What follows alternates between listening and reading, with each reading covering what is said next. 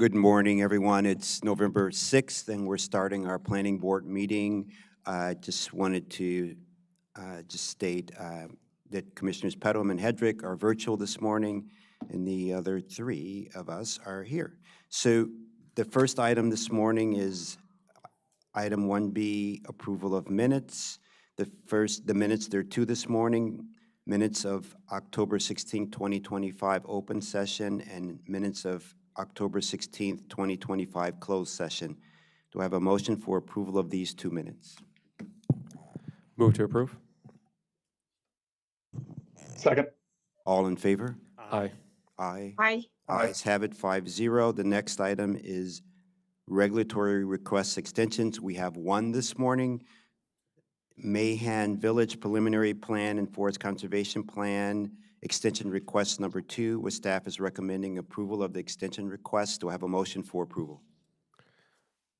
Move to approve the extension request. I second.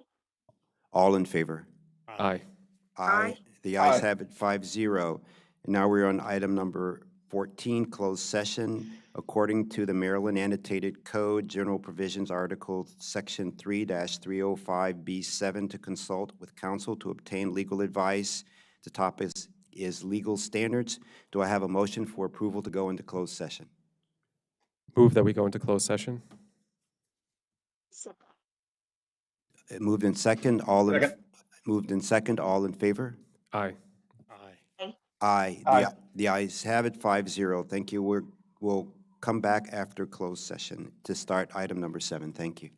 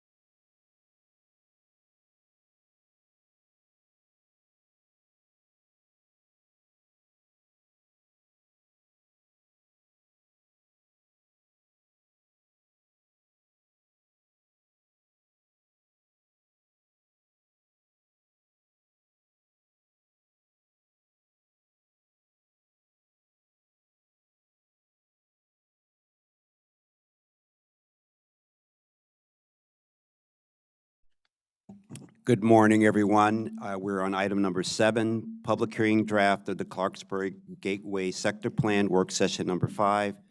This work session is scheduled to focus on environment, parks, and community facility topics. Staff is recommending to discuss these items and the board to provide direction. Thank you so much. We have Clark Larson this morning leading us on work session number 5. Yes, good morning.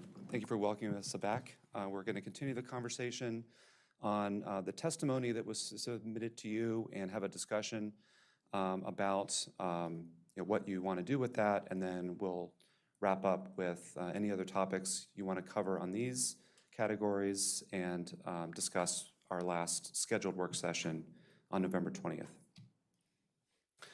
So today we're prepared to discuss with you the environmental chapter recommendations, the parks, open spaces, and recreation chapter, and community facilities. And I'm joined here with some colleagues that will help us work through that.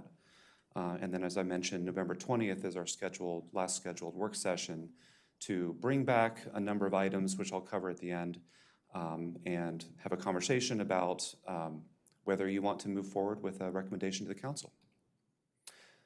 So as we've brought forward before, there's a number of documents and policy guidance that we were mindful of and have influenced the preparation of the draft plan, and that we had conversations with the community about as well, so they understood what we were looking at. So with Thrive Montgomery 2050, it has a number of directions and policy guidance in the environmental space. So the general plan for the county encourages master plans and the county policies and regulations to minimize imperviousness in new development and redevelopment, to protect, enhance, and increase coverage, connectivity, and health of natural habitats. This includes areas like forests, non-forest tree canopy, wetlands, meadows, and then identifies a number of mechanisms for doing that. And one way that we're looking at is through the master planning process and as development occurs in the future. As well as protecting watersheds and aquifers and improving water quality and stream conditions through a number of treatments. So all these aspects of our general plan helped inform how we were looking at the environment in this sector plan. For parks, the general plan seeks to coordinate land use and park planning to ensure access to a range of park types, facilities, through a combination of public and private resources. Include active recreation as an integral element in park planning and design, improve accessibility of park and recreation facilities via walking, biking, and transit, also to make these facilities accessible for people who are mobile challenged, and connect neighborhoods and people to parks with world-class trail network to help facilitate that access. The general plan also discusses community facilities, so that the county can maximize the accessibility and utility of public facilities in their location and integration with existing infrastructure, public and private uses, and to ensure adequate public facilities, especially with regards to transportation, schools, through the land use planning and regulatory review. So we're looking at it from a land use planning lens here. And of course, there's a park recreation and open space plan that helps to guide our park planning and the Parks Department, and we incorporate these ideas in our sector plan and master planning work as well. So the PROS plan is the basis for park and recreation recommendations in area and park master plans, as well as the development review process. It sets priorities for acquiring parks, renovating, developing them, provides guidance on recreational facility needs over a 10-year period, so it's an updated plan that always looks to the next 10 years. It recommends priorities for preservation and interpretation of natural and historic resources, as well as seeks to document agricultural land preservation programs and policies. So that's a whirlwind tour through some of those planning documents. I think I didn't have a slide for it, but of course the Climate Action Plan was one of those as well, especially in the environmental space. So we're mindful of the need to mitigate greenhouse gas emissions in the future and provide resiliency and adaptation as the climate changes and the weather and extreme events occur. So getting into the environmental chapter, we're going to provide a number of major testimony items that we pulled out of all the testimony you received, and we look forward to the conversation with you about them. Excuse me, I just want to just let everyone know online that we have all 5 commissioners here today, but 2 are virtual. Commissioner Padua and Commissioner Hedrick are virtually there online. So just want to make sure, because sometimes they can only see who's up here and only who sees who's speaking. So just want to make sure that people know that. Thank you. Okay, good. It's good for me to know too. So the first one really is a global group of comments. We've talked about some of these aspects in previous work sessions, but I really wanted to highlight it because we're talking about environment now. There is a set of testimony that acknowledges the environmental recommendations in the draft plan and encourages the plan to go even further to protect and restore the health of streams, particularly the Little Seneca Creek as it flows into Little Seneca Reservoir, conserve forests that are in the plan area, and ensure a clean drinking water supply. Other testimony expresses concern that some of the draft plan languages, recommendations language, especially on the ComSat property, result in constraints that reduce available land for development. And this is part of what we've talked about already in the land use section, and we'll be coming back to revisit for your decision on November 20th as well. But really, I wanted to introduce this as, these are items of testimony that relate to overall environmental recommendations. Our staff response, really how we respond to this, is that we sought to strike a balance between environmental preservation and protection, while also allowing future development, compact development, infill development on a few areas within the sector plan. We discussed previously that this is within a growth area of Thrive 2050. So really not anything specific that we want to raise as part of this slide, this presentation. We do have some more discussion items on forest, green cover, and tree canopy and parking lots that are coming right after this. But this is just kind of a global overall introduction of some testimony that was general in nature. So any comments before we move on?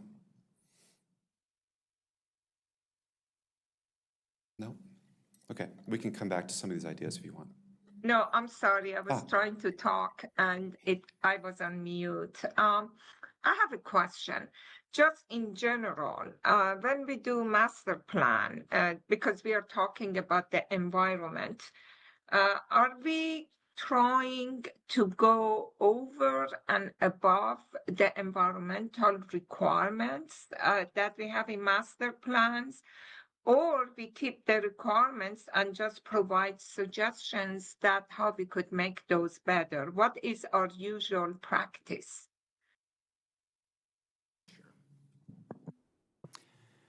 Thank you for the question. For the record, Steve Findlay with the Environment and Climate Division.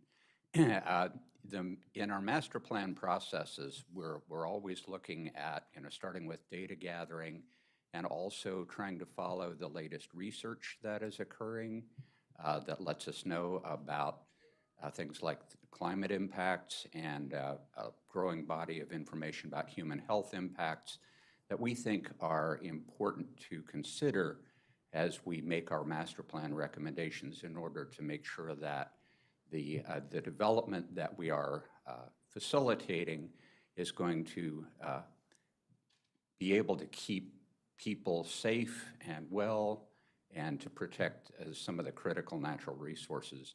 So there's a growing, we learn more things along the way, and I think it's kind of a matter of you do the best you can until you know better, and then when you know better, you do better.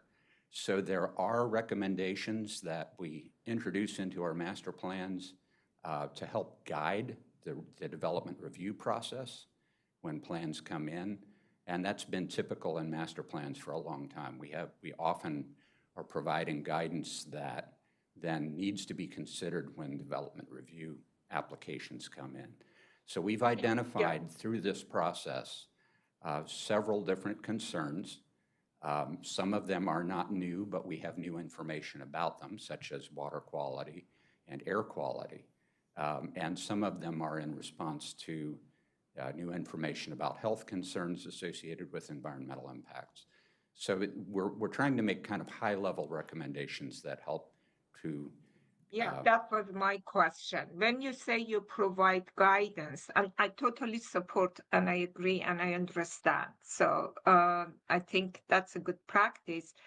I'm just trying to understand the language better. When you say guidance, is it still allows flexibility, is not a requirement specifically that go way and beyond the requirements of the law that we have established. But the guidance still allows flexibility in that regard, correct, for the development? I think there's always the approach that in our master plans, when we're looking at, during development review, when we're looking at master plan recommendations, the requirement is to find substantial conformance. And so they're kind of baked into that, there's a bit of flexibility.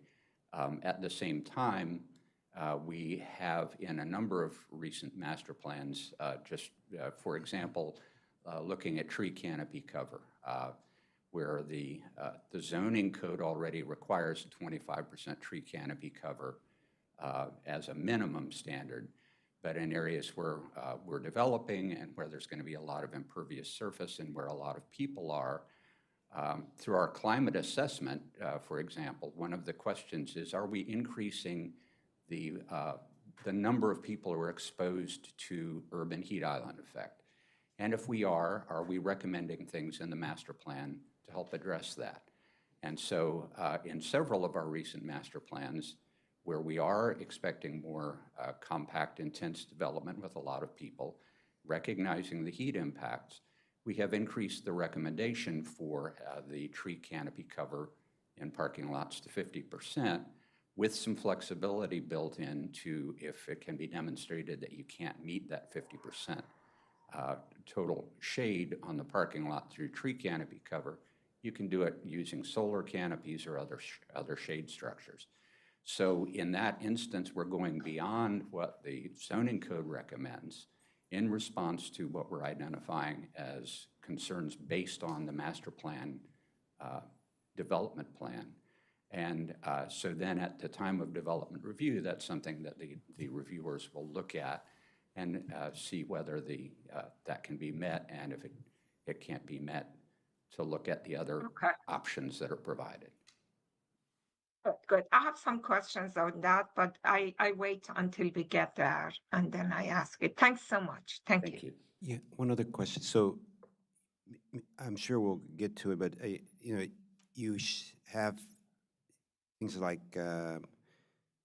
around mature forests or something, and I think there are trees 75 years old or something. I'm not sure, but is there a map that shows? And maybe I missed it, and I'm sure you had it, where all these, as you're talking about, maybe it's in your next section. You had.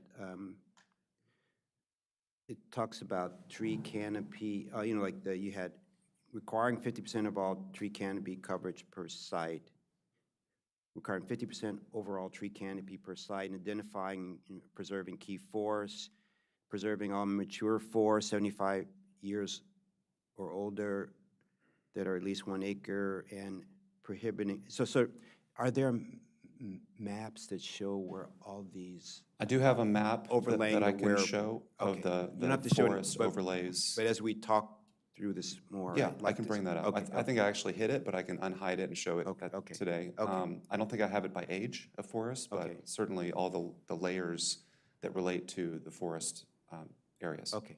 Yeah, I can show that.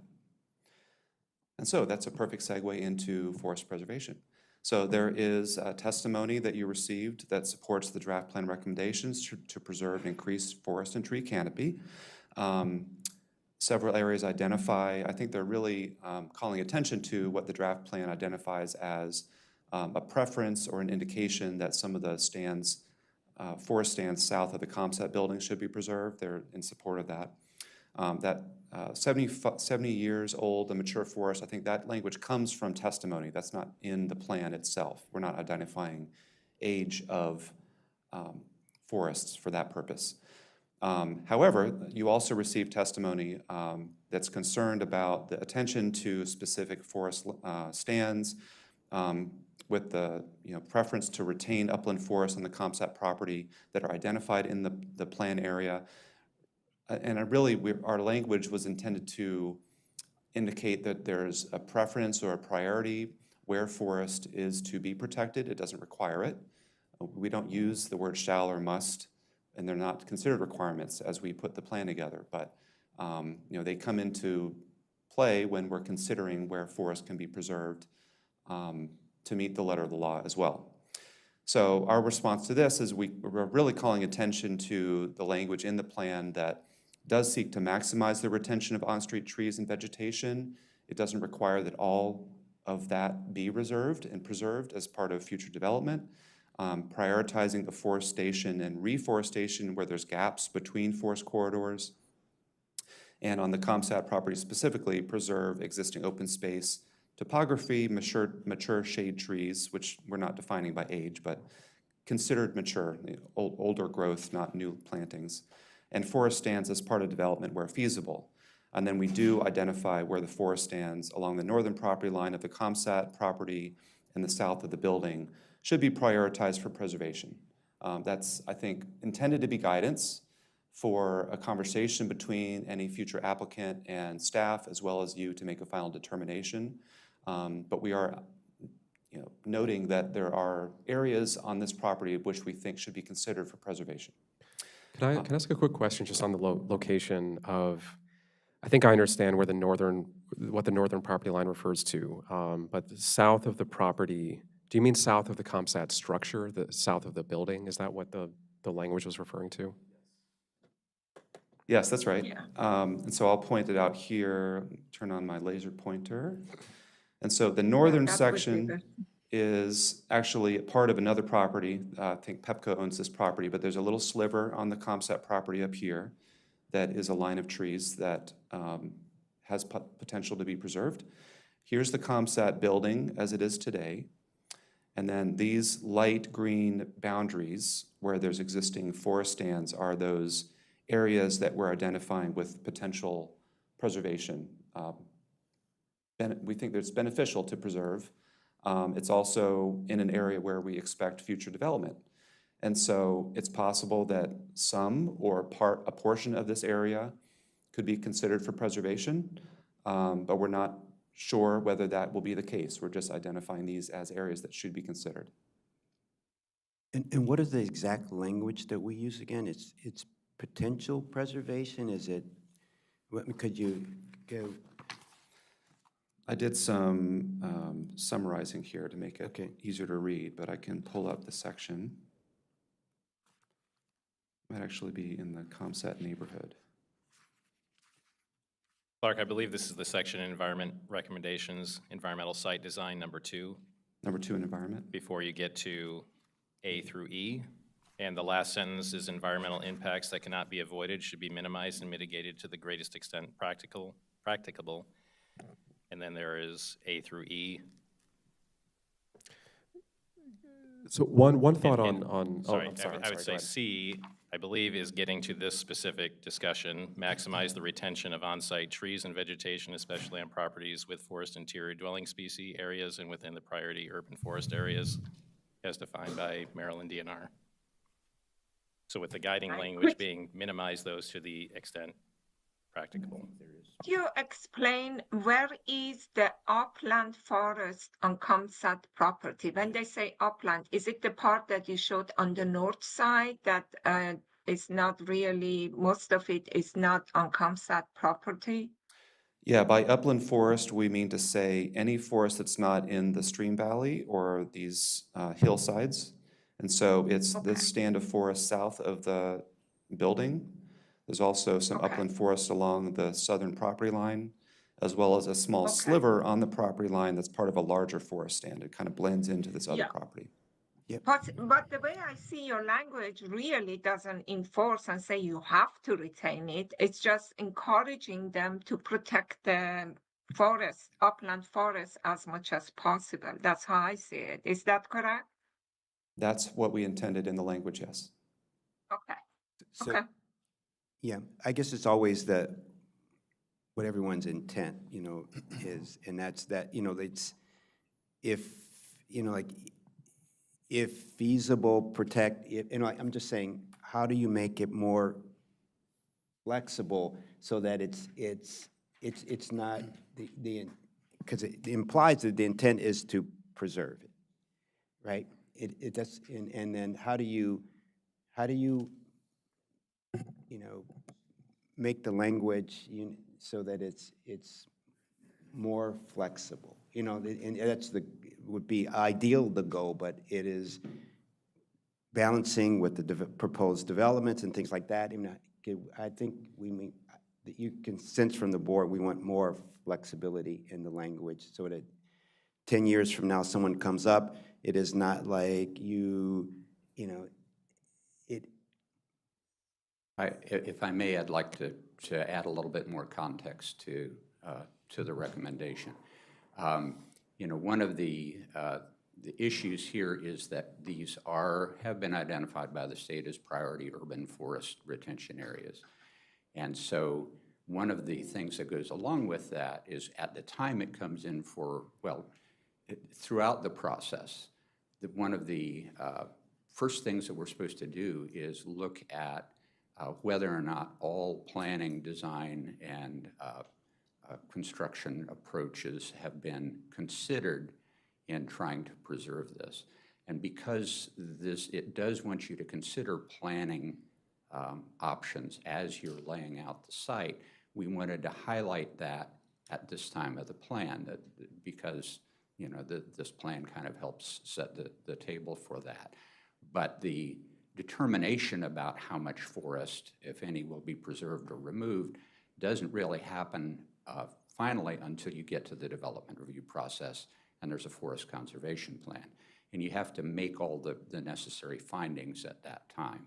So what we're trying to do through this, we can't recommend removing it because it's that can only be considered when a forest conservation plan is considered in the context of what the development plan is going to be on the site when it comes in for preliminary plan, site plan, all those pieces.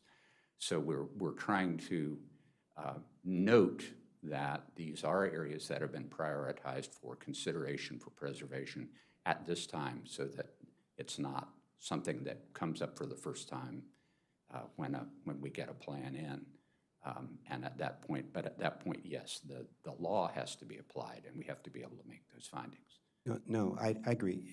As I say, I would like you to come back with some language. You could say something like, you know, should consider, given these are state whatever things, but the goal is balancing what we said.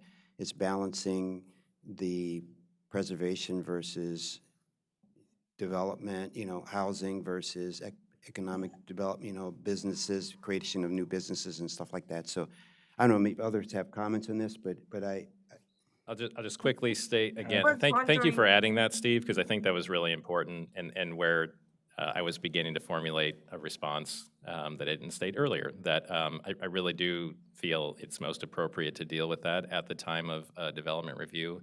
And again, the original plan, the 94 plan, envisioned a significant amount of development in this area, and we are still envisioning a significant amount of development in this area. And in and around that particular area where this newly designated forest stand happens to be. And so we do think the language provides that flexibility. I believe that you're seeking and that we're all aiming for, albeit not going as far as determining that making any of the findings at this point, because we don't have a plan in front of us to do so. So I'll just say again, I do think that it does provide the flexibility it sounds like you're looking for, but I'll turn it back to you all to continue discussion. Can I add Yeah. one thought on that? Yeah, I appreciate the context too. I know we've talked about kind of elements of this and at what stage different sort of more specific things come into play. I think for me, there could be some opportunities for some language changes, and I know maybe it's something we could at least come back and talk about at the future work session. The thing that sticks out, and I don't know if this is maybe a source of concern for others, is environmental impacts that cannot be avoided. I think the phrase "cannot be avoided" is one of the things that sort of implies, like, sort of a higher level like, you know, when balancing the various things within the plan, it's really elevating the preservation far above other things. It's sort of trying to shape, because, you know, ultimately it's like, you know, it can be, like, you can avoid it, right? You can choose a development path that does avoid this. It may not be the optimal path, it may not be the preferable path, it may be very suboptimal in some ways, given the other goals of the plan. And so I think that language cannot be avoided is maybe one thing that we could try to change, and maybe replace it, amend it with some version of what the chair said, you know, you know, I don't want to try to make it on the fly, but something to do with kind of balancing the goals of the plan and the development objectives within the plan, while acknowledging that, you know, elsewhere on the property, there will still be a large number of, you know, within the stream valley and up the hill, there's going to still be a large number of forest retained. On the northern edge, there's going to be forest retained. There will be afforestation, there'll be reforestation associated with this. I think on the whole, we're looking at a good situation, and I understand sort of I understand the intent and the concern and the goals environmentally, but in pursuit of flexibility, I think that is one area that maybe we could look at a little bit more, acknowledging, of course, that we may not be able to be more specific now, but at least sort of try to balance the evaluation criteria a little bit. Mr. Chair, one thing I would just add with respect to Commissioner Linden's concern, I think language like that it's sort of like variance provisions. It's meant as a safety valve to try to avoid takings issues. So I'm sure that there are certainly alternatives, and I can't speak for the, excuse me, the planning staff. Obviously, I was a German major, but I do think that is usually the intent of language along those lines. Now, that doesn't nullify anything you just said, but just for consideration's sake. Yeah, and I know I've seen language like that elsewhere too. I recognize it. I think that, you know, this is a long-term project. There may be a different set of 5 folks up here when it comes in. There may be different planning staff around when the application comes in. And I don't know to what extent, you know, future planning staff will refer to like the minutes of these meetings to try to better understand the intent of what we're talking about. So while I acknowledge that this is common language, I think that we can probably try to be a little bit more flexible and maybe specific here. Yep. So why don't we keep going, because they're more on environment, but you I sense see what 2 hands up. Have our hands up. I guess James is number 1, and I just wanted to say something also.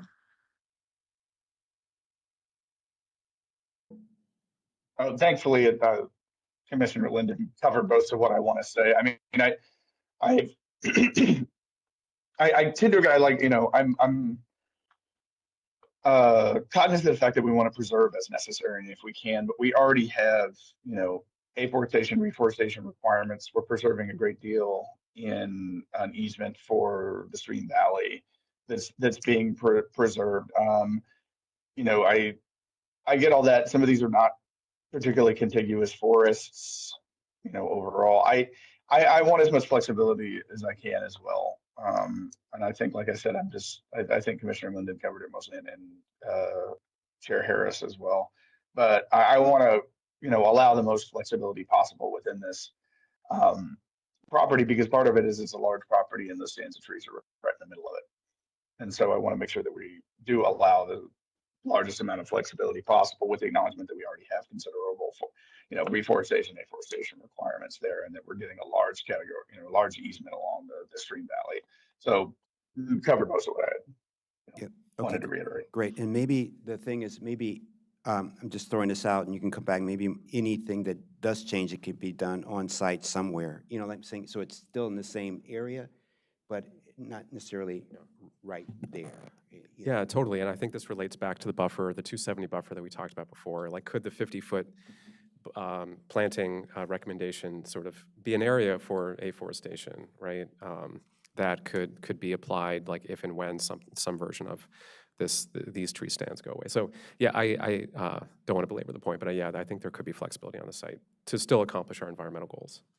You understood. So hearing that, we'll also add that to the 20th and to come back. Great.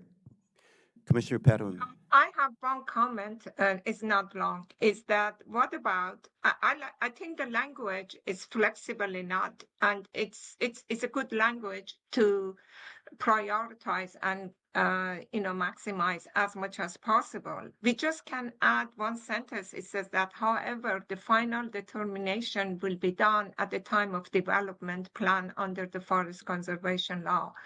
So that makes it clear that our thinking is that to prioritize and maximize as much as possible, but the decision would be done based on the forest conservation at the time of development. And I think, in my opinion, that takes away all the other questions or things that and makes it enough flexible for the developer to decide what they want to do. Okay, thank you. Thank you. Okay, let's continue. Okay, thanks for all that. We will return on the 20th with some suggested language that might apply to more than one item.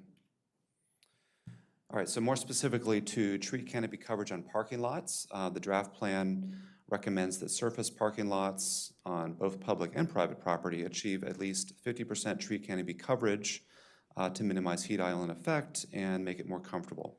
If it can't be achieved at that level, the plan suggests that alternatives such as solar canopies or other shade structures be considered. So there's testimony in support of the plan recommendation because it's a more specific, measurable target and likely to be more effective in addressing these concerns, and also testimony that requests removal of this recommendation as overly constraining on development. I think the thinking is that it's something that could be achieved, but that is not necessarily easy to always achieve, and so they're looking for more flexibility there. Our staff response basically is trying to explain the justification for why this language is in the plan. So we're still recommending that it be retained. I'll also point back to something that Steve mentioned earlier is in the CR zones, I believe, for parking lots, there already is a 25% tree canopy coverage requirement. And so this draft plan, as well as several others that have recently been adopted, is seeking to ratchet that up a little bit and hold development to a higher standard. Still within the master plan approach of substantial conformance, if you're at 45% and you're doing some canopy shade coverage, you just can't meet that goal, the development can still be approved. It can be in substantial conformance, but this would raise the expectation that more than 25%, at least, minimum to 50% be approached and considered. Do we know how? Oh, I'm sorry, Mitra. Go ahead.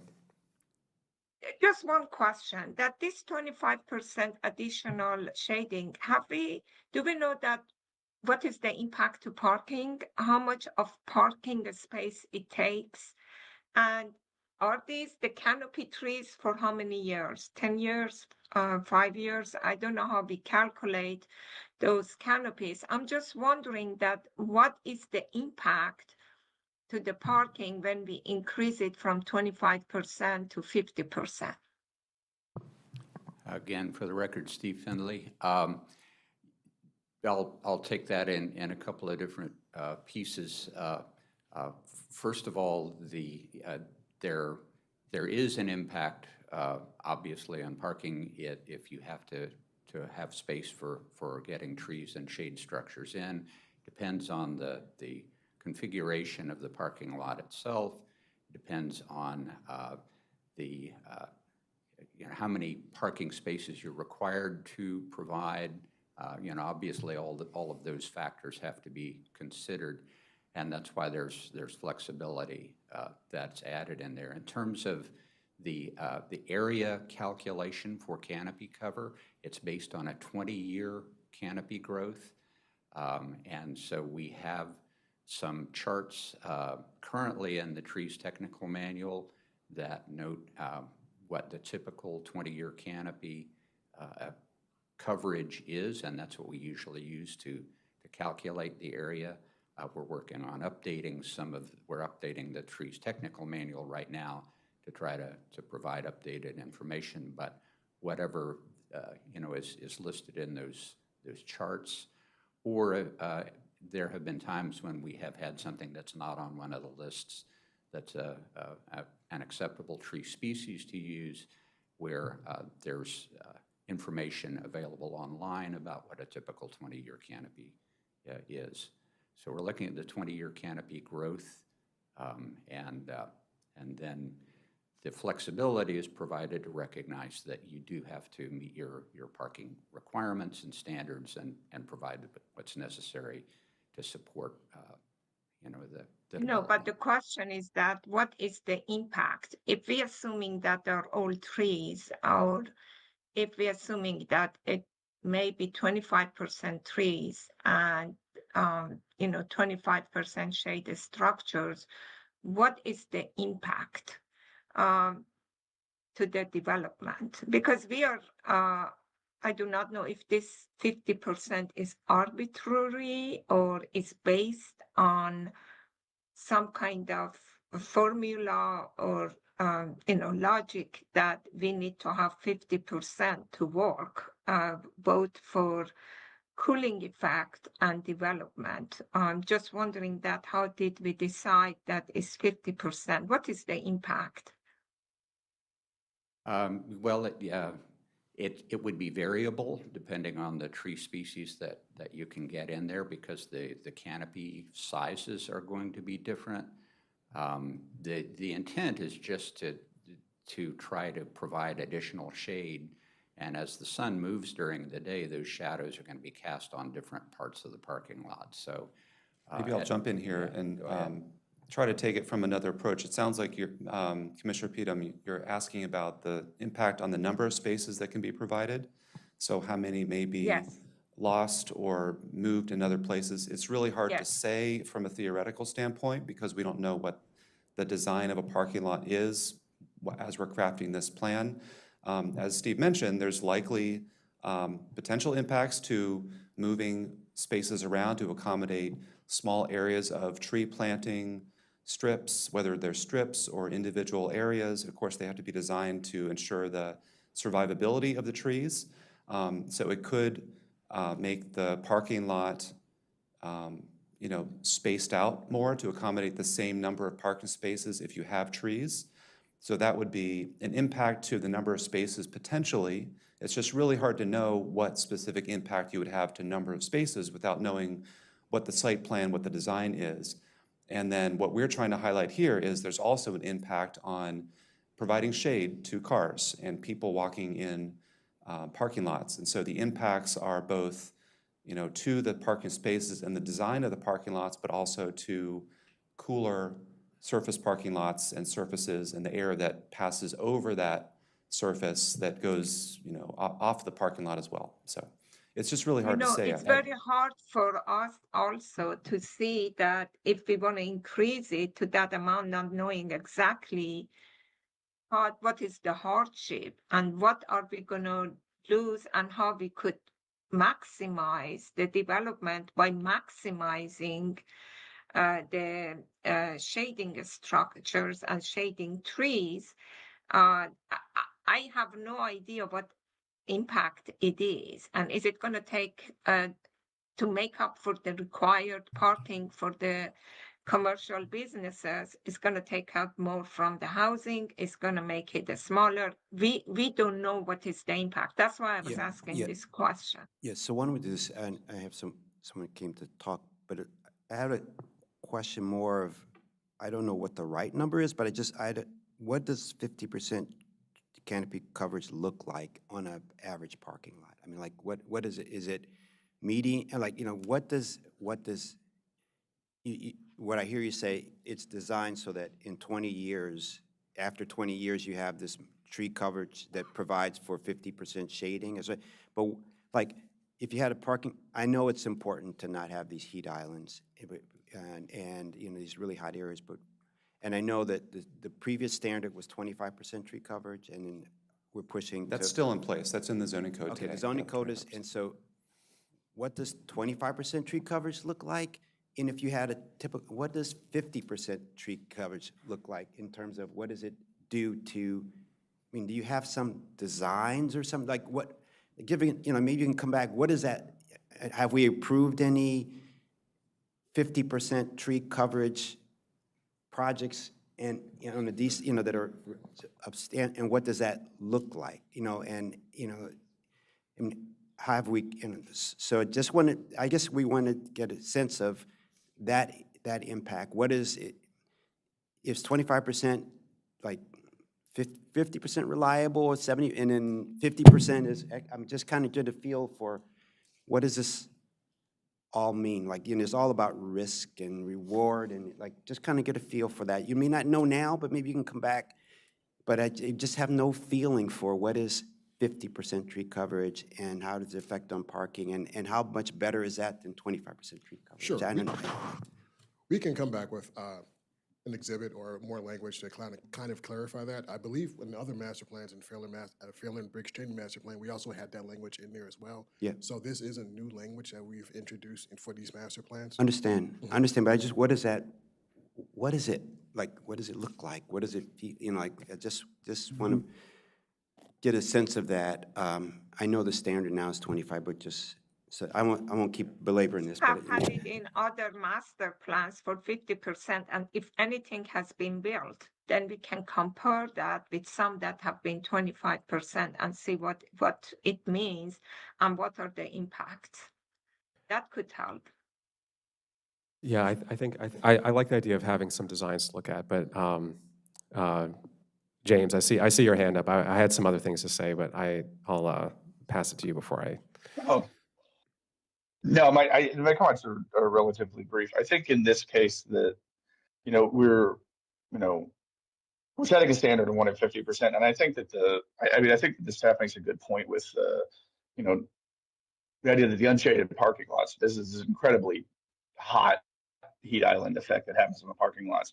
And, as opposed to sort of making, on the previous thing that we talked about with the stands of trees, we're offering flexibilities like, just got to cover half of it with something, so that it doesn't, cause major issues and have, real massive heat island effects. But I think it's reasonable. I would like to see the designs, but I think, we've seen, we've looked at and we've seen plenty of parking lots that have a strip, down the center that covers it, or covers the front half where most people will park, closer to it, and the other half is left for like, peak days, uncovered. I think this is a reasonable option of expectation for coverage, particularly since this is, just given its location and state and what they've stated with the, proposed development to be a fairly, flat car-centric parking, like, less car-centric than it might otherwise be, but a fairly car-centric area and fairly flat surface level parking lot. So I think it's a reasonable ask in that regard. Yeah, we'll jump back and reiterate what Don said. We did recently bring a similar recommendation in the Fairland and Briggs Cheney plan, and since then we did approve a site plan that met the guidance in the master plan at the Auto Mall. So a place where cars are sold and brought for service. And in fact, that particular property owner did reiterate back to us that their customers have since thanked them for doing that, adding the landscaping. It's a much more pleasant environment to sit in. So it's one small sample size, but as something recently that the board approved, both master plan and a regulatory application, we can bring you back that precedent image, what it looks like today. But there's at least one that we have to point to that we've had some success there. And if I may briefly, Bianca Novena, for the record, there are, just to stress out Clark's point, is that it's hard to determine the impact until we have the design, but there are green infrastructure technologies that developers can consider, such as silva cells. They are being used in Pike and Rose that allows for adequate soil volume while supporting the weight of pavement. So that could be something that developers can consider in a way to minimize the impacts of having the tree canopy with the parking spaces that they need. Yeah, we're not going to belabor it. Just come back with some, this is 25, this is 50, this is kind of like what it, but even in the car, I mean, overnight they had something that 50% they have 50% shading, or is it going to take 20 years to get to that 50%? I know it looks better, but I'm just asking, okay. I don't think it's right of way. I think it's intended that the trees grow up to eventually provide that okay, shade. Yeah, okay. And we have spent quite a bit of time talking about trees, but there was language in there, I'm sure you see it, that also provides flexibility for other shading, Yep, such as yep. solar panels. Yep, it's just, I'll point to 29 again, Verizon, they continue to cover their parking lot with solar panels, so. Point. Yeah, I saw the language in there as well that allows for some flexibility. To come back to the point I made earlier, you know, it's similar kind of language that says if this standard cannot be achieved, and I think again, you know, it could theoretically always be achieved. It may have impacts on the available, if it's in the retail area, it may have impact on the available retail space that's built out. The arrangement, is it still as compact? Is it still as does it have the urban kind of pedestrian-oriented feel that we still want? So maybe that language also could be slightly, instead of if it cannot be achieved, speak more to kind of options. And I know that, you know, obviously the options are mentioned here, like solar canopies. I would love for actually, you know, speaking of solar, I would love for us to sort of elevate that as a recommendation to use, or to suggest that on as many surface parking lots as possible. Maybe even, you know, in terms of like a credit. If we end up sticking with the 50% eventually, maybe even using solar as a credit to that 50%. So you have 25% minimum using solar to kind of get some of the additional way there. Largely, I think this kind of speaks to the issues of just having minimum parkings in general. Obviously, we've heard that, you know, having structured parking here is not feasible at the moment. That's understandable. But my concern with a 50% requirement is that it'll take something that's already not desirable, which is surface parking, and make it bigger, potentially. We'll see what the designs kind of, you know, theoretically come back and look like. But the last thing we want to do is take a suboptimal land use and kind of expand its footprint in an area where we're trying to have a really high urban quality design, pedestrian-oriented feel. So yeah, I'll look forward to what those designs look like. If at all possible, if the staff could try to sort of design it within the context of what the development pattern may look like in this area, whether using your own renderings that you've already done, for example, or something more theoretical. But I think that would also be helpful for us to see. I think we'll be able to find some examples in this county, not necessarily Yeah. Island of Manhattan type of photos, but yeah, we yeah, should, and if I take your comments correctly, it sounds like if you're willing to stay with a 50% as a level, opening it up more to that can be accomplished in such ways as tree canopies, solar canopies, other shade structures. If you support that level, Yeah. making it a little more open for what satisfies that area. Totally. And if, you know, if there's ways to use this both as a goal but also an incentive, right? So maybe we can try to accomplish related goals while still kind of giving them flexibility to design it as is kind of fitting for the site. okay, so why don't One incentive would be that if we have solar, the solar could be counted toward the green space. Could it be? Because we are, we are asking for 35% green space. Can the solar be part of that green space? That's one incentive. Well, that would already be the case in my mind as to how the plan is written now. We have green space coming up next, but yes, definitely, any of the trees or solar canopies that would be provided on this parking area, should this be a standard that's upheld in the plan, would also be able to satisfy that green cover in that the would be larger part of really the good. property. Yeah, okay, so, yeah, good. yeah. So why Okay. don't we move on to green cover if that's the next thing, okay? Yeah, you guys are great. You're just rolling me right along. Okay. Again, similar with other aspects, there's testimony in support and questioning and critical of the draft plan recommendation. But there is supportive testimony for this green cover recommendation of 35%, as it also provides measurable targets that can be more effective. But also concerns that imposing this standard over the property's developable area is too restrictive and would impact the developability and provision of housing.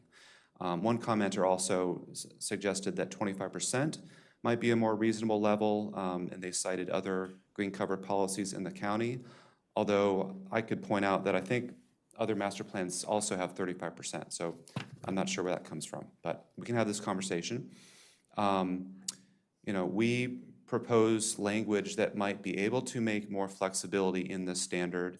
And on the next slide, I have some track changes that we can look at that would clarify what we really intended to place in the plan as far as what is counted as the total area that bases your 35% on, and what elements are included to satisfy that green cover. So on the right, there's an image from some of the other master plans that show, you know, different variations of where that green cover could be. Other master plans, aside from this one, focus primarily on private property. We've actually taken the step of calling out street trees and not identifying only on private property the elements that could count as green cover. So we are happy to have vegetative cover, stormwater management areas, street trees within any right-of-ways that are on a property to also satisfy this. So it makes it a little bit more open and permissible. So essentially our track changes, strikeouts, and underlines are hoping to define, the first sentence is the area of the property that would be calculated to make the 35% expectation. So retaining net tract area basis, with which in this language would mean that excludes any dedicated areas, so any areas dedicated to roadways, public rights of way. It would exclude environmental buffers like stream buffers. It would also exclude forest conservation easement areas. So these areas being excluded means that what you're calculating 35% on is smaller, so the percentage, the number would be smaller. Can I ask sorry to interrupt, one quick question on that. So excluding right-of-way, would that theoretically also exclude things like stormwater management facilities like rain gardens that may be installed, which have green cover but are within the right-of-way? Yes? My understanding was the language excludes it from calculating what the requirement is, that 35% for net tract area, but the areas within the right-of-way, street trees, bioswales, et cetera, would be allowed to count towards the requirement of meeting the 35%. Yes. That was my understanding. That's the second point, yeah. So the first question is, can you count So that the- as, the if it's denominator stormwater's in is the lower, right-of-way, but- okay. you don't have to include that as a percentage of that becomes part of the 35%. Yeah. If it's in dedication area. Okay. The denominator for division. Although with the letters A through E, this identifies now which areas satisfy green cover. And that can include stormwater management, rain gardens, street trees, that can be within the right-of-way, because we're not saying public or private here. So maybe we need to be even more explicit on that, but we do want to be able to count any green cover within the right-of-way, and we call out not in a forest conservation easement because that already is forest land that's really considered from the developed area off-site. It's away from where buildings and people are spending their time. That's typically down in stream buffers and off to the edge of the site. So we want the street trees and the tree canopy to be established where the development is, not to be able to be counted where there's the forest conservation easements away from development. That's that clarification. Yeah, but what if they're near the development? Like, you know. So in that case, and Steve and I were talking about this yesterday, there may be some extenuating circumstances of, let's say, a forest conservation easement is placed on one of the upland forests south of the ComSat building. That's in forest conservation easement, but it's also within the realm of where people are going to be, buildings and activity. That's why we're adding this last sentence, which I think goes to some of your ideas for other recommendations as well, that applicants can propose alternatives to meeting the intent of the standard, both how you calculate it and what's counted at the discretion of the planning board. So the first conversation likely would be with the staff reviewer at the regulatory review process, but really ultimately you would be the arbiter of, okay, well this is 30%, you're meeting much of the intent, we realize there's restrictions, there's constraints on you, 30%'s fine. Or you have this upland forest that by the description of this language wouldn't otherwise be counted, but we think it's worth counting here. So we're trying to give an out and, in your parlance, flexibility for this recommendation to be applied, even though we want to be able to establish some expectation on behalf of the public, the applicant, property owner, and the staff reviewer on what to expect going forward, although there would be that relief valve. Okay, so So I'm a little bit confused in the language. I'm trying to put my head around that. What is the total area that we calculate the 35%? Maybe we should make the language very clear that the 35% is excluding, I do not know what you mean dedication areas. If it is a parkland that they maintain, it's gonna, or open space, it's gonna be included. But if it is a parkland that would be given to the parks, it's not included. That doesn't make sense to me because open space is open space, and either dedicated or not dedicated, they should be calculated. I think it would be a simple language it shows that, what would be the calculation of 35%. And when you say dedication areas, I don't know exactly what you mean. Why is it the park? Because they have there is a big area that it's going to be, or if you have all of these different parks that they're going to do that, or if they're 10 acre or whatever, why that is not part of that.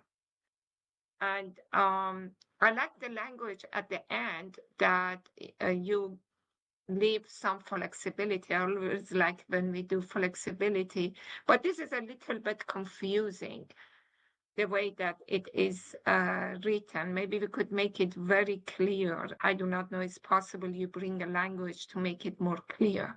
or maybe the example. See, the examples, the drawings you're showing are applied as very urban look, right? So I think, but we're looking. Yeah, I'll just try to quickly say that the 35% would be calculated on what you could, what a property owner was truly developing. We were not intending that you would calculate something that would be dedicated to parks, both in the requirement of 35%, or have that count towards the 35%. It was, the open space is really referring to the open space required by the zone at the time of development could be counted towards that 35% if it were vegetated. So the dedicated areas, both rights-of-way or parks, would not be factored into this calculation or considered at all. It would be really what you were left with and able to develop. No, I'm just trying to address Commissioner Pedum's. When you're looking at this and you have your diagrams on the right, this looks as if this is, downtown Bethesda, Silver Spring. You know what I'm saying? Versus I'm sure when this project gets developed, some of them will be, I don't know, townhomes in a whatever. Maybe it's or it backs up to something else. Maybe just give an example. The wording may be the same, but it's just giving a better example. Yeah, we can come back with another visual that better describes that, and maybe, perhaps some language clarifying. And show a so because this looks like reflective of the plan, okay? Right. Yeah, we can do that. And I'm a little bit concerned that if we don't include the parks, then that's like this incentive to give us a smaller pieces of parks than bigger ones, because whatever they keep for themselves, it's going to be part of the green space. Is that what you're saying, that if the parks would be dedicated, they're not going to be part of that, but if they is open space that stays within the development, it would be counted for? It's a little bit Yes, I think that's right. contradicting. Yeah, well, I think the approach is we don't want to have to penalize property owners who have to exclude land from dedication or buffers or easements from having to count that area to calculate their 35%. So like Patrick said, it's what area is being developed. Now, if that includes private open space, if that is green cover, then they both use it to calculate the 35% and it satisfies that 35%. I think we're trying to say. So you take it out of the 35% calculations. So if, like for this example, if they have a string of pearls, they would come out of the 35% calculation, so they have a smaller area to get the 35%. Is that what you're saying? Yes, if smaller open spaces are dedicated to parks, that would reduce the area that would need to be provided for green coverage. And then, And if they keep it, then it would count it in, but it's a bigger area. Yes. so using Okay, that it makes- example, denominator is lower, but the string of Yeah. pearls parks, for example, would count toward the 35%, even though they're dedicated, just to clarify, or they would still not count to the 35% credit. But it Even removes then, them they from. wouldn't count.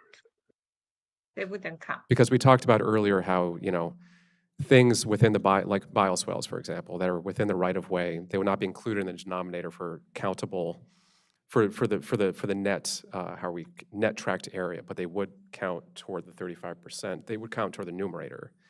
So is it the same thing for the string of pearls parks? I think you found the flaw in our argument. We're not saying one way or the other. And so we might need to be more specific about what we're saying. And I think we can come back and perhaps show some visual, while we're demonstrating what 50% tree canopy coverage over a parking lot looks like, I'm just going to ask my staff, because I think I know the answer based on B. If someone's meeting a 50% coverage requirement, canopy requirement for their parking lot, aren't they exceeding this requirement by 15%? If your entire lot is a parking lot, If you Yeah. choose to vegetate it. yes. It helps substantially, although there's area of a property that's not going to be parking lot. Sure, or if you did 35% coverage and then the other 15 solar panels, you would still be meeting this requirement as well? within the Yes, parking that's Right. what I heard. So the we answer can come was back yes, with some yeah. visual and some, guidance based on this discussion, but. Yeah. Yeah. And I think that'd be It would helpful. be good and- if you use this site as an example. If you use this area of the master plan that you're talking about as an example, that we see exactly how it impacts the development. Right, and just, as clear as we can be, what goes in the denominator, what goes in the numerator, Yes. and what can be Yes. used for exceptions. Right, and yeah, come back in some And specific can we- examples. Commissioner Hedrick, go ahead. No, all right. This is, I've said this before, it's what's nice working with really intelligent people, is you just said what I was going to say. So some examples of denominator and numerator out there, because I want to make, I think that we have this language at the end here of this proposed language of may propose alternatives to meet the intent of the standard at the discretion of the planning board, which I think is really good. And I think when we're thinking about this, like, if it's a dedicated park or it's private green space, there are differences between those two things. And I appreciate that there's public ownership of parks. And I think that's important to sort of encourage that we have a public ownership of certain things here.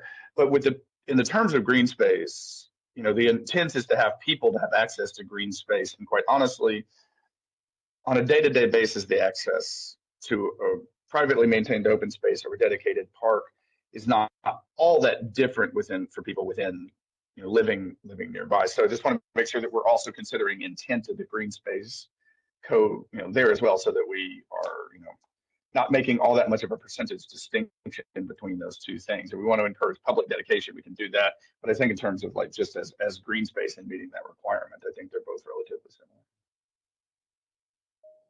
That was a long way of saying I agree with what Artie said. Yeah, and thank you for bringing up the idea of the intent, and I do want to differentiate here between green space and green cover, because there is, if you'll forgive me for saying this, a shade of difference. But obviously we need to have green spaces for people to be in, But what we're looking for here is really the design of the development itself and Okay. incorporating anything from lawns to landscaping to tree cover that where the people are living and moving around and to cool and to help filter the air and to improve the quality of life. So it's a design thing. It is not meant to displace development in any way, shape, or form the way green space would. You know, a green space is an open area typically where people are going out and spending time and connecting and so forth. But this is just a Green space would get covered. right. So just Yes. wanted to highlight that. That is Excellent the, point. Thank the you. intent and the differentiation. Okay. Yeah, thank you. No, I Yes, appreciate we'll that. come back with this language based on your comments. I also wanted to point out, and I think I referred to some other plans, that, you know, what we're trying to do here, I think, is apply a standard to green cover that's appropriate to Clarksburg. It's similar, it's similar in some ways and not in others to other plans that have adopted this language. Great Seneca Science Corridor Plan, University Boulevard, Tacoma Park, Bethesda. They focus all on private property. So they're not counting any green cover within the public realm. So we're trying to take a step away from that. I think we may not have clarified the language enough, but really we intended to be able to count green cover in these public areas, even if we're not using it as the denominator to divide. So we're taking a slightly evolved approach from some of those. I don't know if it's evolving better or worse, but it's a standard that has come into many plans recently in adopted plans. But we're trying to take a more, you know, appropriate approach for this area that is, you know, more suburban and far out in the county. So, but I'm happy to have that conversation as we bring it back.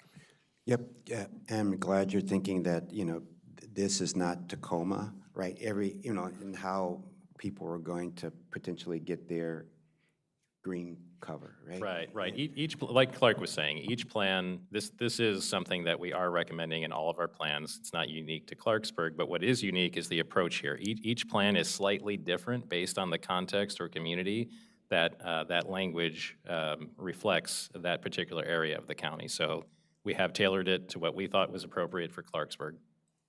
Okay, so come back with some detailed examples, right? Thank you.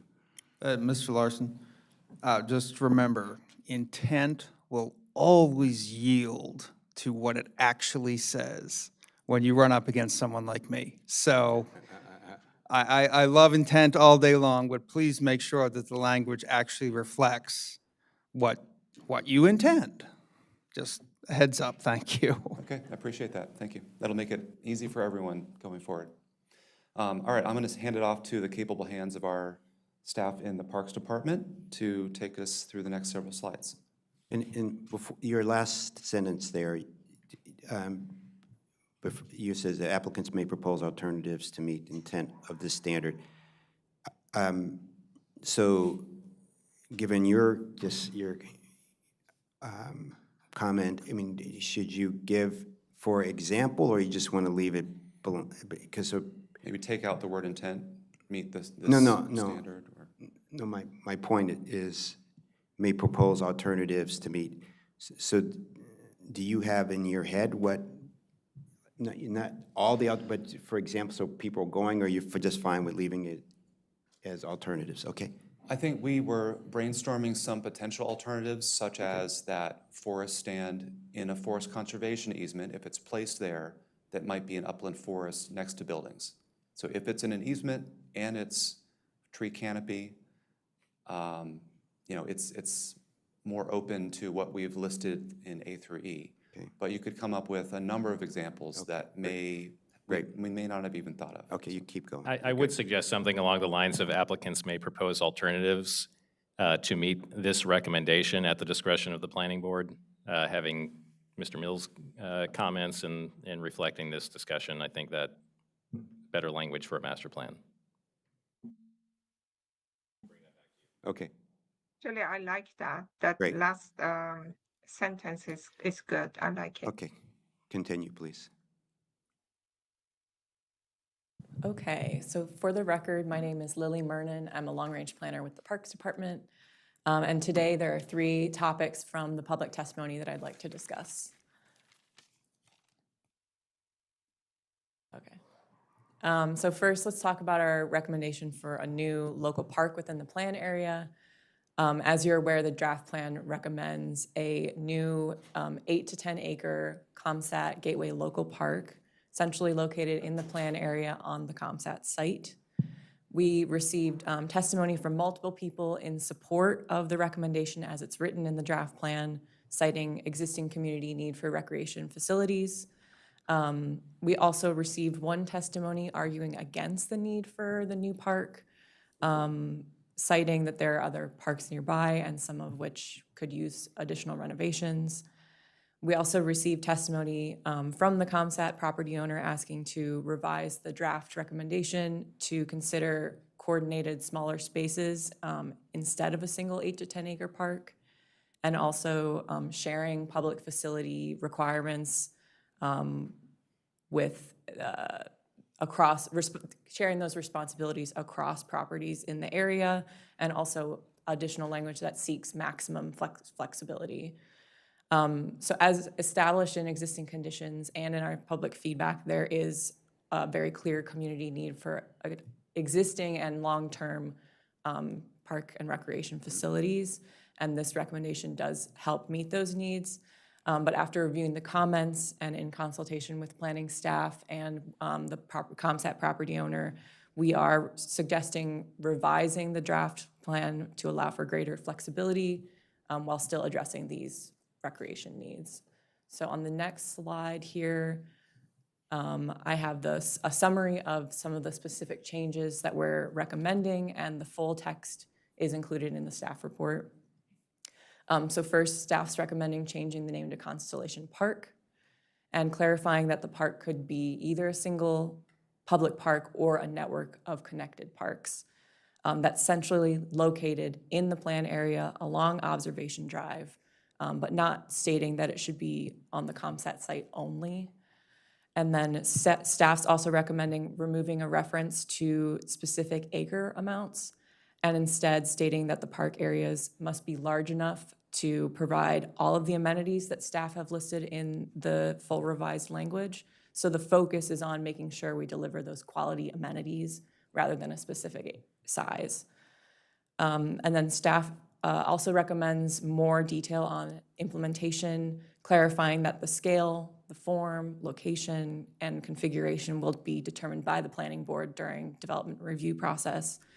And it will ultimately depend on the intensity, the mix of uses that's ultimately approved as any part of new development.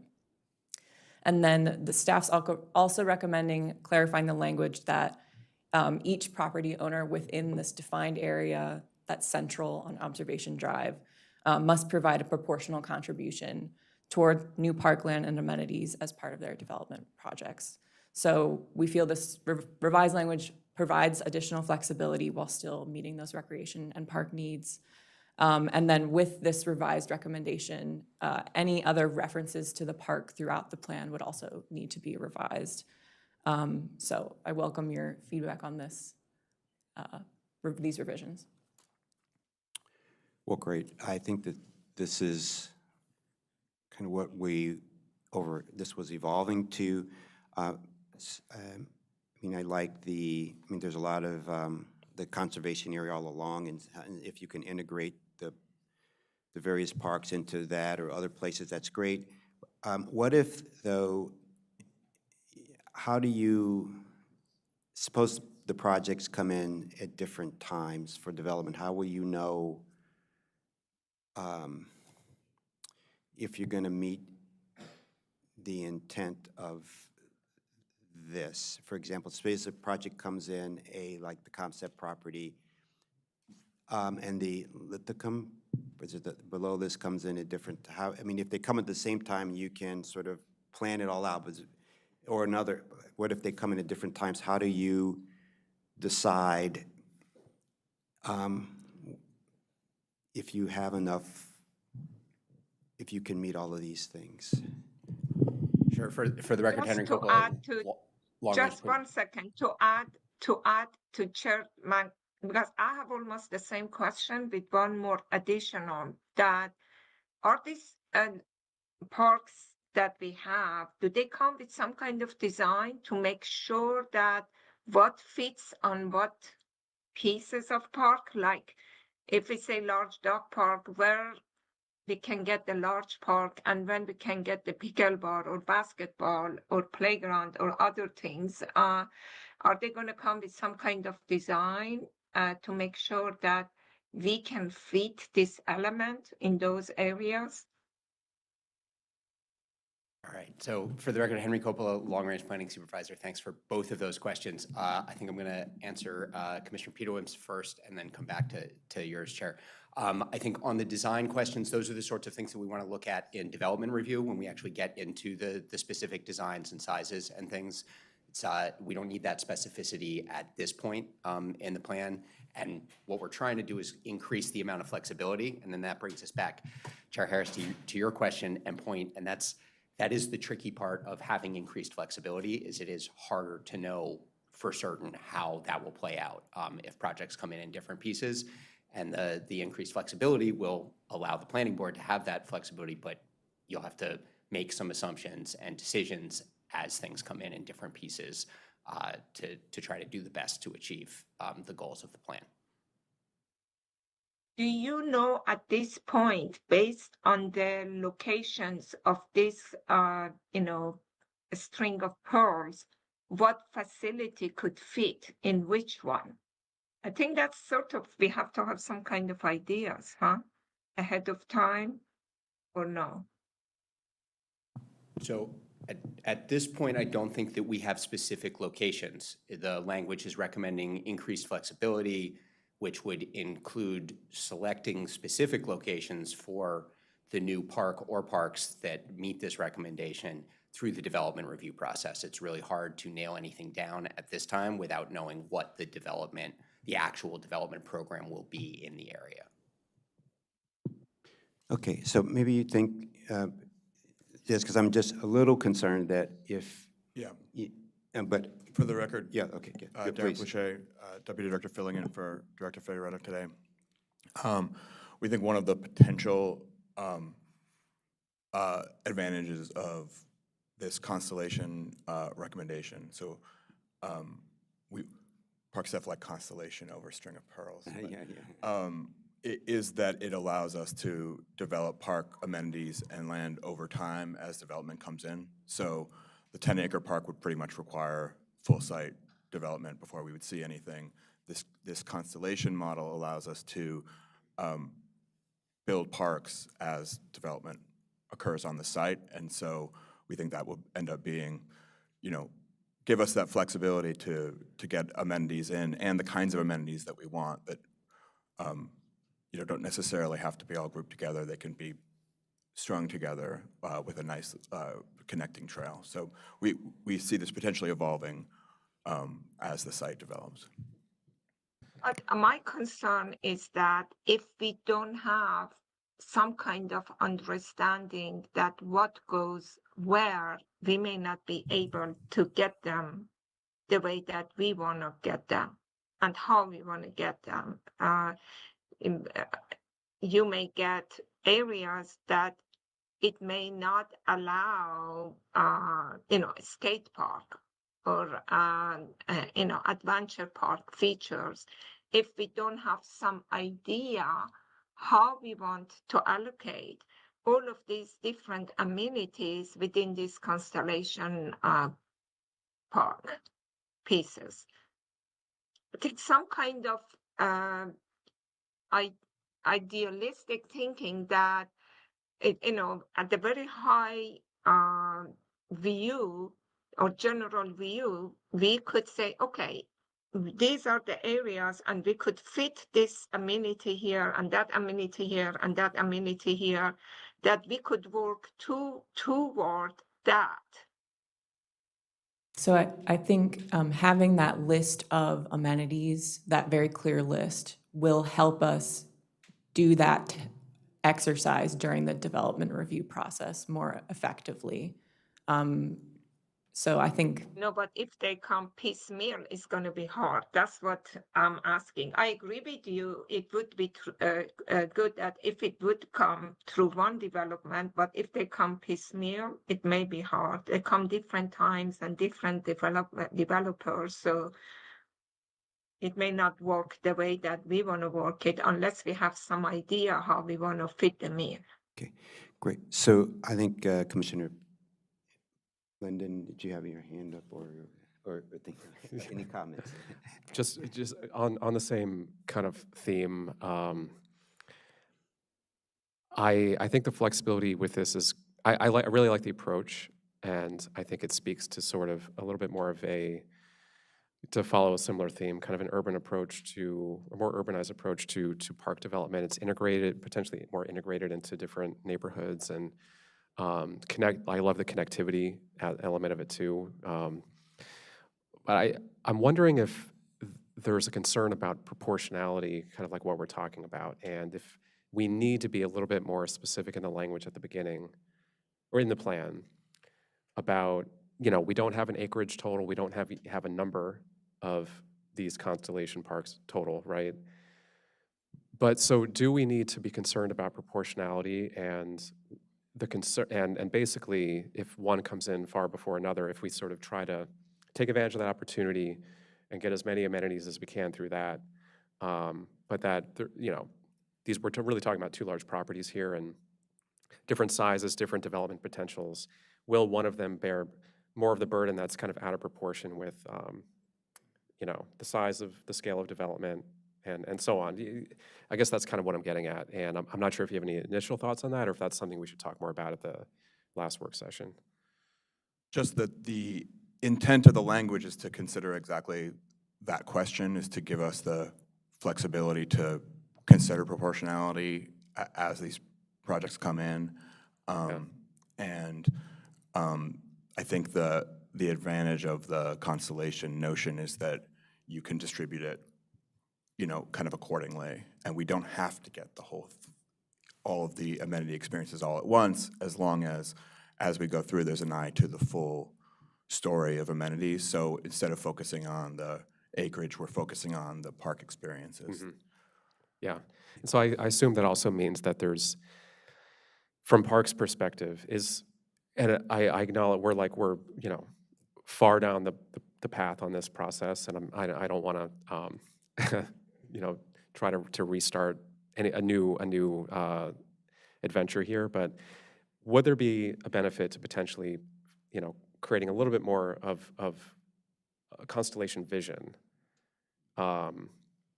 if perhaps even just as simple as kind of like illustrative, generalized locations, subject to sort of discussion and development review, and on, but just to give sort of an example to sort of speak to this, in the plan, speak to the issue of proportionality and the distribution of amenities. Maybe just to get out in front of kind of future negotiations and headaches. Yeah, because let me just go in and get. Very good point. Yeah, That's a very good point. Just 1 second. If we don't do that visualization, parks may end up to whatever is left for park. So this is what we recommend for the next session.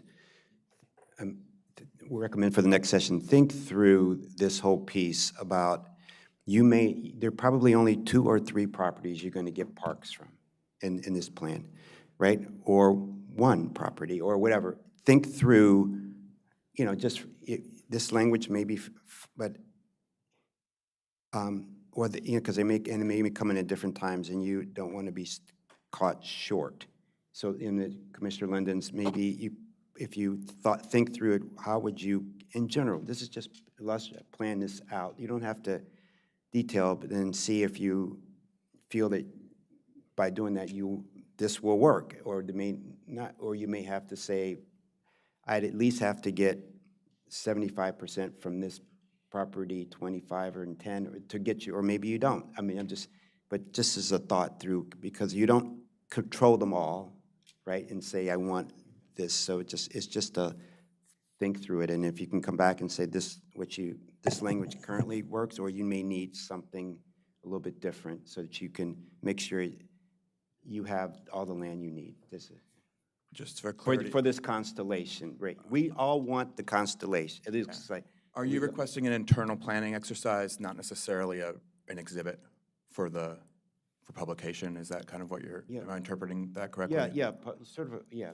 And so you know, at the Yeah, end of the day, and I'm just throwing it out there, but at least you have some, you may want it a more public document, but it's just want to make sure you come back at least a plan of thinking through. It's not just for illustrative purposes or something, to make sure it all works, and it can work for you. But I don't want to speak for you, okay? Sure.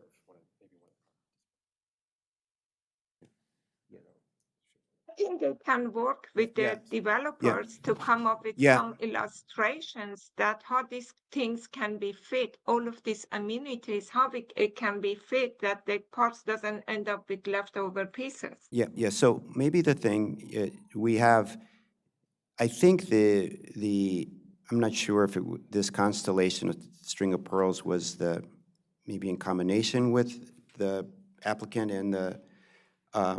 and parks, or they're thinking through it and back and forth, and maybe and this is a point, a question for the applicant, maybe that think about what you thought about this. Yes, maybe just this is a question from the board.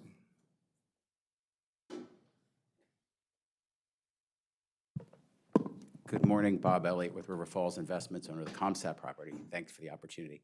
We provided the board with 3 exhibits. If they're available, I don't know if they're loaded, but we. Okay. We have images on, Steve Robbins for the record, we have images on the computer. Can we put them up? So, Great. That'd be okay? So the precedent that we were thinking of was Long Branch here in the county, as well as Rock Creek Park, where you can look and see to the parks. And by the way, to be clear, this has been a collaboration with parks. We appreciate greatly. So I want to be really direct here about both with what happened with preservation and what we've been working with on parks here. The opportunity to talk back and forth, to come up with ideas that I think actually better the plan in a good way. And so the idea behind this is to say, look, along Observation Drive, which they've identified as, I know, which should be up right now, is sort of a key spine to a lot of this. And this, by the way, to be clear, isn't just a private sector component. There's a public sector. You own the site over there by the Linthicum Farm, which is a school which has been unbuilt and remains unbuilt, but you could find a way to possibly put a soccer field there today and still keep space for the future school. You actually have the triangle of space that's immediately just to the west of the Linthicums, but Where's the soccer? the soccer field would be on the east side, adjacent, and we may not have marked it as There's a a soccer school field. reservation The site. school reservation P6. site. The next drawing might show it better. Yes, but, Mark, go down to the well, next but I wanted to focus on the spine first, because the idea was, this is not just private sector, but public sector, in that there are spaces, for example, Black Hills, the eastern triangular parcel, which could be utilized. There's space up along on Observation Drive, or future Observation Drive, at Shawnee and Gateway that I believe is actually public. There's land down at the bottom area of this plan that might actually even be just off the plan, where observation will be extended across at the creek. And there are opportunities there to space these things out in a way that not only network along all of that, but then if you go to the next diagram, this sort of shows the idea that this is sector plan wide, in that there is possibly space by the high school and the middle school, or that there may be ways to even tie in Dowden's Ordinary, or maybe even a historic monument even on our own property. So there's the yellow ones and the green ones to basically show there could be a primary that's a spine, the backbone here for observation, but then there's these other pieces, that this creates a network not only of what happens on the private sector, and which ultimately I genuinely believe would be better served at development review as those comes up, with the nexus of what we're all developing and what we think that's appropriate in proportionality, but also the fact that there are actually county-owned properties today that could be put in development sooner. They don't have to wait for us. You all could, as part of this plan, enact something that allows you all to go forward to say, hey, to the schools, let's go do this, or to parks, let's go talk about Black Hills. Let's look more cohesively across the 969 acres than this. One last little piece about how you know what to put where. As an example, along Observation Drive, maybe that's a good place for a pickleball court because the people don't like the thwack, thwack, thwack sounds that these things make, or maybe you put skateboard parks there. Maybe in neighborhoods, you look to put in basketball courts. Part of this is just candidly some common sense. It's about what kind of amenity fits right. Tot lot might fit better in the middle of a community. Okay. That's the goal, that's the vision, to be clear. I think public, private, area-wide. And I think there's a lot of this can be really dealt with in development reviews. Thank you. All right, thank you. And given you spoke, the other applicant's attorney. And I just want to make clear for anybody watching that these are River Falls proposed Yeah, these are- parks yeah, on the yeah. screen. This No, is not staff, I because know, it this is- covers the larger plan That's right, area and other that's right. people's properties, so I just want to. No, great, and this, ultimately, this is a parks decision, right? You know, this isn't, ultimately, it's a parks decision. Okay, yeah, so, yes. Thank you. For the record, Suli Cho on behalf of JMP Avanti for the Lithicum property. Frankly, while I don't want to begrudge the adjacent property owner's efforts to deflect the origination of the original 8 to 10 acre park recommendation was, in my understanding, in the context of the historic designation being removed from the property. With regard to what's being shown on our property, on the Lithicum site, you know, we have never seen that exhibit. The cell tower is a feature on the Lithicum property, which I think I noted they'd like to put a park. Well, we can't. We would not be able to put a park on the cell tower. That is a long-term contract that, and that cell tower is very critical to service in the Clarksburg community, as you all know. So we do object to what is being shown. Also, parks along the stretch of Observation Drive through the Lithicum property is a bit different, the context. And so we have incorporated parks within the community, closer to the stream valley, so that the new residents can engage with the stream valley. So the recommendation that the String of Pearls concept follow Observation Drive could be problematic for what we have in mind for the Lithicum property. Okay. So those are my comments. Thank you so much. Okay, so all we ask you is to go back, you think through if we're possibly could all, the only point was saying if they're coming through in different ways, we didn't know all the background context, but I'll just leave it at that, and you can come back to us with any final recommendations, okay?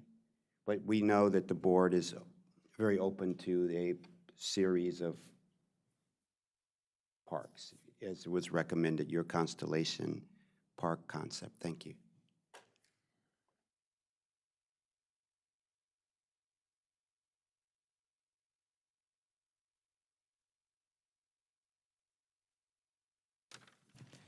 Okay, thank you. The second testimony I'd like to talk about is the draft plan recommendation for a future community recreation and/or aquatic center to be considered as a co-located facility with the local park recommendation on the ComSat site. All of the testimony we received during public hearing was supportive of this recommendation, citing existing lack of these recreation facilities in their community, including one letter from a second grader wanting to have a pool, a activity center, or soccer field on the ComSat site. So there's a clear need for a recreation center in Clarksburg, but the recommendation as written is not consistent with the way staff's recommending revising the Constellation Park language. So staff recommends retaining this recommendation, but removing the phrase referring to co-location, and then adding a phrase indicating that other appropriately sized sites should be considered in addition to the ComSat property.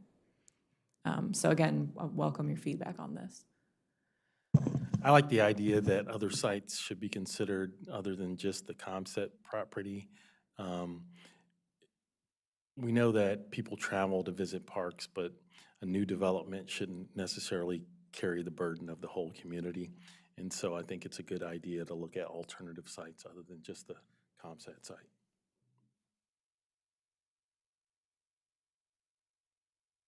I'm good with that recommendation. Okay, thank you. Yeah, so, but I have a good question. When do you set the, like a rec centers, when is that, like, at preliminary plans, like what, how do you go about deciding Yeah.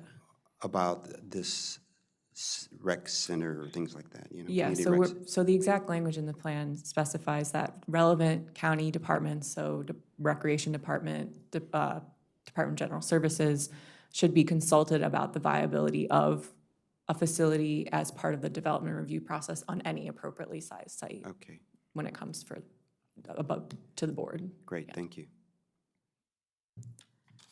And then Does the finally, county have, just, is the county having a need, have indicated that they have a need for the recreation center or aquatic center in that area? I'm yes. hoping this comes from the county, correct? Yes, this comes from their own long-range planning, and this has been on the books for a long time. On their so, books Yeah. for a long time. Yeah, thank you. So finally, I want to talk about testimony asking us to consider expanding the parkland along stream valleys beyond what we're currently recommending in the draft plan. So the draft plan recommends creating parkland from the area around the Cool Brook tributary, which is that sensitive stream valley where Observation Drive was originally planned in the 1994 plan. And this is also the far eastern portion of the ComSat site. So the testimony inquired about lands on the western edge of that stream valley and also Little Seneca Creek. And after reviewing the testimony, park staff maintained that what we're already recommending for the boundaries in the draft plan are sufficient for natural resource protection. So we're not recommending any revisions to the draft plan in response to this testimony. So this concludes our parks, open space, recreation. Can you have a map and show us Yes, exactly where this is?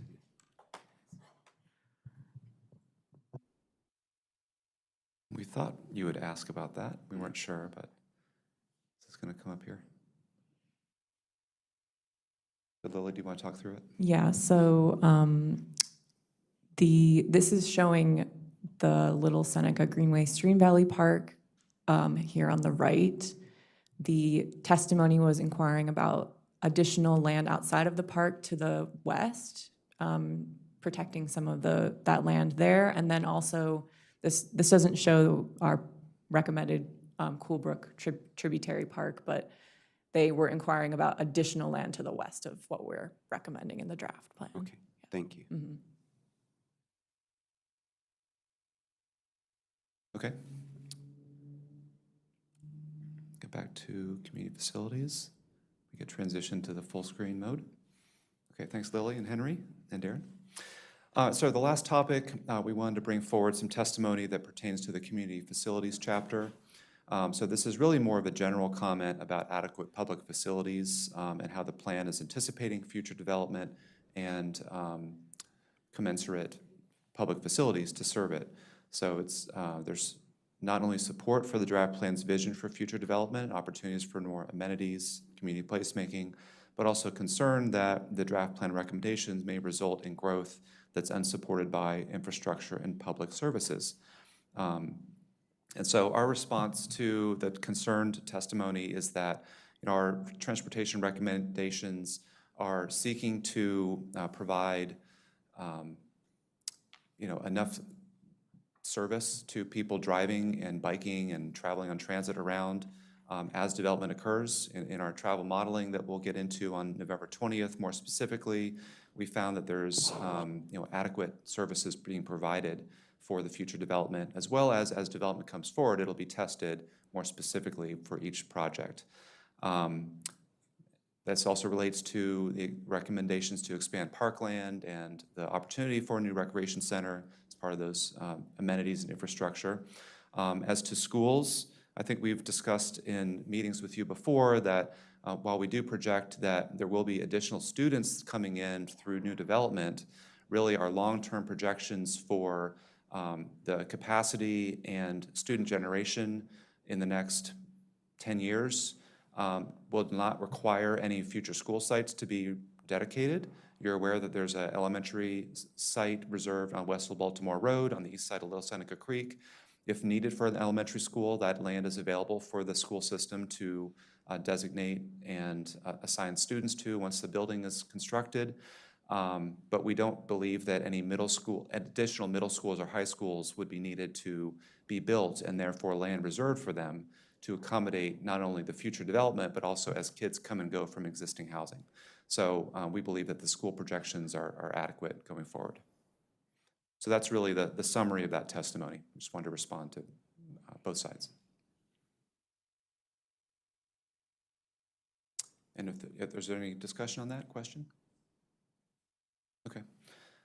So that concludes our review of testimony. I know you've already brought up some items, but if there's anything else on the environment, parks, community facilities space in the plan that you want to bring up, we welcome that discussion now. Otherwise, I'll just say that we will be bringing back additional conversations and discussion items on November 20th, including the ones that you've asked us to consider today.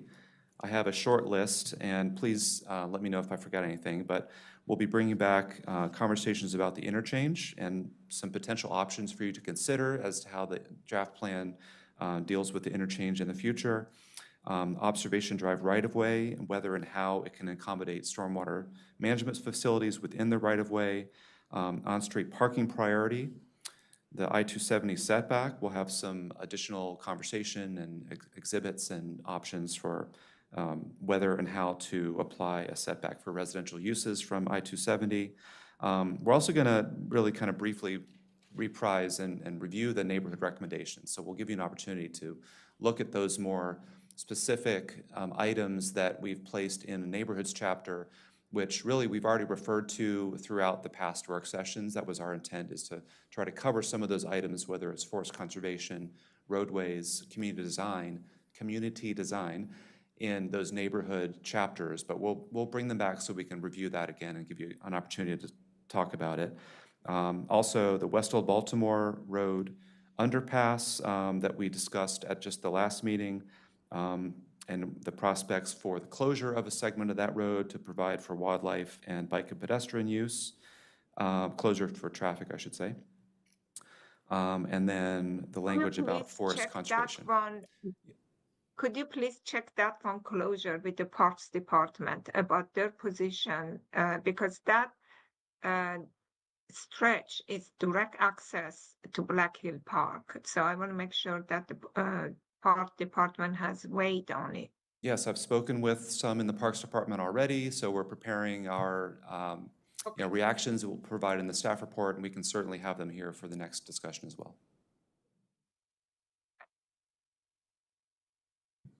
So that concludes our work session, and I'll see you in a couple weeks. Yeah, thank you so much. I appreciate your detailed analysis and feedback, and I appreciate the various applicants that came today being here, and I appreciate my board. So we will take a 5-minute break, and we'll start with our next item, item number 5, the fiscal year 25 Central Administrative Services Operating Budget follow-up. Thank you.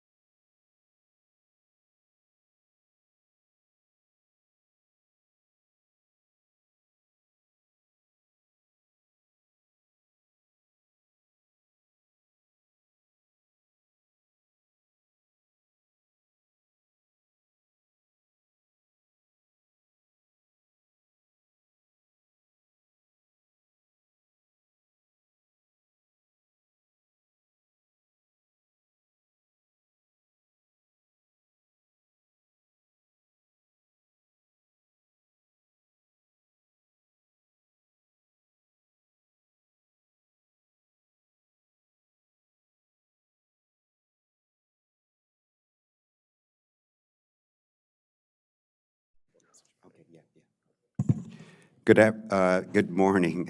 We're still morning. We're on item number 5, fiscal year 27 operating budget follow-up. And Ms. Terry Bako Charles, the budget director for CAS, is presenting this item. Thank you, Ms. Charles.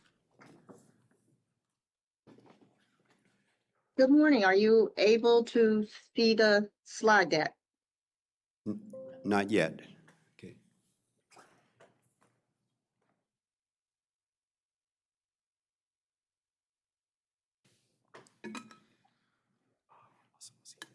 Okay, thank you.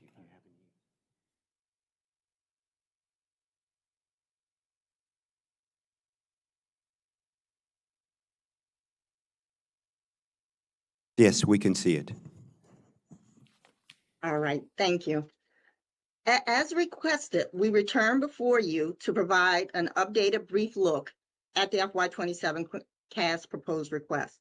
The update reflects this board's guidance provided during the first work session, which was held October 23rd. Next slide. Beginning with our program enhancement request, the ERP implementation support. Next slide.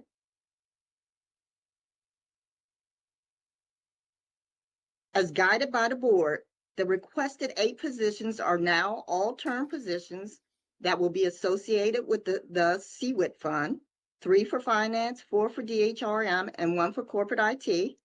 7 of these positions will be funded through the project's budget, and 1 position, the one related to benefits, will be supported through a transfer in from the general insurance fund. Next slide. As a result, the CAS budget request has been modified. Next slide.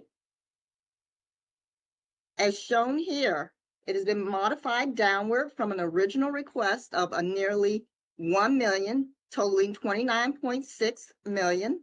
That is your second column. It is now 29.2 million, which is an increase of 571,000 or a 2% increase over the FY26 adjusted adopted. And as you can see here as well, the Montgomery County share has been reduced now by 221,000 and now stands at 13.88 million, which is a 2.4% increase over the FY26 adjusted adopted. Next slide.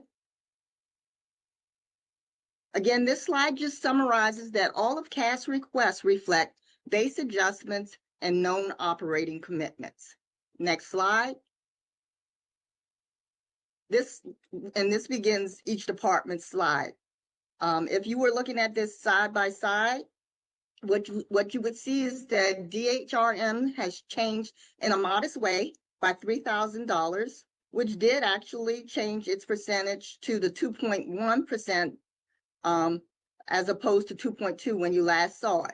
Again, DHRM only modestly changed because it needed to only reflect that the OCIO budget, which was reduced per your guidance, in turn creates a reduction in the OIT charges that are put forward to the differing departments. And so for DHRM, that resulted in a $3,000 reduction. Next slide. For finance, this one has changed by over 221,000. When you were looking at this at the first work session, the request was 7.8 million. As you can see today, it is down to 7.6 million. And again, it reflects the removal of now the term contract positions related to the ERP support. It also reflects, as advised, that the vendor relations specialist position be 100% funded via Prince George's County, and that with these changes, their overall request has gone from what was initially a 5.9% request to now 2.9% over the FY26 budget. Next slide. So I'm sorry, can you go back to the? Sure. With that vendor position, is that also reflected on that first page? Then you have all those positions. Was the vendor position in that? No, no, because the vendor position was not related to the ERP. Okay, so that, so this vendor position is is here under personnel, correct? And, It, at the top, the expense is included in the overall expense. But in the breakdown by county, the expense associated with that particular position is 100% funded by Prince George's. it just seems, then why is why is Montgomery, like about 100,000 more in this? Without seeing all the details, it's hard to see what, I'm sure you have some, you can send us the backup to Sure. what fits in these, and like you had itemized by position, like in the previous iteration, this is aggregate, it's fine to have aggregate, but it's hard to see what has changed in the different positions and what's 100%, what's 50, whatever. So if you can give that. We'll send you that update. I know what you're speaking of, that had the full list of all of the itemized items. So we'll send that updated to show that, again, we have moved the expense for that particular item 100% to Prince George's. Yeah, if you can, follow up with all the departments, that would be great, so we can see how it all, just so we have it as backup, okay? And all of that will also be shown in the final memos that will be brought forward for the approval as well. Correct, but I appreciate it. But if you have it, sooner is better, and then I know it'll be in the final, so thank you, okay? Next slide is for legal. Again, it's a modest change reflecting the difference in the OCIO charge of 2,000. And so in the first work session, their request was 0.6%, and now it's 0.5%. Again, just a $2,000 reduction related to the reductions that occurred within the OCIO's budget. Next slide. For the Inspector General, again, a small adjustment for them. The difference in the OCIO charge is only $616, so their percentage increase remains at 7%. And again, I'll remind you that this does include an additional $9,000 related to their one-time expense related to the requirement for completing peer review during FY27. Next slide. The corporate IT has changed, and it reflects, as based on the guidance provided by the board, the removal of the ADA items, as well as the single now term contract position related to the ERP implementation. And so when you saw this in the first session, their request was 11.1%, and now, as you can see, it is now a 6.9% increase. And then the next two slides just show both the merit and CAS support budgets, which are unchanged. So that concludes the CAS update. But I do want to also share at this time that the final pension numbers based on the completed valuation are actually even more favorable than what was the August estimate from the actuary.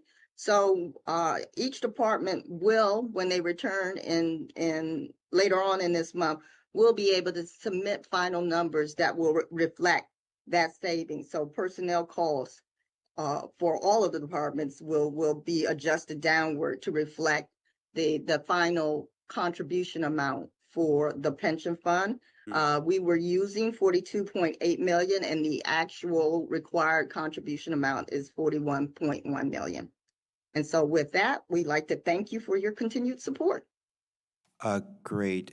One of the questions I have, not a comment, when you do the more detailed budget book, for these term contract positions, for the ones that were short term, I guess they are, could you just make a note, like approximately 2 to 3 years or 2 years? So just it's It's just a marker in the book. Yes. So that we know what those, the approximate time frame that we're expecting to use those new personnel, okay? Because I know, remember, it was talking about, first it was 18, and then we said, well, just round it, whatever, to 2 years or whatever Mr. Cohen thinks, whether it's 3 years, 2 years, but just so we have a marker in the book that we can do. Thank you. We'll make sure the narrative explains. Yeah, I have a request that I think you coming back November 20th, you said. I would really appreciate if you submit your packet with the background information, like the one that Chair Harris requested, that how the details are calculated. And we really, I personally appreciate I have more time to review it. If you give us at least a week before with the detailed information attached to your presentation, then we have a better understanding of your proposal just looking at the deck last minute.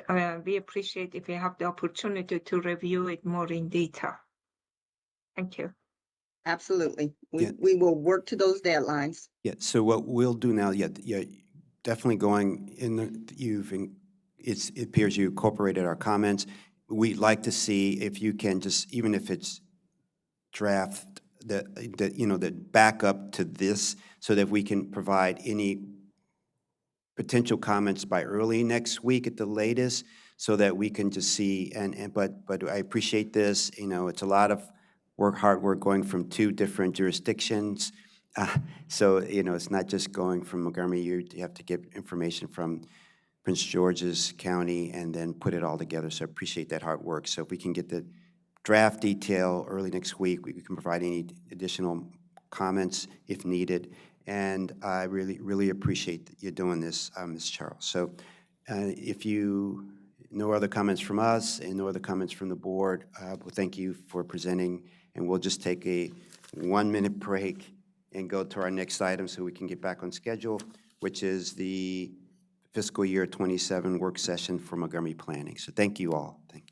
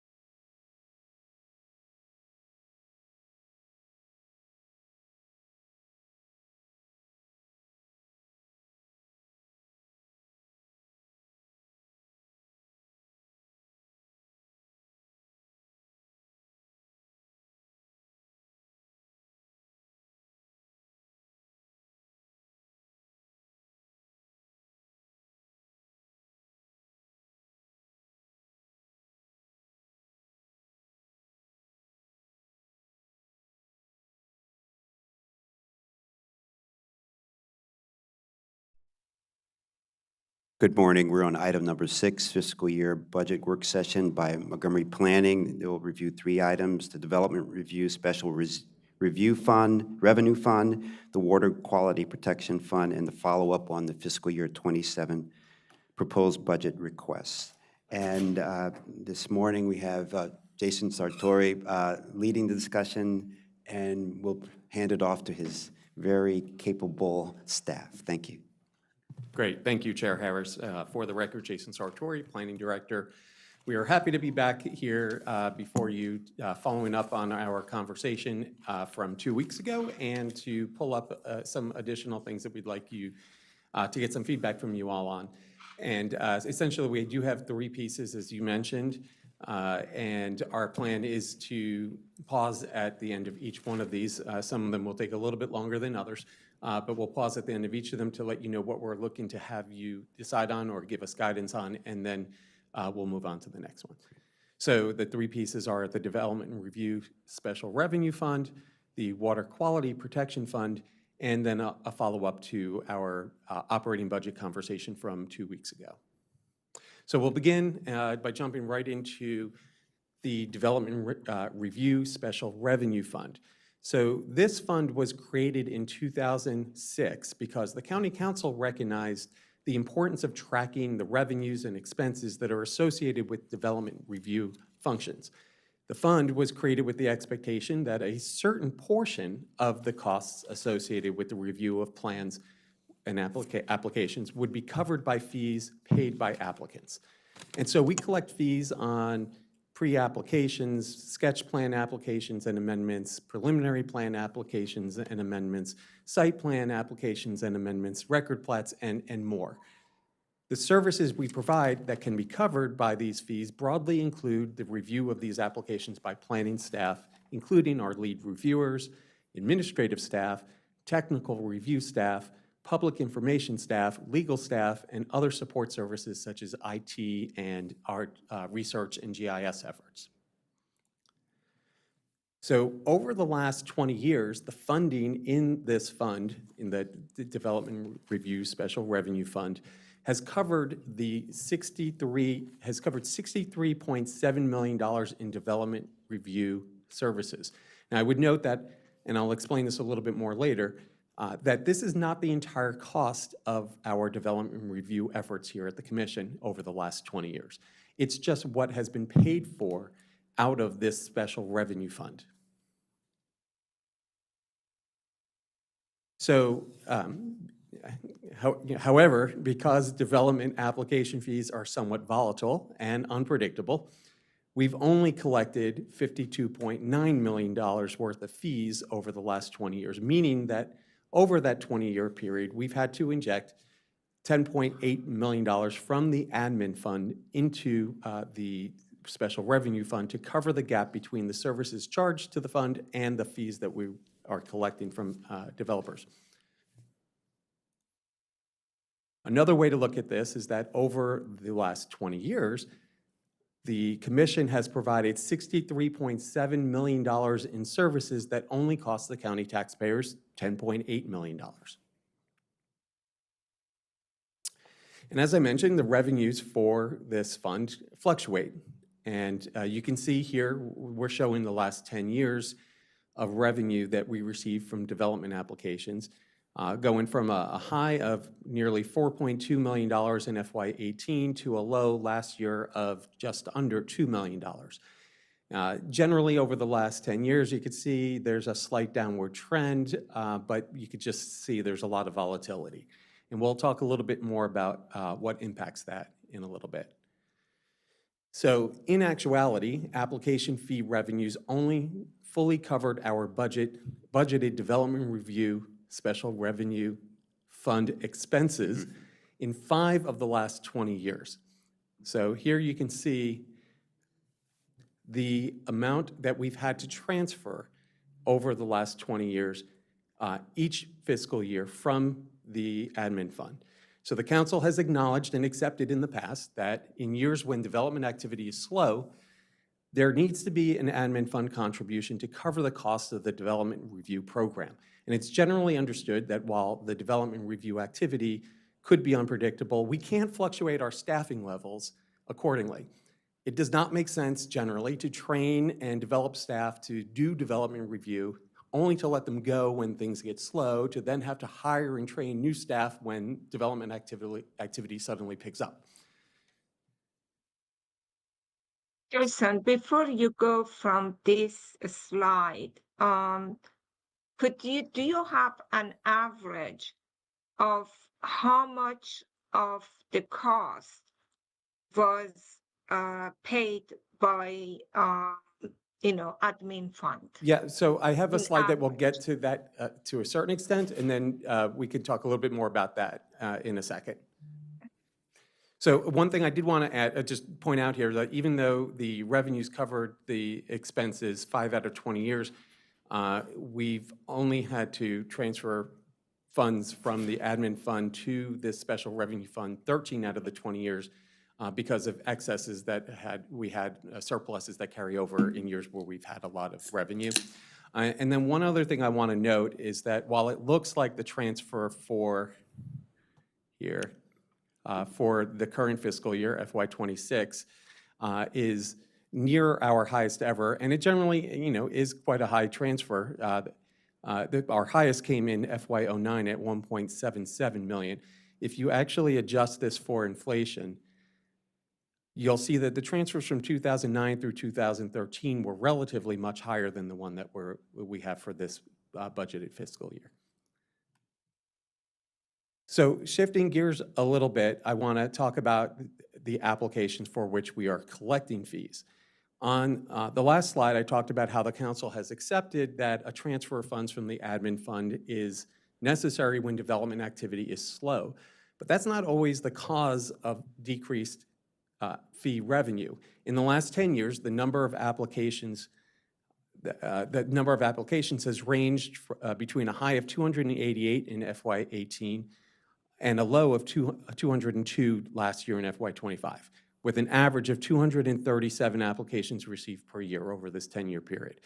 In FY26, based on our current amount of development applications that we've received 4 months through the year, we estimate that 206 applications will be received this fiscal year. Because we charge different fees for different types of applications, and those fees are often based on the size of the project, the number of units, and the amount of gross floor area, and not based on the amount of effort involved in reviewing the application. We can have periods of time where when we are quite busy and maybe even see a typical volume of applications, but because of the type of applications, we're seeing decreased fee revenue. So the chart here shows, I want to go a little bit deeper into the type of applications that we're receiving. So this is a chart that does a comparison between FY19 and FY25. Now, we used FY19 because that was the last fiscal year where our fee revenue exceeded our expenditures in this account. What we're showing here is whether the different types of applications that we received each of those years, and whether the application was for an original plan, that's shown in blue, or if it was a plan amendment, shown in the orange. If the plan amendment is a minor amendment, which most are, the fees are not as high. They're not nearly anywhere near as high as the original plan fees. So in when we look at sketch plans first, we had 21 fewer sketch plans that we received in FY25 compared to FY19. And if you look at just the blue, the original plans, which are the ones that carry the more significant fees, we had 25 fewer original sketch plans in 25 than we did in 19. And this contributed to $1.3 million less collected from sketch plans between these 2 years. If we look at site plans, yeah. Jason, can I ask a quick clarifying question while we're here? Is this because we've allowed for the combination of more plans together to be submitted together, or are we getting an overall reduction in the amount of plans submitted? That question makes sense? So something like speed to market, they would still be submitting each of the 3 different, a sketch plan, prelim plan, and a site plan, and paying the fees for each of those plans. We just take them concurrently through the board through our review and through the board. Okay, so those combined plans are Yes. feed separately each, okay. Yeah, the only one that would be different is this expedited plan, which, we didn't have any expedited plan, even as an option in FY19, and in FY25, we had one of the mixed income housing community plans. So that's not it, that's right, not it. no, yeah. And so, Okay, just what I was thinking. yeah. What you see here with the site plans, we had 28 fewer site plan applications in FY25, and 4 fewer original site plans. And this contributed $200,000 to less being collected in site plan fees in 2025. And then finally, when we look at the prelim plans, this is a little interesting, and this kind of tells a different story here. You actually see we had more preliminary plan applications in FY25 than in FY19. We had 5 more. However, we had 4 fewer original preliminary plans. And so what we saw was more amendments. And this contributed to $700,000 less being collected in fees. And so the point here, and I have another way that we're going to look at this, is just that the effort that's involved, even with minor amendments, is oftentimes similar to the effort that's involved with an original plan application. And so, but we collect far fewer fees for those amendments. And why is that? Well, How that's do a we good decide question. on these fees? Because when I was at DPS, we were required by law. DPS is enterprise, okay? So by law, we were required to have a consultant to develop the fees and then review these fees. I think it was every 4 or 5 years, to make sure that the fees cover the cost for staff, and also there is enough reserve for the years that, because it's volatile, they're very much related to what we do in here is going back to them. Sure. So maybe you could explain to us that how these fees are decided if a staff is spending a lot of time in amendments, so why the fees were not adjusted to cover those amendments. Sure. Well, I think you're going to see that's kind of one of the themes of our presentation to you today, is that there is an opportunity here for us to do a recalibration on a number of these things. And in some ways, this is, for me as planning director, this is just my second full budget cycle as planning director. And, we're starting to look at some of these things in different ways than we have before, and asking a lot of questions about what was the intent behind the way this was built, and do we need to look at it from a different perspective. And so I will tell you, with the fees for the development application fees, we do bring those to the board typically every 2 years, asking the board to change, to approve, and we present our recommendations, and we make changes to those.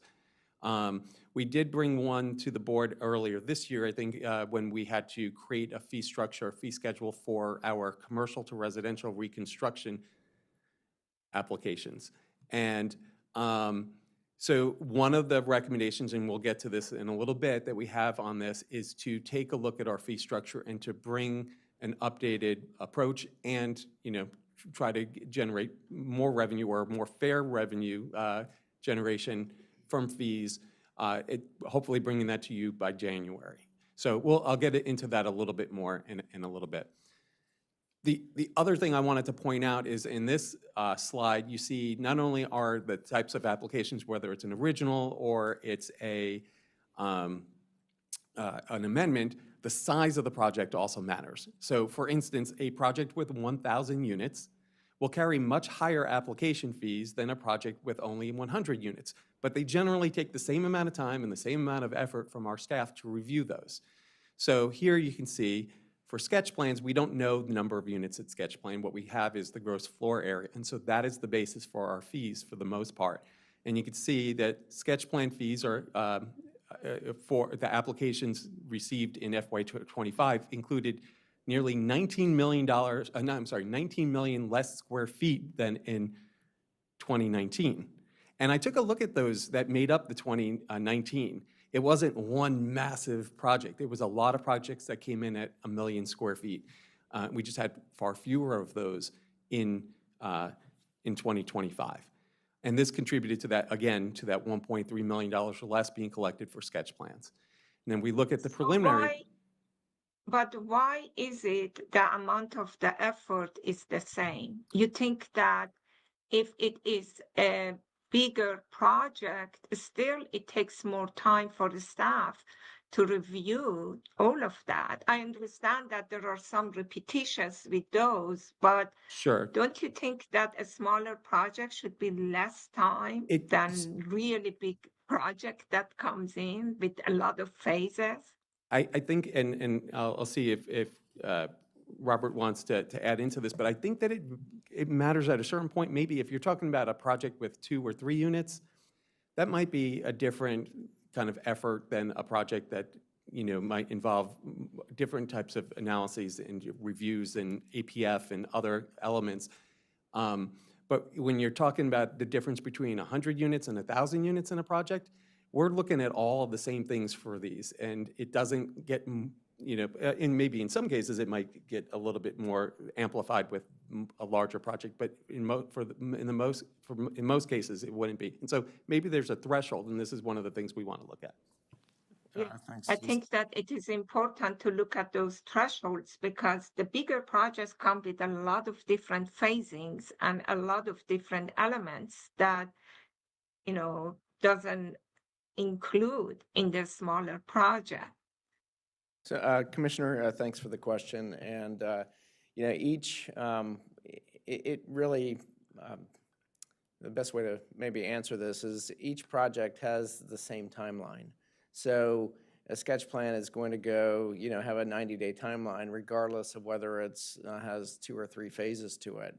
And, you know, and it's the same amount of effort because it's the same teams reviewing it in the same timeline.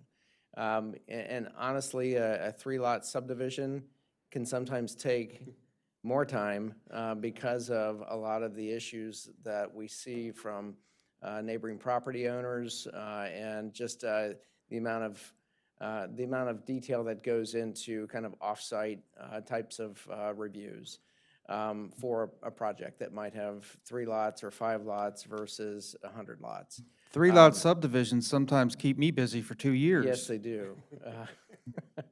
So, but we can definitely go into more detail on this. And, you know, to the director's point earlier about amendments, there's different levels of amendments. And we see some that come in for changes to landscaping, to, you know, details of a plan that don't take as long. But then sometimes amendments come in that have a variety of items that we're evaluating. And the timelines with those amendments are still subject to, you know, the zoning ordinance, whether it's 90 days or 120 days, even though staff is intent on getting those amendments done sooner. But we're also dealing with other agencies as well that provide input on those applications. Yeah, to me, it seems like that you would need a big refinement in your fees to consider those. Yeah, and we are going to look at what makes the most sense and how can we do this in a fair way and one that it more adequately represents the effort that is involved in reviewing the applications. So you can see here with the preliminary plans, it's based on, you know, the amount of commercial square footage and the amount of residential units. And so the prelim plan applications in FY25 included nearly 750,000 less square feet of commercial space and nearly 4,200 fewer dwelling units. And then when we look at site plans, we see a similar pattern. The site plan applications in FY25 included 200,000 less square feet of commercial and more than 1,100 fewer dwelling units. So what we're showing you here, and this was included in our staff report too, is an updated kind of revenue chart showing you FY24 revenue in orange, FY25 in blue, and FY26 year-to-date in green. And the FY26 revenues are sluggish. You see that we're below the pace from the last 2 years, and even last year, the FY25 kind of paced FY24 for most of the year, and then by the time March came around, it didn't keep pace. And neither year did we hit the budgeted revenue target of 2.6 million, which is what is budgeted in FY26 as well. The estimate of if we carry out based on what we know, typically we see 38% or so of our revenues are collected by October. If we carry that out, what we've estimated is that by the end of the year, we'll probably collect just over $1 million in revenue, which is well short of the $2.6 million that's budgeted. I still haven't got my question answered. What percentage of this special revenue budget or fund is covered with revenues, with the fees, and what is that usually is with the general obligation fund or admin fund? Do you Sure. have that? Well, that's very important. That I would go back to this. This chart here shows you that over the last 20 years, almost $53 million out of $63.7 million was funded by the fees. We can calculate the percentage of that. It looks like it's probably about 16, maybe 15% of the fund that it comes from the taxpayer-supported admin fund. But again, and could you go back the last 2 years? So average in 20 years, 85% was paid by fees. Well, but the last 2 years, yeah, I just want to clarify one thing is keep in mind that this is not the full, the $63 million, 63.7 is not the full representation of the effort and that has been expended to do development review. It's just the portion that we've decided would be paid for by the money in this, the funds in this special revenue fund. And sometimes the fees collected in the special revenue fund don't meet what we've apportioned to this, and so that's when the $10.8 million has been added to it from the admin fund. So there is still stuff that we do that isn't supported by this fund. I'll show you, in a second, I'll get to a slide that I think kind of, actually it's my very next slide, so I'll show it to you now here. So what we've done here when we do these budgets, we not just say, here's how much we are budgeting to be as a chargeback to the fund, but we also identify the number of work years. And what you see is when this was first created in FY07, the first year we had this, 21.5 work years were charged to this. In the next couple of years, there were some kind of reassessments done of like how much effort are we expending on development review, and there were adjustments made to the amount that came out of this. In FY11, that was when we first experienced the reduction in our we saw the reduction in our staffing. And so you can see there was a reduction made. And then from that point forward, it sat at 23.55 work years for 10 years, 10 additional years, 11 full years. There were no adjustments made to it. It was just adjusted in terms of COLA and merit increases along the way. So we increased the amount that we were charging back, but we didn't increase the number of people that we were charging to this. We just didn't look at it. In FY22, we made an adjustment downward from 23.55 to 22 work years, and that held for 3 years. And we made that adjustment simply to relieve the burden on this fund. We did not do it because we thought we only had 22 people working on development review. It was just we needed to relieve the burden on the fund. In FY25, you'll recall, we got 3 new positions. Those 3 new positions, part of getting them from the council was that portions of each of them were to be funded, paid for, out of this fund. So that's where you see the increase from 22 to 23.7 as a result of us getting those positions. However, in FY26, we did not increase our chargeback, budgeted chargeback, for merit or COLA increases or any benefit increases.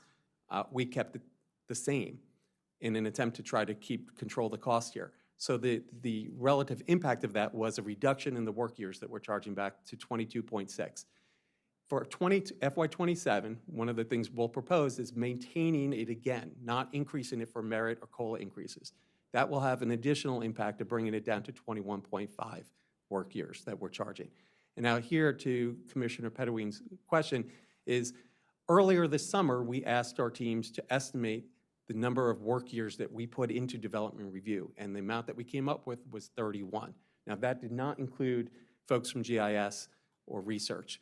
We focused on the people who were doing the work within our planning divisions. We came up with 31.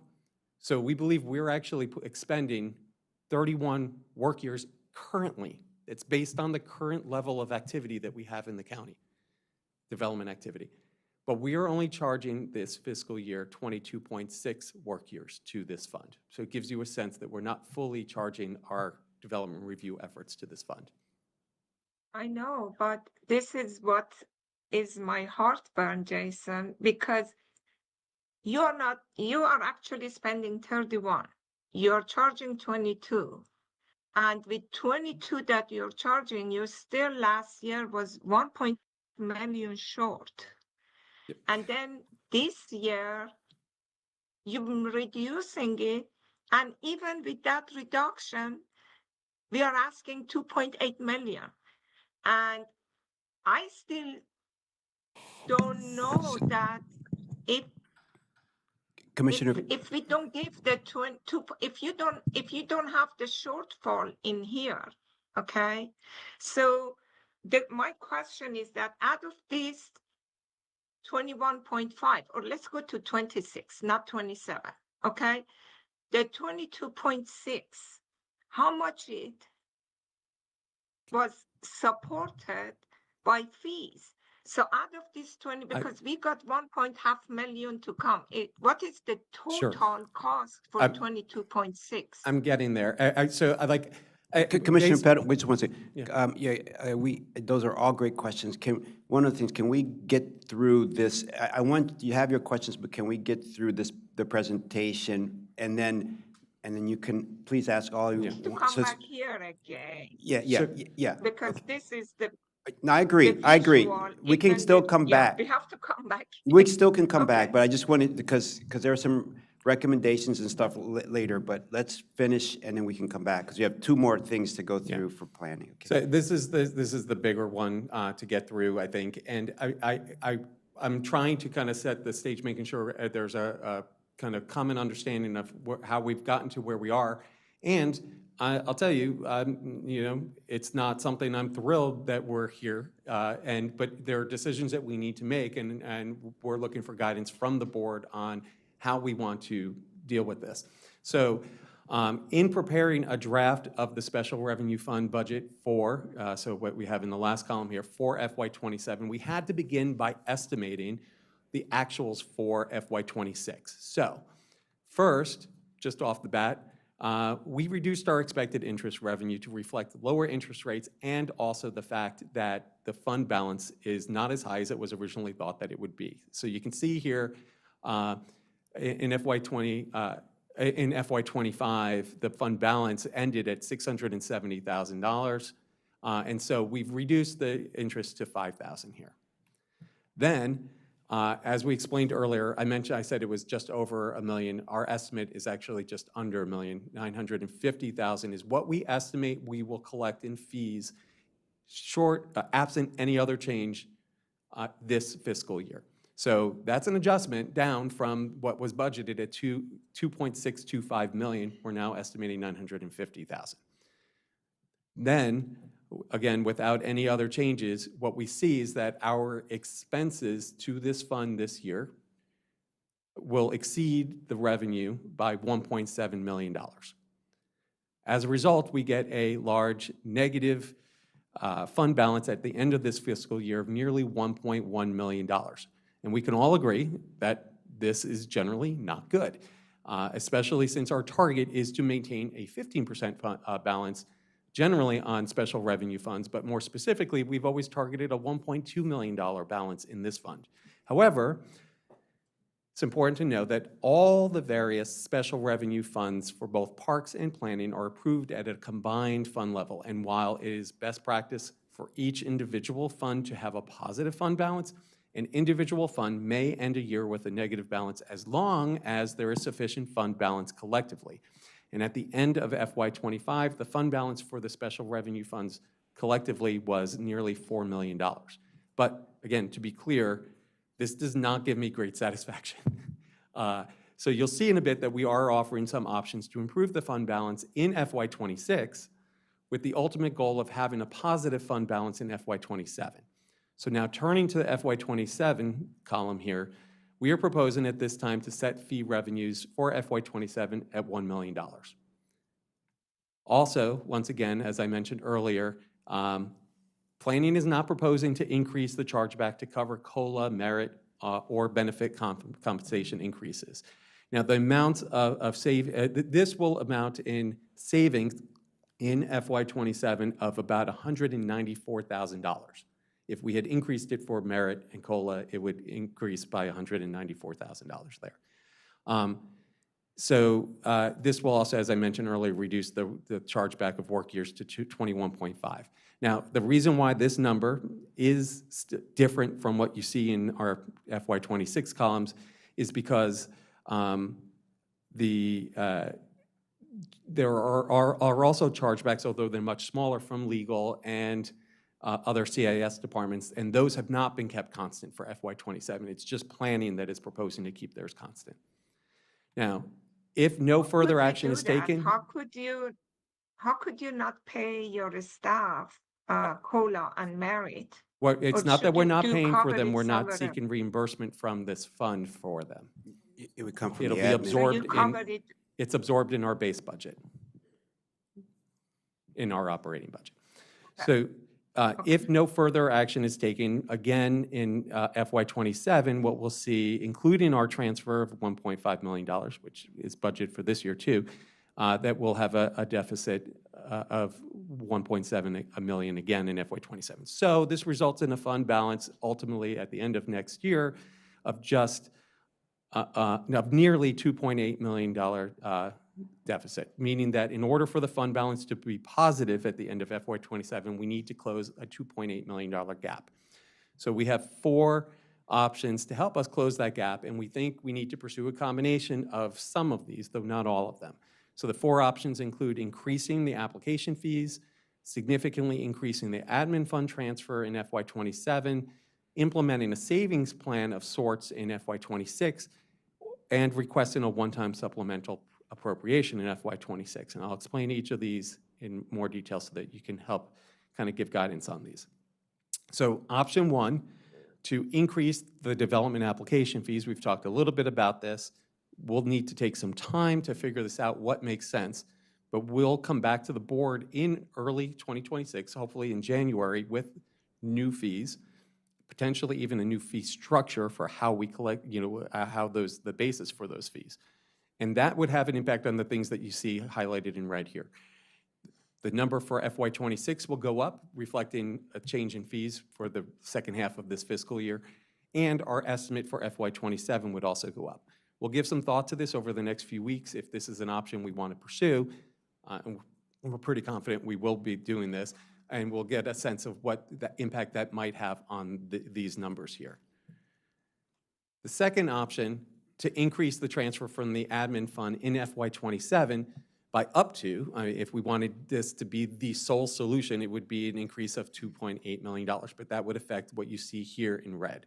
It's already at 1.5, that would have to go up by some amount.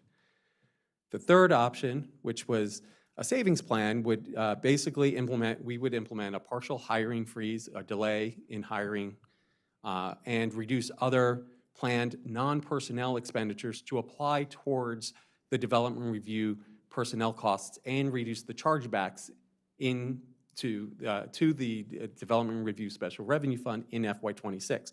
So this number that you see in red here would come down, and that would have the effect of improving the fund balance at the end of this year. And then lastly would be to request a one-time supplemental appropriation from this year, from the admin fund into the special revenue fund.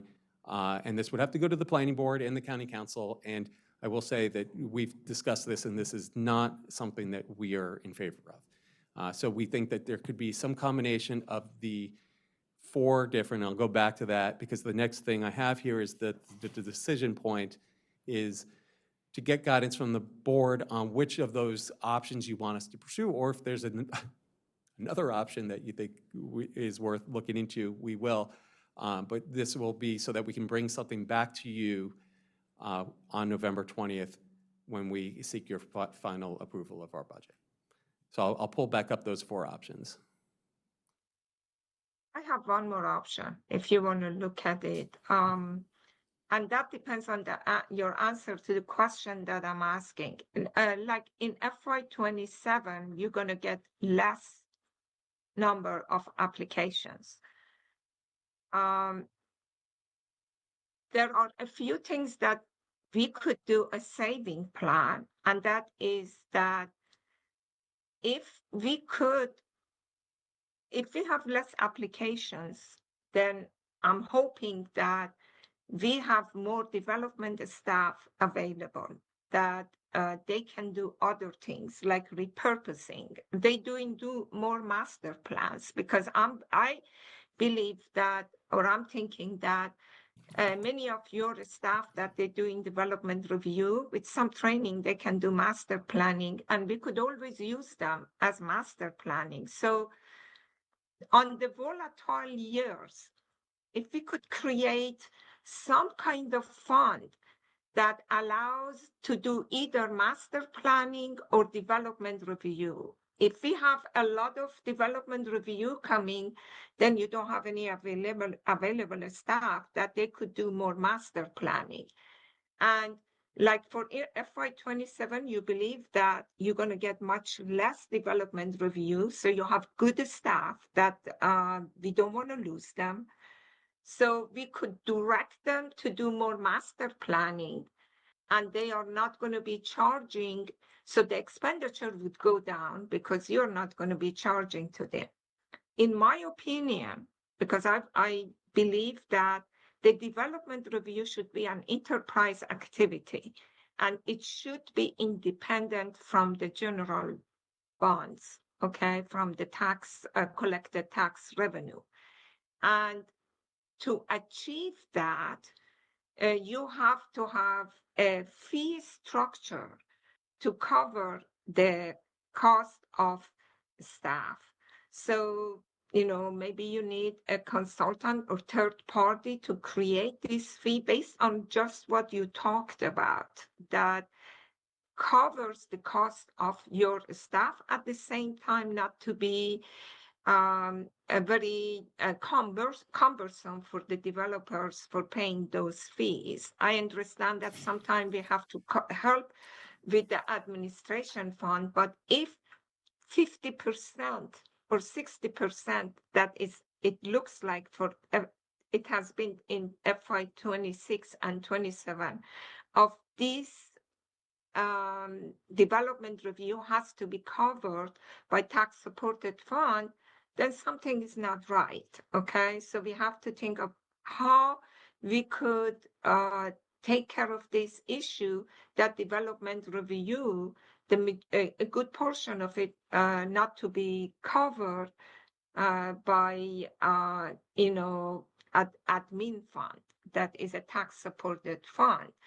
So it's in my opinion, we have to start working to make development review to be enterprise and not part of the tax revenue. Great. And maybe we could use some efficiencies like AI to do the report and help us to do the report. Okay, well, yeah, I hear that. So let me just, Commissioner Padum, that's a great way to put it out there. Let me just get some other comments here so we can, so I have some questions to come, but let's, Commissioner Hedrick, you have your hand up. Why don't you talk through this quickly, and then I'll let Commissioner Minion. I'll, Okay. yeah, I'll do it quickly. I just, we already have been hearing, and we've heard it in every, you know, we've heard it in our surveys and everything like that, that the development fees are high, or at least the perception of the fees are very high. And while I appreciated it as being an enterprise fund, if we put it as an enterprise fund and raise this, we're going to have to raise the fees the developers pay significantly to cover the gap that's being proposed here. So I mean that's going to, I mean that's hitting us at a time where we're having almost no submissions at all, and then raising the fees to cover our lack of submissions. I don't know if that's going to create the kind of, you know, applications that we want, or sort of increase the amount of housing that we have, which is something that we you know desperately need at this point. So I'm not sure if that's going to address the issue, you know, sort of in the long term. And I like the idea of a flexible staff, but we just went through a reorganization, and I don't know if we can ask the staff to I mean that's expanding that's expanding each position description, you know, wildly beyond its current bounds as we sort of move people, you know, from thing to thing in charge that they are. So that's a very high administrative burden. And I know on purpose, honestly, I don't want to use an AI pretty much at all, but I definitely don't think it can produce the amount of actual work and you know information that we have to produce on these things. I just don't think it's capable of doing that in a reasonable time. So I'm skeptical that we can move in that direction that far to cover the amount of gap that we're being presented with here. Yeah. So do you have, okay, let me just say this. I think, thanks for bringing it to me. Let me just speak. I think we have to look at this in two pieces. You have a short-term piece, a short-term solution, and a longer-term solution, okay? I think the short-term solution, we have to figure out how to fill a gap today, right? And while you do this study or whatever to over the next few months, over the next several months, or to understand what can we do long-term to solve this problem, okay? So I think, agree that we need to look at fees, but I don't think fees alone are not going to get there. But, you know, we have to look at benchmark against what others are doing. So we don't, as Commissioner Hedrick said, you know, we're in a time now, in the short term, we don't want to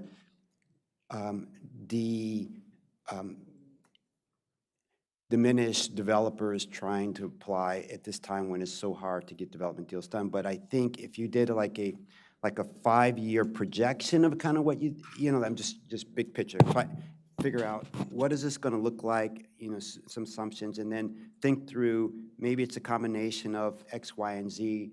I mean, how do we meet this? I think it's always going to be some through an admin fund, but you know, what do you think your fees need to be? I think we should be realistic that the work year should probably be fully loaded, you know, because why not? You know, but that's just a long term. So on the short term, I think that yes, maybe some application fees, but I think we have to look a little bit longer term. You said increase the transfer from the admin fund by fiscal year 27. So this is asking for more. What is from in our budget? And then just my last one. Then you said request a one-time supplemental appropriation from the admin fund balance to DRS. All right, and that's going that would be going to council asking for a supplemental. Right. And we're not in favor of doing that one. So essentially, that would be a request to boost the transfer that is already in our budget this year of $1.5 million, to increase that so that we can increase the bottom line, the account balance for the end of this year. We're really targeting, because we've got the capacity to have a negative fund balance this year. We're really seeing what can we do to increase our revenue through the application fees, decrease our costs through a savings plan, and then in FY27 try to benefit from either an increase in the charge in the amount that we get from the admin fund, but also benefit from the increase in the application fee. So we would prefer to do the first 3, and what we would do over the next couple of weeks is get an estimate of what impact we think we can get from additional changes to the fee structure, and what we think we can realistically achieve in terms of a savings for this year in terms of the charges back to this. Okay, and then, so you had to have our parks and planning fund, reserve fund, had to be, can't be negative. Right, the total for all of the special revenue funds for parks and planning can't be negative. Okay, so I didn't know on parks, how is parks doing? I mean, I don't know parks is here, but Kate, but is there's no way, I mean, the combined is there room there? I mean, is it like borrowing a little? I think park fund and admin fund is separate, isn't it, Jason? Well, yes, the park fund and the admin fund are separate, but this is the special revenue funds. And so there's one special revenue fund that is broken out into these different accounts. And so collectively, at the end of FY25, they had just under $4 million in balance. Right. So to that end, we've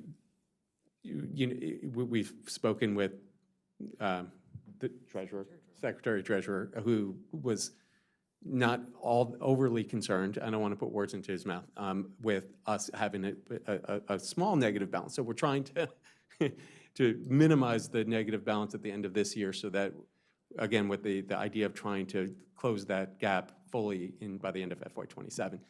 Now, there's a lot of stuff that we just don't know. I mean, development activity could pick up in 6 months. And I will say that we haven't actually said that we think our number of applications are going to go down. We actually estimate for this year a slight uptick in the number of applications. So, and again, we're estimating that right now we have 31 FTEs essentially working work years on development activities. So we don't have like people to just do something else with that are just, so. Yeah, I'm just trying to respond to some of the things that have been brought up. Yeah. So I'm just saying that I thought that you said that $4 million fund is fungible but combined between planning and parks can't be used at all. Yep. Is there some willingness, and I don't know how parks is doing on their, will they feel that they need to tap into that $4 million reserve? We can follow up before we come back to verify that that's right. Yeah, again, that okay. Yeah, Parks will be here next week. So. Okay, great. So we'll follow up. Yeah, but I'm delighted you brought this to our attention. It's a longer term problem, right? It's not going to be solved in this year, next year. I think you have to look through like a 5-year plan of like how do we going to meet the needs, and what do we need to change? What do we need to change as expectations of folks? How do we, not fool ourselves or anyone about how many work year pieces, but it's a whole holistic look at that. Yep. So, and I like your piece, coming back and if we can have a slight negative bad, but the big thing is fiscal year 27. How do we meet that? And maybe you can look at this savings. I don't know all the pieces that you're thinking and this, how much money are in that, but you can come back to that. That's what we'll figure out. Yeah. So what do you need from us? I don't need anything specific, just as long as there wasn't like absolutely go for a special appropriation for this year. If we heard that, then we'd have to start working on that, and it would be a different approach over the next couple of weeks. Yeah. But if you heard any, I've seen other agencies go for special, but my point is that, I wouldn't, let me just say, not, take that off. I've seen a lot of agencies. I haven't done that before, but what are the steps in order to do that? I see I don't know where the council is on their funding, or the county exec, but can you, would it be have you tested the water? Yes, and there was a reaction. Okay.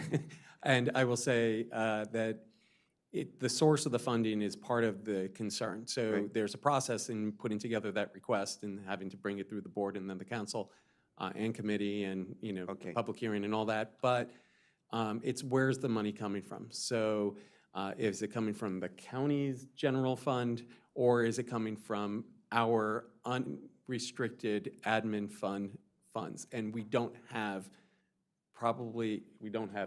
what's that? We have about 1 million in unrestricted funds Okay. in the commission's. Okay. So great. So the council would be more willing, I would imagine, to do something out of our unrestricted funds, but we don't really have a ton there to be able to work with. Okay, great, great. So I'm asking for the other board members, I agree with you, try to figure out this year. Yep. How if we can just from the current reserves or whatever and things, but fiscal year 27, look at the, what do you say, fees, other things that we could do, savings plan and whatever that means. All the pieces, and then, but we need a longer term. Yep, we do. to- Complete agreement. Okay. And part of that should be, we need more Do development you activity. need $2.8 million for the fiscal year 27? But, if 26 to be better, you may need Yep, less, that's right. correct? Yeah, Okay. and what, So, that's a yeah, good But the point. trend line is down. Right? Yes, but if. Trend line is down.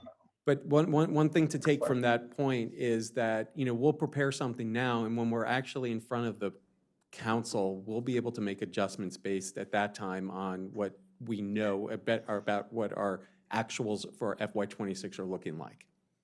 Okay. yeah, but Yeah.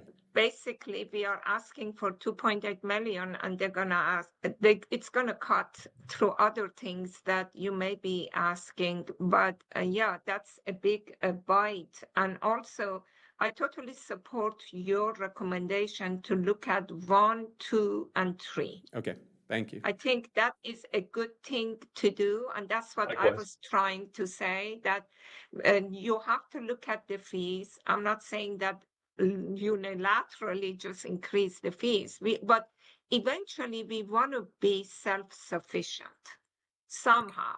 Great. And we have to see how and where it takes.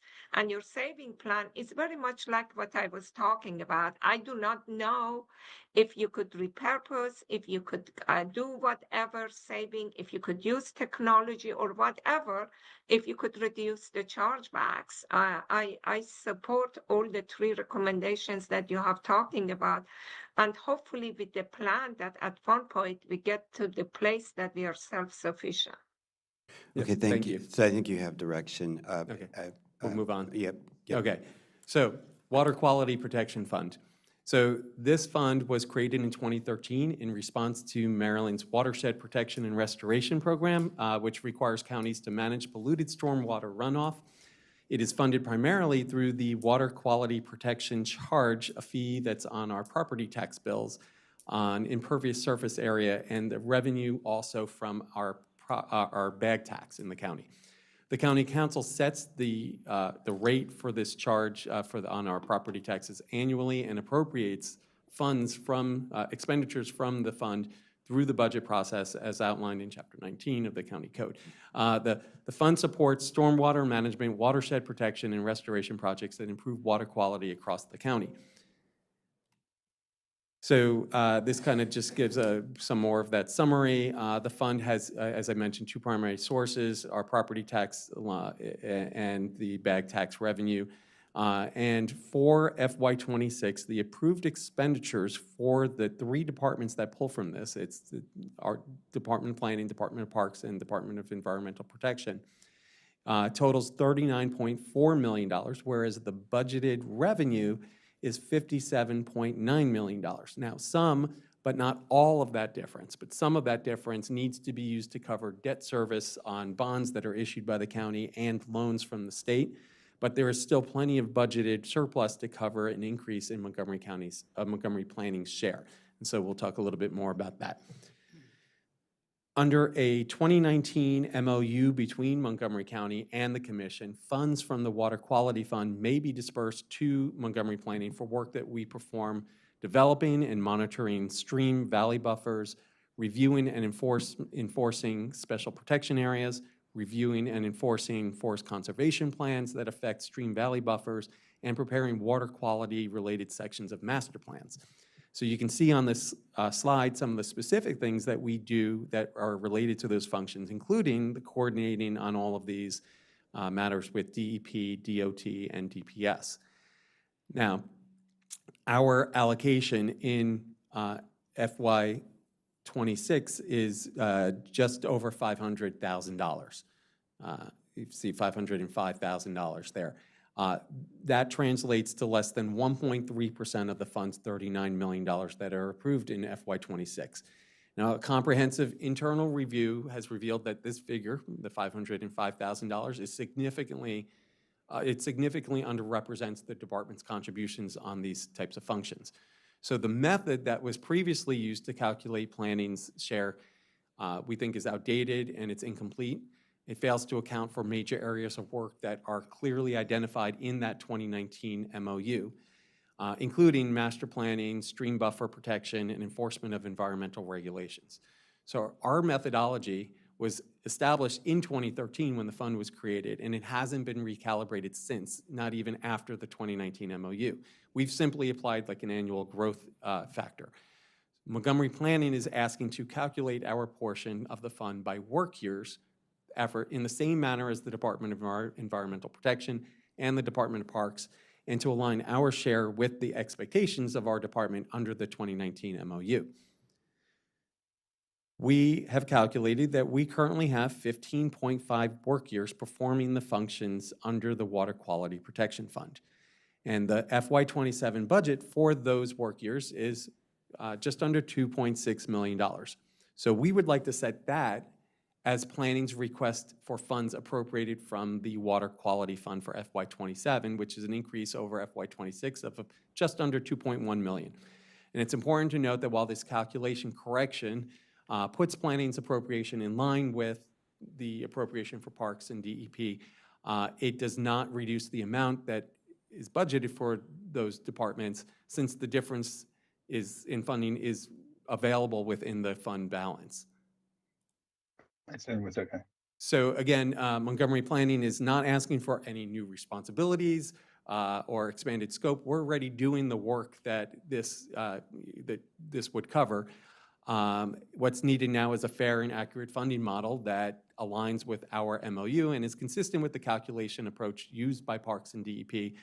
And this, again, will not result in a reduction to DEP or Parks allocations from the fund, but it would essentially relieve, in some way, the impact of our operating budget on the admin fund, or the taxpayer-supported revenue.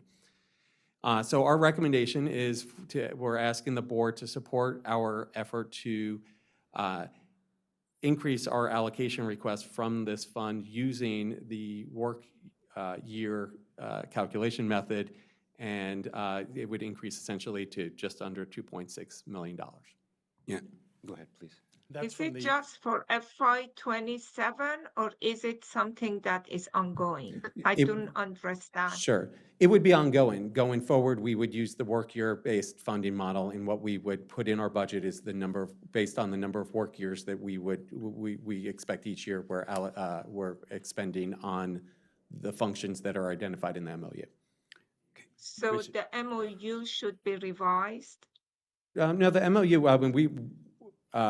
we think the MOU is fine. We have copies of it here if people want to see that. We think it's fine. I mean, we could take a look at that again. But and one of the things that we need to do between now and then, I've talked to Director Figueredo about this. We are talking next week, I believe, to Acting Director Seltzer from the DEP, just to answer any questions he might have about this. We've already let them know about this too. I think we should have them come here, because I'm perfectly fine, but I just don't understand how in future they keep funding this funding planning department from the reserve and not impacting their percentages. I just don't know how that could work.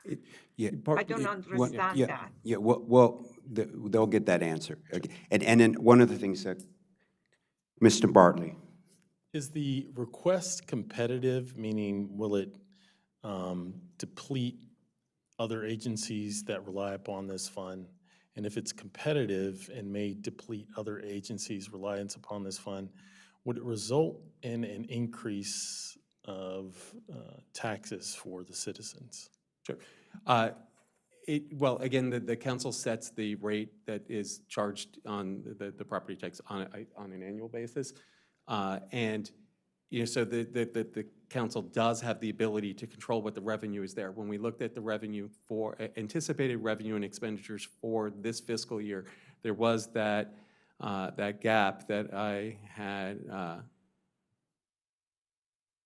What I'm trying to get at is the money there now that should be allocated to your agency, or is it going to require an increase in the fund? There is money there now. So, and part of it, so you could see that the revenue anticipated for this year is just under $58 million, but the expenditures are about $39.5 million. There is also that debt service in there. The excess, the surplus, I think what we saw was about $4 million. And so what we're asking for is in FY27, $2 million of that. And if you look historically, the amount that DEP pulls from this and the amount that Parks pulls from this will vary, will fluctuate. But it's, you know, we're just saying, you know, there's an MOU that says we need to be doing these services, we're doing them, and well, we think that we should have more of our budget funded out of this fund in a manner that is consistent with how the other departments are doing it. So you're outperforming the MOU without adequate funding? Yes, if you look at, at that way. And it was because our way we calculated it before wasn't based on, you know, a continuous update of an understanding of the work effort. Yeah, yes, so 100% supportive of you. The key is to, you know, get them to understand the calculation. You should be calculated the same as the other agency, so 100% support. One of the questions I had, so if you get this revenue, where does it just goes into your general fund and helps, where does it go? And how could it help on these other issues? Okay. Karen Warnick, Management Services Chief. The revenue from the Water Quality Protection Fund would go into the administration fund's fund balance. That is also where the Special Revenue Fund would be drawn from. Okay. So they're not at all together. We should not conflate them in any way, but there would be $2 million going in, and we're asking for about $2 million probably going out. It's very convenient, right, perhaps, that it just happened both this year. Right. But they're not at all tied together in any way. So, but you're saying you're asking for this to 27. Is there any way to ask for your portion of 6 months and 26? I don't think so. Go forward for 27. You know, this is great, and it'll be a continuous source. But yeah, with anything we could do to help support you get this funds, let us know. Thank you. Thank you. Okay, so now the last piece of us here today is an update on our proposed budget request. You know, the board requested that we reduce the number of positions included in our FY27 operating budget request. So the department is seeking approval to prepare our budget with some modifications that we're following up on here. So just to show where we were 2 weeks ago, we had a request that had 10 positions and additional master plan support. We've reduced that now to 5 new positions with the additional master plan support. We are still maintaining the requests, you know, to add a new area master plan, a new functional plan, the 2 HP master plan amendments, and 2 other initiatives. And here's what the bottom line is in terms of the total cost of these new initiatives, the positions plus the projects. Some of those projects didn't have a budget associated with them, but you could see a decrease of about $700,000 as a result. And what I will also share is the resulting increase from, compared to what we showed you 2 weeks ago, was that was an 11.5% increase for our operating budget over FY '26. Now what we're showing is an 8.6, and we actually think, well, we know that it's going to be less than that. We just found out some information yesterday, so I'll go into that. So here you can see now, again, at this high level where we are, our base budget changes still 5.5%, the ongoing initiatives down to 3.1%, with an adjustment that's been made because we received our new special appropriation for our transportation study up county. It's made an adjustment that has to now come out in FY '26. So as a result, our one-time program, work program and initiatives, the net change is a negative 5,000 now. And overall, our net change is an 8.6% increase here. So one thing I did want to highlight was that just yesterday, and I think I actually had the note here. Yes, just yesterday, we learned that planning's portion of the expected pension payments in FY '27 will be $120,000 less than was originally estimated. So this base budget number that you see here, this 1.5 million, is going to decrease by 120 when we come back to you on November 20th. And so with that change, the overall increase will only be 8.1%. And so I'll just skip over this. That would come out of that top line there, the 721. That will decrease by 120. So here are the summary of our ongoing new initiatives: 200,000 for master plan support, the 5 positions totaling 668,000 in FY '27. Here are the 5 positions, and I'll talk about each of them. I will note that we included an alternate for the board's consideration, and we'll talk about this.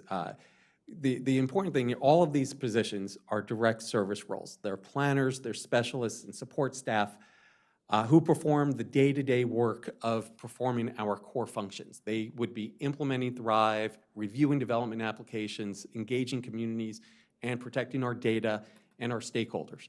None of the requested positions are upper-level management. These are not executive or director-level roles. They are boots on the ground staff who carry out and lead the work, the important planning initiatives that we undertake. The roles are essential to advancing equity and climate resilience in our master plans, supporting regulatory reviews and environmental enforcement, and they are expanding our equitable engagement capacity.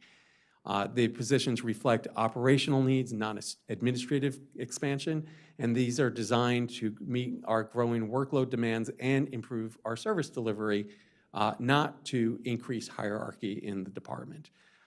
It's about capacity, not control. It ensures that we have the right people doing the work, not more people overseeing the work.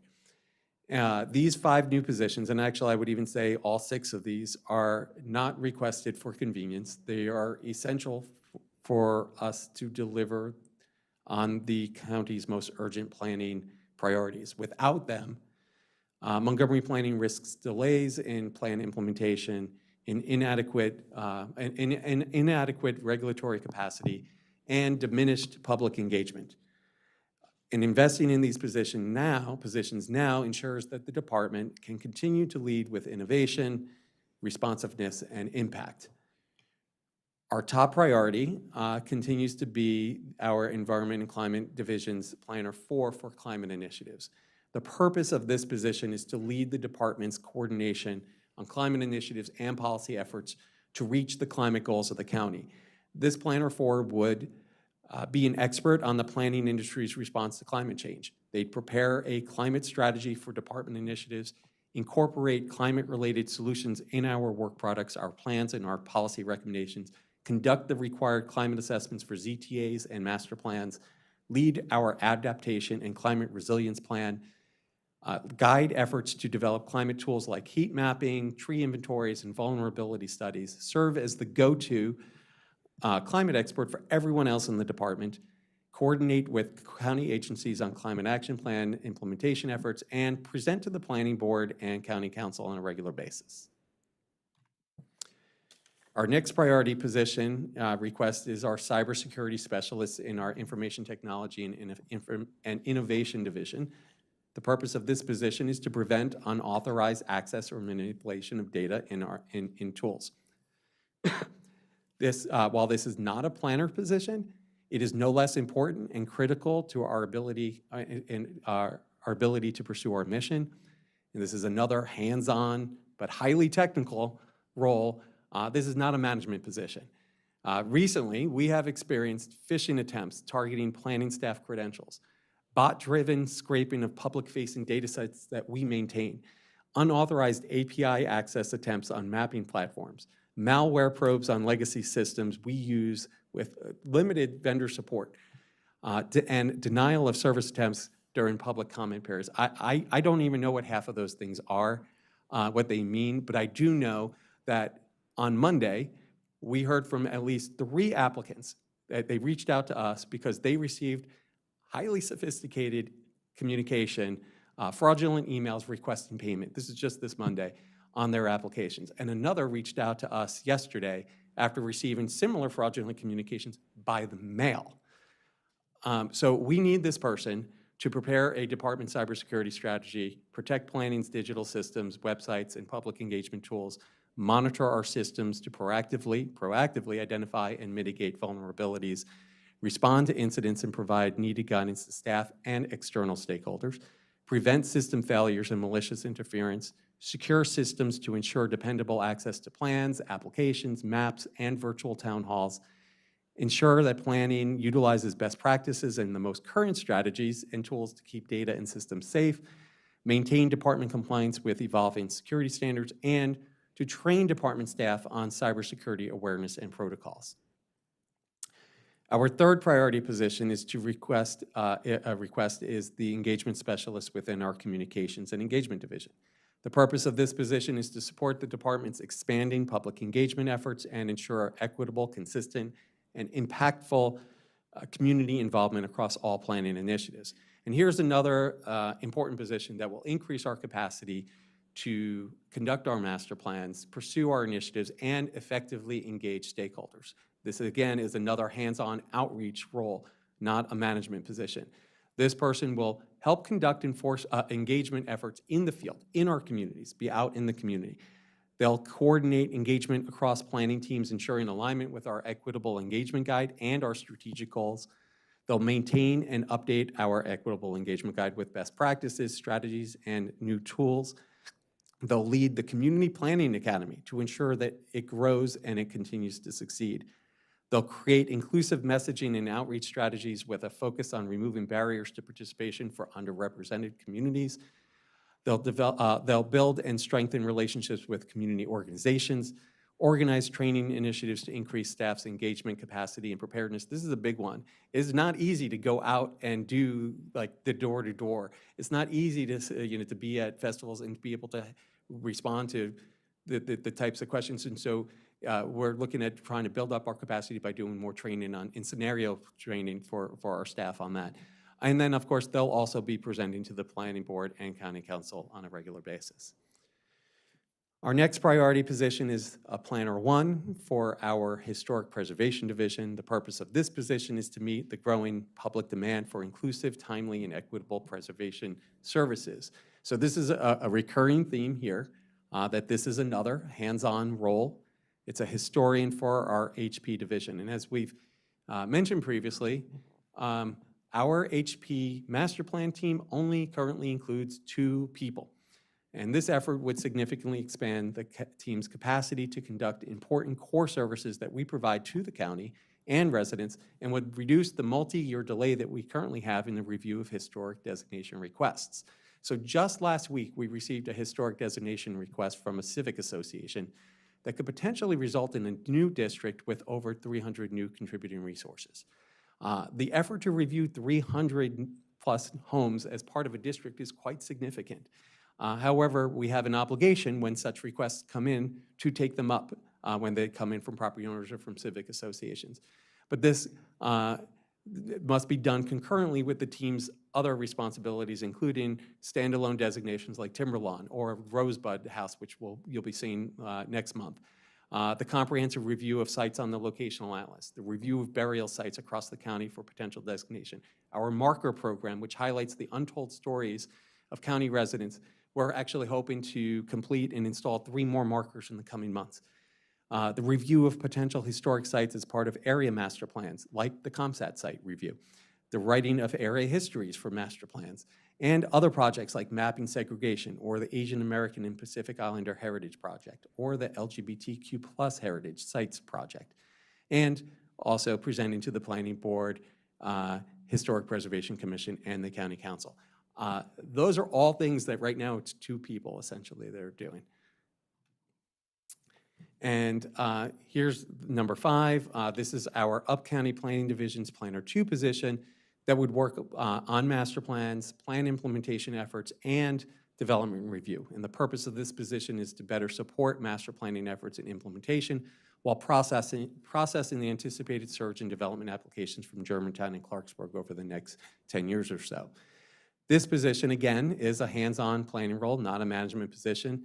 It will help ensure continuity from master plan visioning through plan implementation and be a critical investment in managing growth up-county while delivering on community priorities. The person in this role will support the Damascus Main Street Sector Plan Amendment in the second chair role, engage community stakeholders in master planning efforts, collect, map, and analyze plan area data, formulate plan recommendations, prepare plan content and materials, track community feedback on plans and development applications, implement adopted plans and track progress over time, assist with the review of development applications, and present to the Planning Board and County Council. And then lastly, here is our alternate or 6th priority position request. It's our Planner 2 for our East County Planning Division. This position is similar to the Up-County Division position, but is solely focused on master planning. As you'll recall, the East County Planning Team is currently working on 3 active master plans: University Boulevard, Eastern Silver Spring, and Georgia Avenue. And as the work on University Boulevard comes to a close, this same team is also expected to begin work on the Burtonsville Area Minor Master Plan and the Kensington Sector Plan Amendment. And I can tell you that this team will not be able to begin those plans this fiscal year as originally anticipated, especially since the University Boulevard effort will continue after adoption of the plan when the team has to take up the sectional map amendment. They cannot actively advance 5 master plans, despite having our largest and possibly our most experienced team of master planners.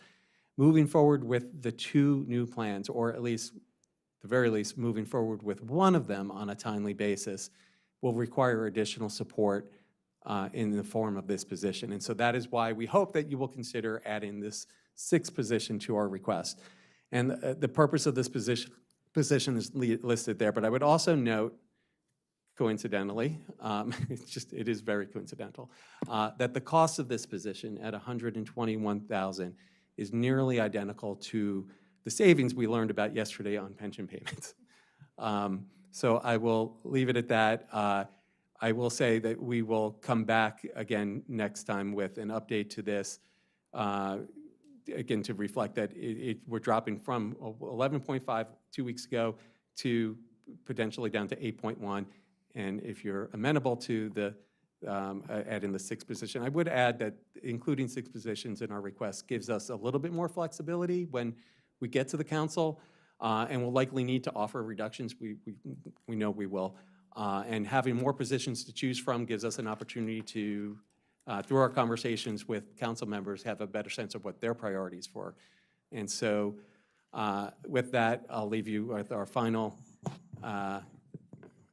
thought here. Our request is to prepare it at the 8.6% increase level. That, well, it would be 8.1, or potentially including that 6th position. Great, thank you for listening to the board and reducing the ask down to 5 plus the 1 potential to 6. I'm going to, before I talk through this, one of the questions I have, then I'll let the other board members.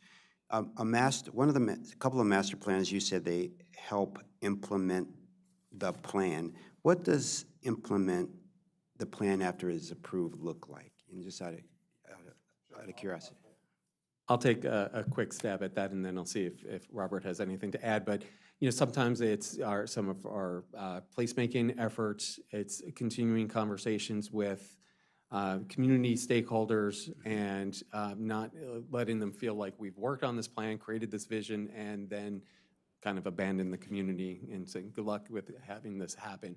But working actively with the businesses in the area, working with community members to see how we can help realize some of those things. Some of it is also the review of development applications. And so we're trying to, especially with our our lower level planners, planner ones, planner twos, and even planner threes, to give them exposure to multiple elements of what we do. And this is an opportunity, from an implementation perspective, to work on a master plan and then potentially even be working on development review for projects in those areas. Other than just providing some continuity, from the plan approval through implementation, which could be projects or it could be more engagement opportunities. I don't have anything else to add to that. Well, great. Yeah, thank you for bringing the request down. You focused your top 5, 6 on people that can really, positions that could really get the work done, and that was a big concern of the board, not a concern, but what we wanted to see, if people feet on the ground getting the work done, especially around the new master plans. So I'm supportive of your request. I'd like some feedback from the other board members. Yeah, Mr. Sartori, you did a great job in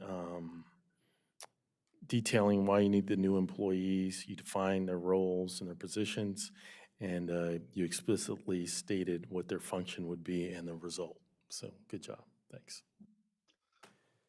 Commissioners Hedrick and Pedowin. My only comment is I agree. I think the 6th position is a good idea. I think the presentation as a whole was very helpful. Gives a lot of good background and support, and specifically for the staff and the Water Protection Fund. I think it was good. I'm fully in support of going forth to the council with the 6 positions. Appreciate the info. And Jason, thank you, Director Sartori. Thank you for bringing boots on the ground. I really appreciate you revising to bring them. And I go with the, with the whole commission to give you more flexibility to choose from when you present it to the council. Thank you so much. I really appreciate, detailed presentation, a lot of hard work from your staff to get this done. And big picture, it's not just this budget, but just really fleshing out some of the key, the water quality piece, the looking at the, your fees, development reviews, special revenue fees, looking at, if it's not working, let's fix it, right? And you have a very detailed analysis that we can go to council and others to present our case. So thank you so much. We're going to take. I really appreciate that, and to just acknowledge that it's not just me or even just the 4 of us sitting at this table here, but our leadership really has put a lot of thought into creative ways to be able to solve some of the even internal things that we're working on, like budget. So we really appreciate everyone who's contributed to this. Thank you. Great. Thank you so much. We're going to take a lunch break and come back at what do we do? Yeah. 1:50? Yeah, we'll be back at 1:50. You good with that, Commissioner? We've got a lot to go. 1:50? Yeah, 1:50. Yeah, we're going to, 1:50. Thank you.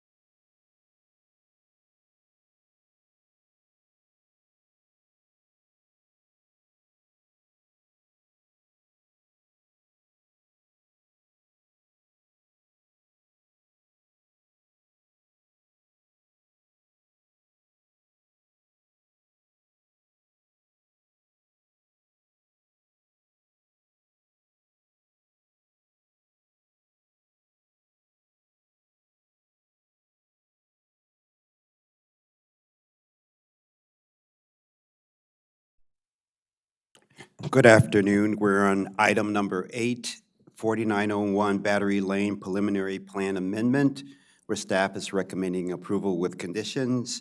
And this afternoon, we have Mr. Gatling with the Planning Department giving this presentation, but I just wanted to note that Commissioner Bartley and I are here at the building, and Commissioner James Hedrick is online. So please proceed. Thank you. Thank you. Good afternoon. This is Saquon Gatling for the record with West County presenting the 4901 Battery Lane Preliminary Plan Amendment. For the record, the project is located in the Battery Lane District in the northern part of downtown Bethesda, and is located in the 2017 Bethesda Downtown Sector Plan area. Looking closer at the property, which is outlined in red on the screen, you can see that it is neighbored by the NIH property to the north and is just northeast of Battery Lane Urban Park.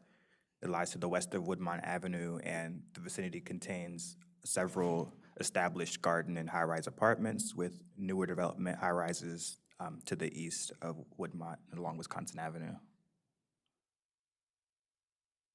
As for prior approvals, the board approved the sketch plan for this property in February of 2022 for a residential development with 15% PDUs and the use of BOS density as well. This was refined in a preliminary and site plan in December of 2022 for just over 416,000 square feet of residential use, up to 372 dwelling units with 15% in PDUs. And the request was for 277,713 square feet of BOS density with an associated park impact payment. And a final forest conservation plan was also approved at that time.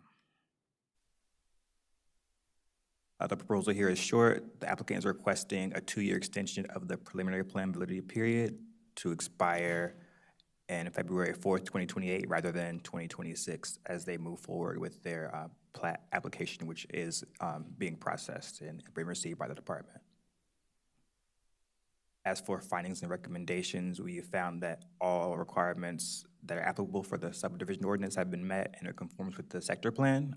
All signage and noticing has been met, and we have not received any community correspondence with the application. And so we recommend approval with conditions as written in the staff report. Thank you. Thank you for your, your presentation, short and sweet. I'm in agreement with approving this preliminary plan amendment with conditions. And it sounds like the applicant is in the final throes of getting their approvals and getting their plat recorded. So any other questions or comments from the other board members? Is the applicant here? Is there anything they want to say? Oh, I'm sorry. You guys are so quiet. Okay, yeah. Well, Mr. Chair, I can tell you it is a generally accepted rule amongst attorneys that if you think you're about to win, you'll probably be quiet. Oh, that's right.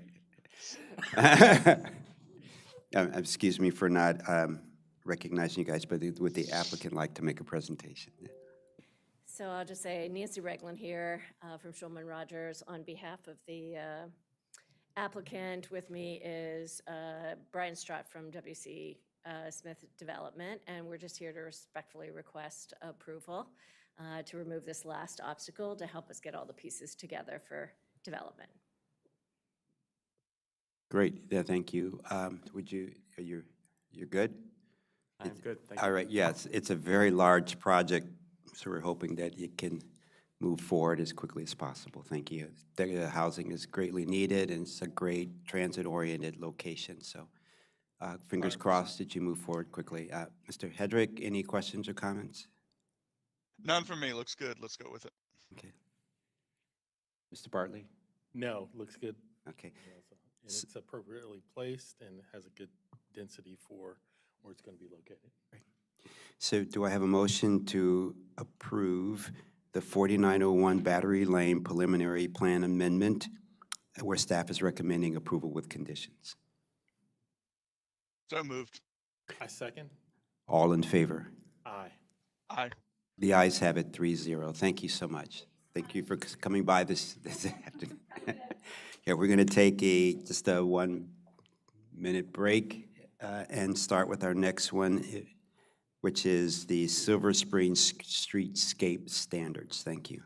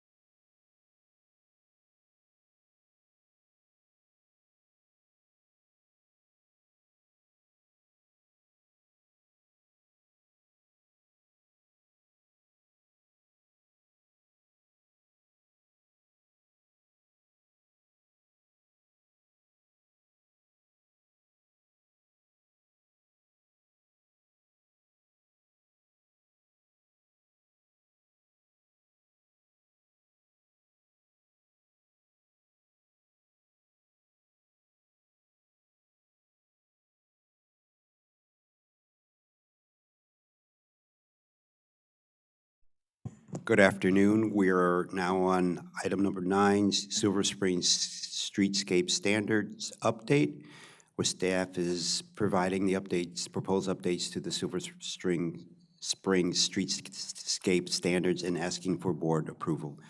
This afternoon, we have Atara Margolis and Tina Schneider presenting the updates to us. Welcome. Thank you. Good afternoon, Chair and Commissioners. For the record, my name is Atara Margolis, and I'm a master planner in West County, and I'm joined today by Tina Schneider from the Environment and Climate Division. We are here to present the final draft of the Silver Spring Streetscape Standards. As the bulk of the work for this effort was completed when Tina and I were both in Down County, we have remained on the project to wrap it up. We'll start with a brief synopsis of what streetscape standards are and why we're updating them for downtown Silver Spring. Tina will cover how previous work on cooling urban streets informed and inspired this document. Then I'll review the unique process for this project, and then together we'll go over an overview of the main objectives of the streetscape standards.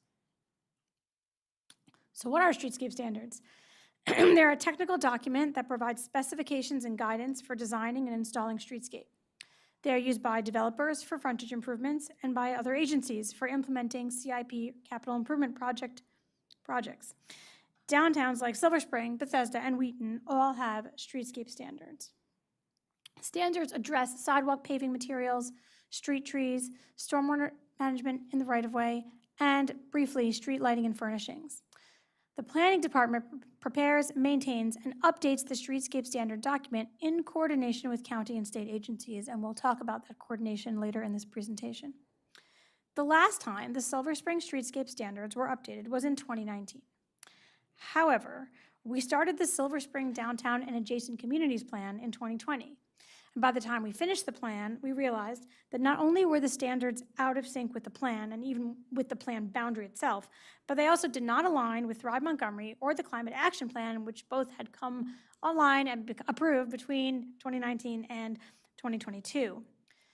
So after the Silver Spring Downtown and Adjacent Communities Plan was approved and adopted in 2022, we started work on the design guidelines and on establishing the design advisory panel for Silver Spring. And after that was complete in 2023, we then moved on to envision what updated streetscape standards would look like for Silver Spring. Just as a reminder, because it's been a while, this is the plan area for the Silver Spring Downtown and Adjacent Communities Plan. And so accordingly, the streetscape standards apply to the streets within this boundary, which covers pretty much all of downtown Silver Spring. So for this update to the standards, we identified several goals. First, we wanted to create a concise and more user-friendly document. We had actually heard quite a bit over the course of the sector plan from the urban district in particular about the struggles they were having with the existing standards, and we assured them that when we got to the end of the sector plan process, we'd be able to revisit. So just making the document more user-friendly was the first goal.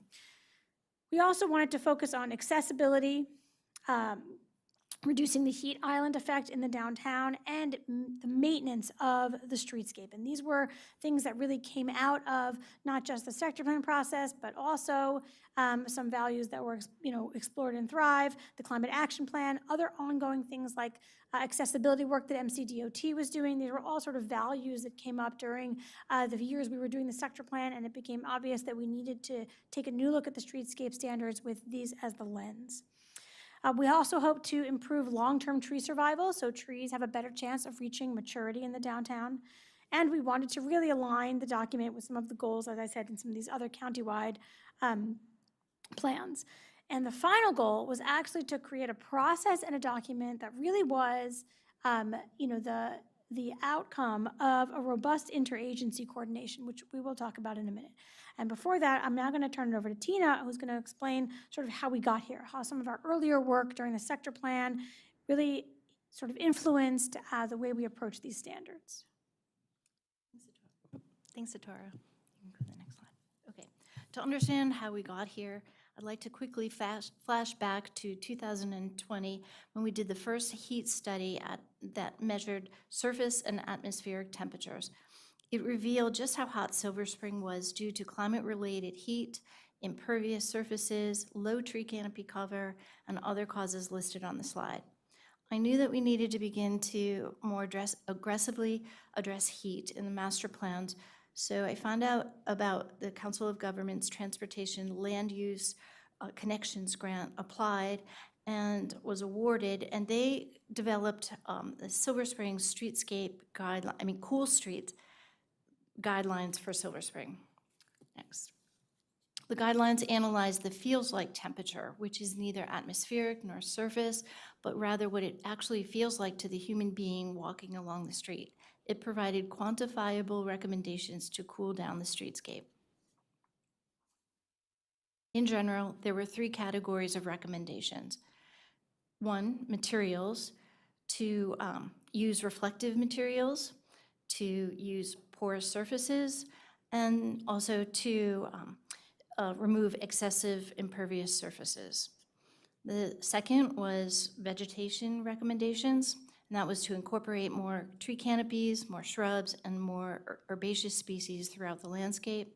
And then the third was to increase shade along public sidewalks and where people gather, and then also to provide shaded seating every 500 feet for pedestrians. Next, Atara will discuss the implementation recommendations, or how we implement it into the streetscape. Thanks, Tina. First, we're going to touch on the process for creating the standards, and then we're going to go through the main points. that all build on what Tina just presented. So as we were getting started with the standards, we did do some engagement. We went back to some groups we had worked with during the sector plan, and we reached out to groups that had accessibility concerns about the pedestrian experience in the downtown, such as the Commission on Aging and the Commission on People with Disabilities.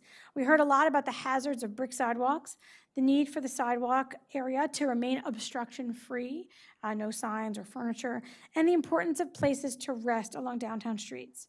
I will say we heard a lot of this during the sector plan, but sector plans don't address things like streetscape materials, et cetera. So we had sort of tabled some of these discussions, but taken note of them and then kind of returned back to them pretty much 3 years later. We also had more than one listening session with the Urban District. The Urban District in Silver Spring is really the steward of the downtown, and they are really involved at a day-to-day level with the challenges of installing and maintaining a streetscape in that area. And so we spent a lot of time listening to them, and the many meetings we had with them helped us generate a list of issues that this version of the standards had to address. And they helped explain to us what was and what wasn't working from the 2019 document, which was extremely helpful. At the same time, we were designing a process for putting together this document that was going to be a little bit different from previous streetscape standard efforts. Standards are different from other planning documents because they get so specific about materials and plantings. And as the planning department, we're actually not the ones installing any streetscape or maintaining it. So there are a lot of day-to-day issues that we just might not be as familiar with. So because this is such a specific document, we reached out to all the agencies that are involved at that implementation level. So Montgomery County Department of Transportation, Department of Environmental Protection, Department of Permitting Services, of course, the Silver Spring Regional Services Center and the Urban District. And then, of course, we reached out to State Highway Administration because we've got Georgia and Colesville and other SHA roads in the plan.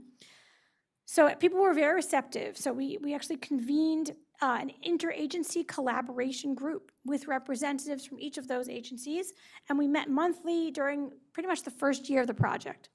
We also then asked each agency to provide us with the names of subject matter experts within their agency that would be willing to work with us in small groups on topics such as trees, paving, and stormwater management in the right-of-way. And so we had these larger working groups meeting every month, and these smaller groups really meeting as needed while we worked through all the issues related to each topic. We also just collaborated the entire time very closely with the Urban District. They were really a great partner, and they really wanted this document to be updated, and they spent time with us in the field. They sent us zillions of pictures of things that were going wrong, and then some things that were going right, so we could really understand the different issues. And we really tried to troubleshoot with them and think about how can this document be a more nimble document going forward and help them from a process perspective as well as, just helping them pick tree species and materials that make sense. Then after we did all that, of course, we had a draft and we sent it back through all of those agency partners for review. And so here you can see the schedule and sort of how it took us 2 years to get here. We started this project in the summer of 2023 after all the other Silver Spring work was done. We did that engagement in the fall and started that series of interagency working meetings. By the time it was July 2024, we had gathered enough information to put a draft together, and then it took the bulk of 2025 just to work through an agency review and comment period. We really wanted everyone who contributed to look at the part of the document they contributed to. We had lots of mini meetings to make sure we were all in alignment, and then we wrapped up the document, and here we are. So now, one of the things we're going to do is just go through at a high level the key goals of the document and some of the technical elements that are going to help us achieve those goals. So one of the major goals, as I mentioned earlier, is accessibility. And this is helping to align our streetscape design approach with both the pedestrian master plan and also with MCDOT has recently issued accessibility guidelines. And so we had actually they had done a pilot for those accessibility guidelines, and they focused on Silver Spring, and it was during the sector plan process. So we had like an early look at what that was going to look like, and we were able to pull some of that in here. It actually aligns with new federal guidance as well on accessibility and sidewalks. So some of the big things that the standards do is They make, and this is building on the Complete Streets Design Guide, of course, looking at the zones that are within this part of the right-of-way. You have the street buffer, which is often where the trees are planted. You have the sidewalk or the pedestrian clear zone where the people move, and then you have the frontage zone, if you have one, which is the space between where the people move and the front of the building. And so it's actually important to make a visual distinction between those zones for people with vision disabilities. It also helps keep signage and furniture out of the pedestrian area. We also made a big change in paving material, and this is something that really came out of the pedestrian master plan work as well as MCDOT's work. Now, right now in Silver Spring, we've got one kind of pavers where the people walk and a different kind of brick pavers on the side zones, and we are switching that now going forward to poured in place concrete where the sidewalk is, where the people move, and actually concrete unit pavers, which will still give a little bit of a paver look. They're just much easier to replace and they're cooler, which we'll talk about. And so now we've got this visual contrast. We have a delineation that helps to keep obstructions out of the way, and we are getting more accessible materials. We heard so much from pedestrians and from the urban district about how challenging the bricks are from an accessibility perspective. So this was really a big change, but I think it's going in the right direction. I'm building on something that Tina mentioned earlier.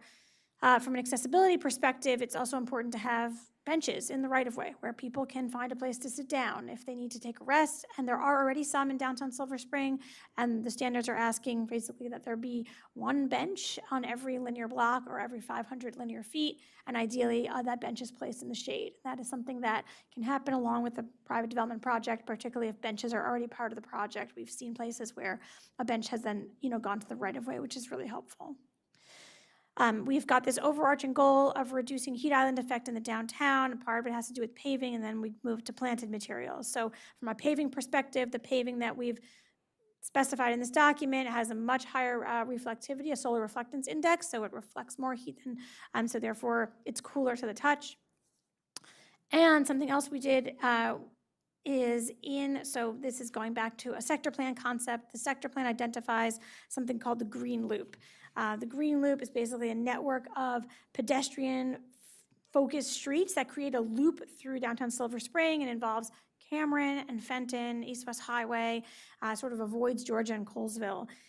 The sector plan has a goal and a recommendation actually, to make those streets as cool and green as possible. And so for the street buffer, that area between the sidewalk and the curb, instead of regular concrete unit pavers there, on a green loop street, if a new project is coming in or a sidewalk improvement is happening there, that there is actually a permeable unit paver that's very similar. And we talked about this with the urban district, and since it's a relatively small area, they were willing to give it a shot. So hopefully we'll see that happen at some point. And I want to just point in the direction of this image. So this image looks pretty sort of boring, and you wonder why I put it here. This is actually a segment of Georgia Avenue that the urban district, for a variety of reasons, had to redo during the development of this project. And they chose, even though we hadn't finished dealing with material selection yet, they said, we've already learned from this process that we want poured in place concrete where people walk. So they went ahead and did this themselves during the project, and it demonstrated, I think, how on board they were with the general direction that we were going in. And so it was just they sort of were proud of this, and they called us right afterwards and said, here, we're showing you these pictures. We redid the sidewalk. We learned from this experience, and hopefully this will help this part of the sidewalk be more comfortable. Tina's now going to talk about how we use trees and plants to achieve some of these goals. So trees were dying in Silver Spring due to extreme heat, inappropriate soil volumes, species selection, and diseases. So we revised the individual street tree lists based on what's happening on the street itself. So was there shade there? Was there overhead wires? Were there existing species that were no longer suitable for the conditions of the site? And we also provided guidance on how to expand and maximize the soil volumes and improve planting methodologies. And finally, we separated the stormwater management systems from the actual tree planting beds to allow for the trees to reach maturity without the routine maintenance, which often results in the trees being cut down. We introduced climate resilient elements into the street. And that kind of changed the physical look of the street. So we added unique species that are suitable to the site, but we're introducing new species to the street. So instead of one street maybe being all willow oaks, it's going to have a mix of different species. And so it will change the physical look, but if there's a disease that attacks the trees or an infestation of insects, or this trees are intolerant for some reason of the existing conditions, we won't lose the entire street canopy. We then provided a list of native understory and perennial suggestions for areas where trees can't be planted. And in response to the business community's desire to beautify the planting beds, we provided a list of appropriate native perennials and spacing. And now Atara will talk about street maintenance. And so our final goal was to design a streetscape that's easier to maintain. And this, again, came out of our conversations with the urban district. They have a limited budget for maintaining streetscape, and if they are spending a lot of money replacing bricks, then there's less funding for other things. So it went to replacing those pavement materials, which we already talked about. But another thing we did is we helped them come up with sort of a process for them to figure out what to do when they can't get the tree species that's in the document. So as Tina was talking about, we have first, second, and third choices. There's a level of flexibility. We address what to do if the tree isn't doing well, how to make decisions. Previously, they were hiring consultants every single time they came across an issue like that, and so we are hoping that we will be able to give them a little more guidance so the money can go a little bit farther. And so that was really one of the big goals. And a last thing is that as streetscape standards tend to be, more of a living document than something like, a sector plan or something like that, we are planning to take a look at the master tree species list every 5 years or so and pass it around to our partners, because things like what species are doing well in a certain area at a certain time change. Sometimes we end up with too many of a certain species in the downtown, and then we don't want to recommend planting anymore for all the reasons Tina just mentioned. So we're hoping we can do that, and that will maybe help the document be a little more nimble and won't require us to fully update everything, quite so often. And hopefully it'll last longer. And with that, that's our final goal we want to cover. I will add just one thing. There's one more edit in the document that we missed when we posted it. We do reference the new planning and MCDOT lighting guidelines, but now they're actually approved and they're online, so we will be just adding that link to the lighting, this very short paragraph we have on lighting in the document. But that's on page 72 of the document, I believe. But that closes our presentation, and we do ask the board to approve these streetscape standards so they can begin to be used. And of course, we're happy to take any comments or questions. Thank you so much, Commissioner Bartley. He had his hand up first. Yep. So I'm intimately connected with downtown Silver Spring. I lived downtown Silver Spring beginning in 2002 and have a business there now since 2008. And every time there is a new development that is put into place, the outstanding design of the sidewalks, streets, and canopies is outstanding and an improvement. And I look forward to the full implementation of this streetscape standard and your continued beautification of downtown Silver Spring. My one concern is at the intersection of Fenton and Wayne heading south. It seems that on Fenton, it has escaped the development and the new standards. And I was wondering if there's going to be any initiative to improve that area. And it's where the county library is. And so on the eastern side of Fenton, and then heading down towards Tacoma, is it Tacoma Park Community College or Montgomery College, Tacoma Park? That area seems to be lagging behind. And also on Georgia Avenue, approximate to Fenton.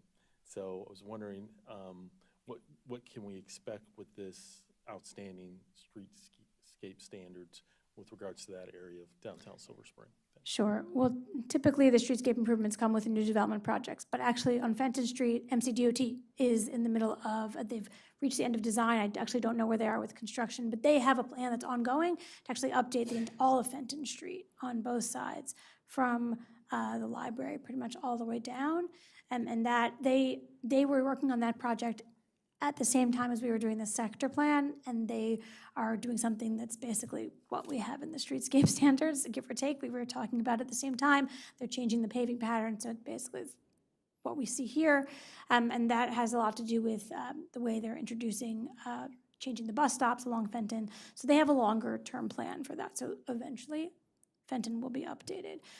Everything else usually comes with either a CIP project for MCDOT like that, or sidewalk improvements as part of a new development project. So once this is approved, new projects coming forward will have to use this document when they're designing their frontage improvements. I will say that even some projects that are ongoing now, they knew we were changing things in this document, and they were calling us to say, can you just help us? We know this is about to be updated. What do you want to see with regard to this or this? So, I think people are eager to, move on to the next version of this. And as a compliment to you all, where the old Parks and Planning building used to be, the development and the streetscape standards that you all implemented there is world-class, and it's beautiful, and it's peaceful, and it's safe to walk about that area. You guys did an outstanding job there. I want to add to the Fenton design, because you had mentioned on the eastern side, Philadelphia and Fenton, that intersection, it's very unsafe right now. And so the modifications are going to make it much more safe. There's going to be bicycle lanes, stormwater management, and lots of trees. So it's going to be very beautiful. Yeah. Thank you. Great questions and compliments. So Commissioner Hedrick, any questions, comments? Nothing really to add. I thought this was really good. This looked great. I thought I appreciated the multiple different types of trees that you mentioned, both in the presentation and in the document, to sort of address things like Dutch elm disease and stuff like that, that we might find. I thought that was really good. I thought it was really well done. I think it's gonna look great, and I appreciate sort of the upgrading the standards in the very straightforward way that it was set out to sort of do the streetscape improvement. So well done all around. I think it was great. Yeah, thank you. And I really also appreciated your engagement, with the interagency, in the agencies, so the interagency coordination, and that's so important to get it. It's not just what we want, it's just, some buy-in for others, because some people are, they have their DOT knows some things that we don't know, we know some things they don't know, and putting it all together and using our shared experiences. I thought that was really great, especially around using bricks and sidewalk. I mean, that always, it looks pretty initially, but there are accessibility issues, and we're really about making our places, riding, biking, rolling, for accessible for everyone, right? So everyone. So I'm glad, happy that you put that level of detail into that. So thank you so much, and we hope that these are, it's a guiding document, and that it's used often, and then as developers move throughout the whole downtown Silver Spring. So thank you so much. And when we do I have a motion for approval of the updated Silver Spring streetscape standards? So moved. I moved. I will second. Oh, it was a special song too. all in favor? Aye. Aye. Aye. Aye. The ayes have it, 3-0. Thank you. We're just going to take a couple-minute break and go to our next item, 12 ZTA 2513 Omnibus Revisions, Clarifications, and Corrections. We're planning. Staff is recommending the Planning Board transmit comments to the District Council. Thank you.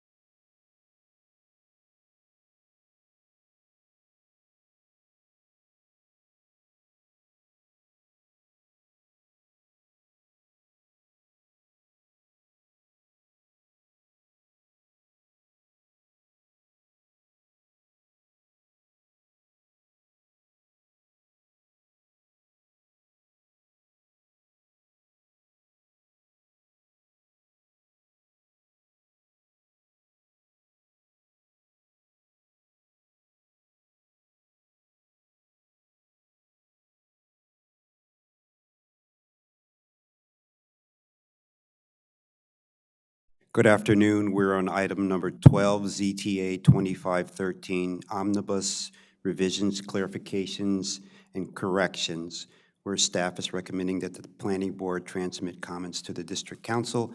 And this afternoon, we have Ben Berbert presenting this item. Thank you, and welcome. Thank you for that. For the record, I am Ben Berbert with the, I always get this wrong, the Design, Placemaking, and Policy team, bringing before you the ZTA 2513. As the chairman said, staff's recommending that the planning board support this ZTA with some revisions, which we will discuss, primarily focused around the outdoor storage use that is part of this omnibus ZTA, but we will get to that a little bit later. As the background, this ZTA was introduced back on October 14th, and it came co-sponsored from council members Friedson and Fanny Gonzalez. A public hearing is scheduled coming up on November 18th, 2025. Omnibus is probably something I don't know if any of you have seen before. We do one of these every 2 to 3 years. It's meant to be a package ZTA that pulls together a lot of small items that may not feel like they're worth having their own ZTA for, and so they just sort of package them together. Sometimes it's called technical corrections, sometimes they're called cleanup. This one in particular being omnibus, there are a couple of policy implications built in with this one. Sometimes they don't have that. But that was sort of the intent of why this is brought together as a package deal. There are a number of changes that are being proposed by this ZTA, including clarification of the conditional use standards for townhouse living, clarification of the amount of non-residential development allowed in a commercial to residential reconstruct, some technical corrections that still need to be cleaned up about when we switched over to using the term expedited approval plan, and that some of those other plan types were not scrubbed from the zoning code, and stating a 30% maximum gross floor area limit on household living uses and employment zones, removing the minimum leasable area square footage requirement in regional service shopping center overlay zones, and to expand the definition of outdoor storage and apply accessory structure setbacks to a whole host of sort of vehicles and other large objects, which we will discuss later. I'm kind of going through them in order as they appear in the ZTA. So the first one is the cleanups around the townhouse living use standards.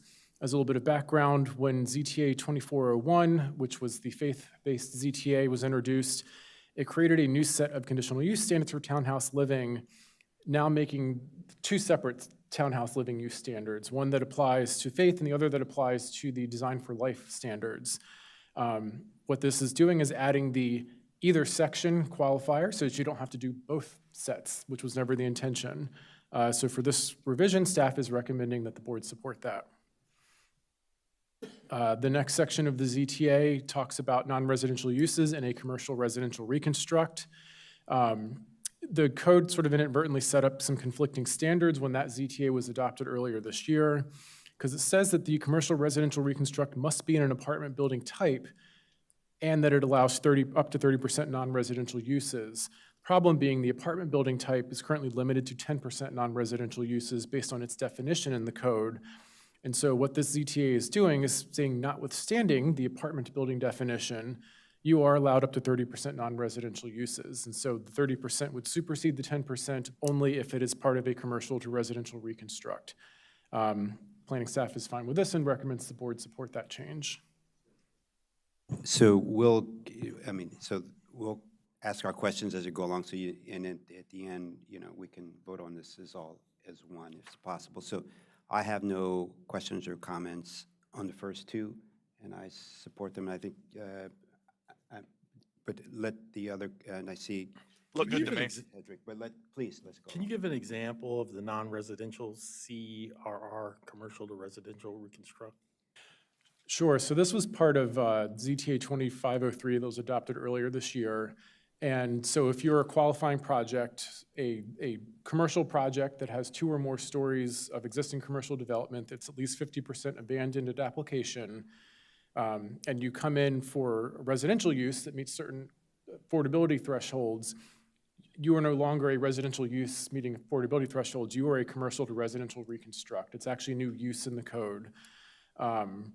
And so we're trying to encourage the reuse of our aging office buildings primarily, but also two-story retail centers could qualify for this. Through this, it's basically a housing policy. But as part of it, there is some desire to have a mixed-use component still in these reconstructs. And at the time, 30% was sort of the number everybody picked. And what this is sort of realizing is, oops, apartments can only have 10% non-residential. And so that's sort of the history of what the use is and what we're trying to promote. So currently, the law says an apartment building can't have more than 10% non-residential. Correct, and that's in conflict with the use that allows 30%. Perfect. Okay, thank you. And then in the commercial to residential, those projects also got pilots. So the pilot would be on the only the residential piece of. I'm just out of curiosity, or we don't know, or we can ask me later. Robert Cronenberg, for the record, I don't think we know that yet. Okay. Right now, our responsibility is to set it up to where they qualify to go through the expedited process, and then based on that, they'll have to work with the Office of Finance at the county to determine the pilot. Okay. Okay. Great. Thank you. Okay. Continue. All right. The third component of this is ETA. For the mixed income housing community plan. Also as part of ZTA 2503, it created a new plan type called the expedited review plan. And what this was a consolidation of the mixed income housing plan, the biohealth plan, the signature business headquarter plan. We'd started creating all these different plans that all did the same thing. It shortened the review time, sort of from intake all the way to approval and post-approval process. And they were effectively identical to each other. And so to clean up the code and not have all these different plan types that we had to manage, we came up with the new expedited plan type. And we thought we did a good job scrubbing the code for any references to these old plan types, but missed a couple of references that were still talking about mixed income housing communities, and then obviously sending you to a section reference that didn't exist anymore. So this has found those last areas that had happened, and it replaces them with the correct reference to the expedited review plan. And so we recommend support of that. The next change by the ZTA is a change to the employment zones, reinstating a 30% gross floor area for household living uses in the employment zones.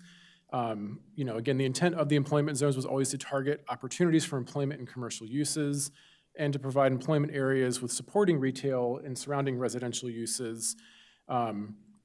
Without having some sort of cap here, the problem that was becoming apparent is you could end up with 100% residential development in an employment zone, which is not really an employment generator anymore. I think the most important thing staff wants to note with this does not impact the mixed income housing or the residential reconstruct that we talked about, because those are actually part of group living, and they are not actually part of household living. And so we still have the ability to do some of these income-restricted residential developments in the employment zones, not being subject to the 30% cap. This would really put 30% cap on for market rate-driven projects in these employment zones. And so trying to strike that balance of figuring out what the best use of these zones are, staff is supporting this change. I do have a question. Are employment zones also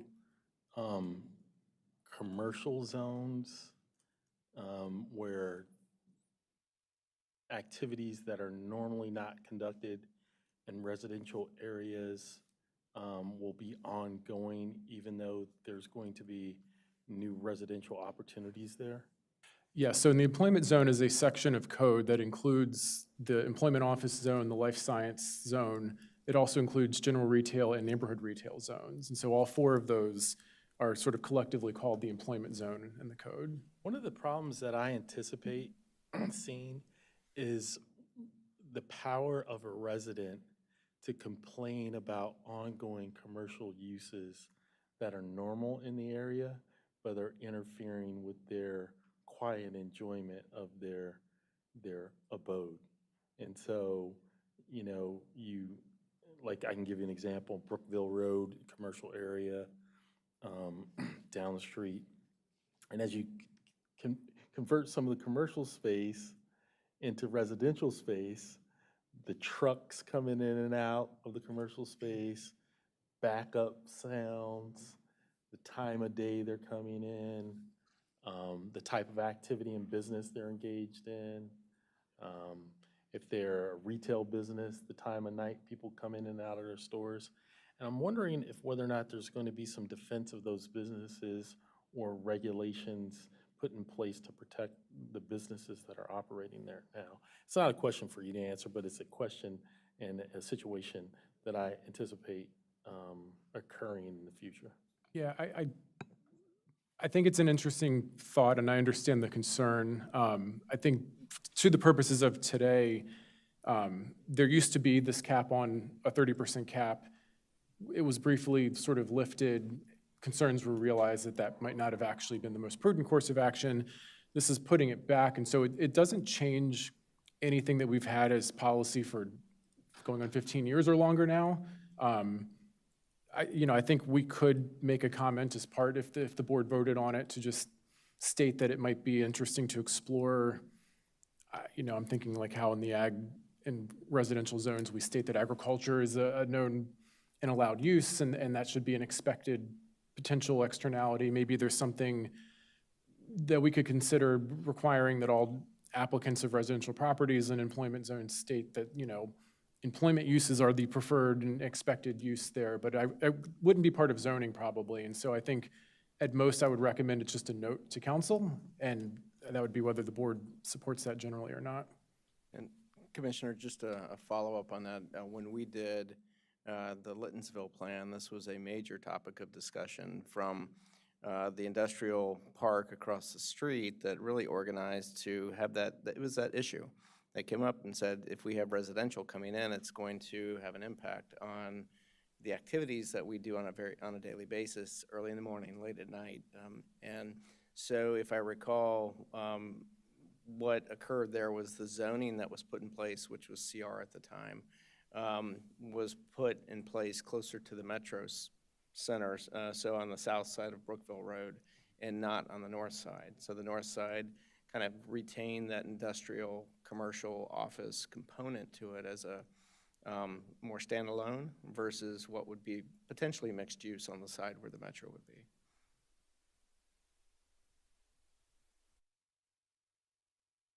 Good, you're good? Okay. Turn the mic back on. Moving on to the next section of the ZTA, it discusses regional shopping centers.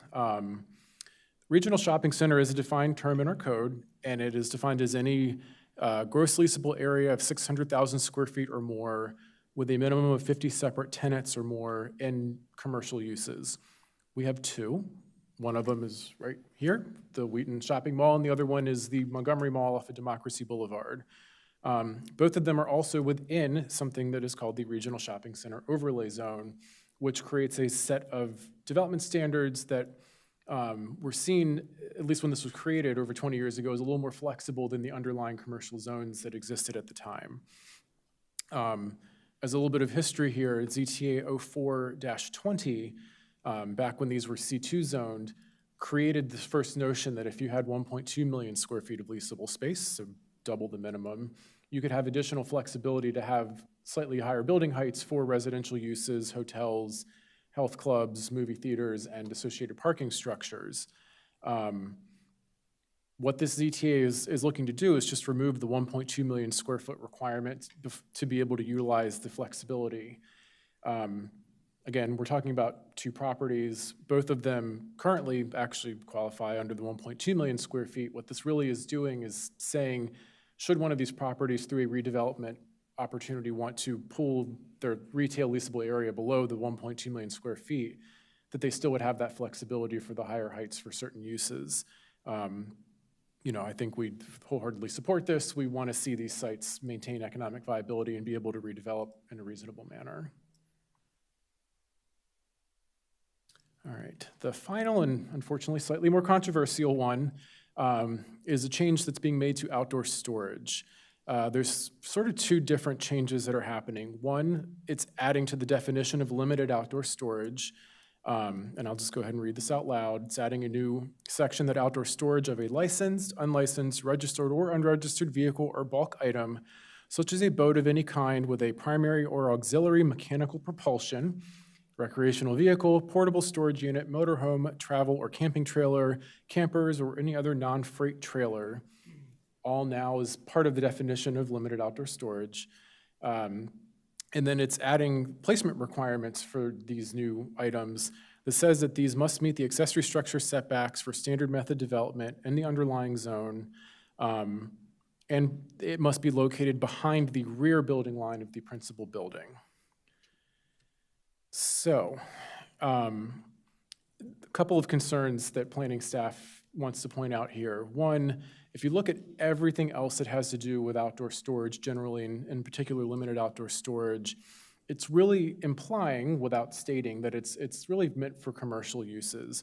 It's the storage of vehicles waiting repair, or the storage of materials in boxes, crates, or pallets, or of outdoor building and garden supplies for sale, or of fleet vehicles, or of vehicles, boats, and RVs at a storage facility. So the first thing planning staff did was reach out to council staff to say, does this really apply to residential uses? And they acknowledged the section doesn't feel like it, but in consultation with DPS, it can and would, particularly now that we have a definition that might apply to residential uses. I think planning staff, for clarity purposes, really wants to go into this section and be clear with residents and future inspectors that this does apply to personal property. And so we do have a couple of changes for this part of the ZTA. One going into the applicability section of Division 6.6, which is the outdoor storage division, to add or personal property, because really that's what a lot of these things are that were described in the definition. And then in the definition of outdoor storage, it's proposed for amendment to say that outdoor storage on a private residential property of all those items listed, because really that's what those items listed are for. So this is sort of the first part of what are other changes that I wanted to get to, but I want to pause here to see if there's any questions about making sure the intent is clear before we talk about the implications of the intent. So we're going to talk about what zones this would apply to second? Indirectly, I'll go ahead and go to the next section, and we obviously can spend lots of time chewing through this, because I think there are some concerns. You can explain why this came up. Has it been people parking these in residential communities next to Rome, and there's been people have been complaining. I mean, do you know why this has come up? My understanding is council has received complaints from citizens about these sort of things, boats, RV trailers, whatnot, being parked in driveways of neighboring properties. And the residents have looked and said, wow, these things are bigger than sheds, but we don't give them setbacks like we would give a shed. I don't. Okay. That's the reason that this is here. Now, we can debate whether this is good policy. This is interesting. So it's for registered, unregistered vehicles, like a 57 Chevy that's on blocks sitting in front of your house. Or a 2024 Honda CR-V that you drove to work today.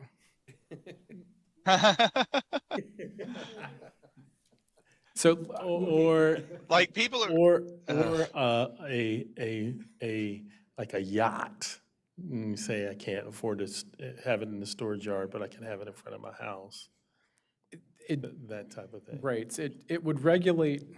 So right, as it's written, it regulates licensed or unlicensed, registered or unregistered, and again, all these different types of vehicles. Again, I think as planning staff, I think we understand the sentiment of the problem that some of these might be very large, and again, to the complaint that we understand that was fielded, larger than a shed, and so why are we not treating them as such? Right. The problem is, as it's been written, it's way too restrictive in our opinion, and really what jumps out is the two things, having to be behind the rear building line and having to meet the accessory structure side setbacks, which is usually 5 feet in our residential zones. And the problem being, particularly in R60 and to some extent R90, there's nothing in the code now that says you can't build a driveway to the property line. My R60 zone property, my driveway is on the property line. And you know, I live in Rockville, I don't have a conflict of interest here, but it's the same zoning standards. As written, a vehicle, licensed or unlicensed, this would include private, personal SUVs, cars, light trucks, the daily workhorse of vehicles, and it would require you to not only have that 5 feet off the property line, but it would also have to then be behind the house or in a garage. And I think in most of our R60 and R90 zones, this is not practical. Everybody is parking their vehicles there. And so Yeah. May I ask a question to clarify that? Sorry not to interrupt you in the middle. If you Sure. had something else to say. So nothing that I'm seeing in this, and I was trying to look at it and trying to tell, nothing prevents you then from putting it on the side, on the public street, does it? Like this is only talking about putting it on, like you said, the driveway or, you know, putting it behind. Like if you had a boat or you had an RV, there's nothing in here prevents you from like putting it on the street, right? Like street zoning would not speak to what's Affect allowed that. in the right of way. My understanding is these larger vehicles may also not be allowed in the right of way per some of DOT's regulations, but smaller things could be. But like for a residential area, like street parking side that's unmarked, like that is covered under DOT's code of right of way. Yes. Did we have something like Okay. that a year or so ago about something parked on this house?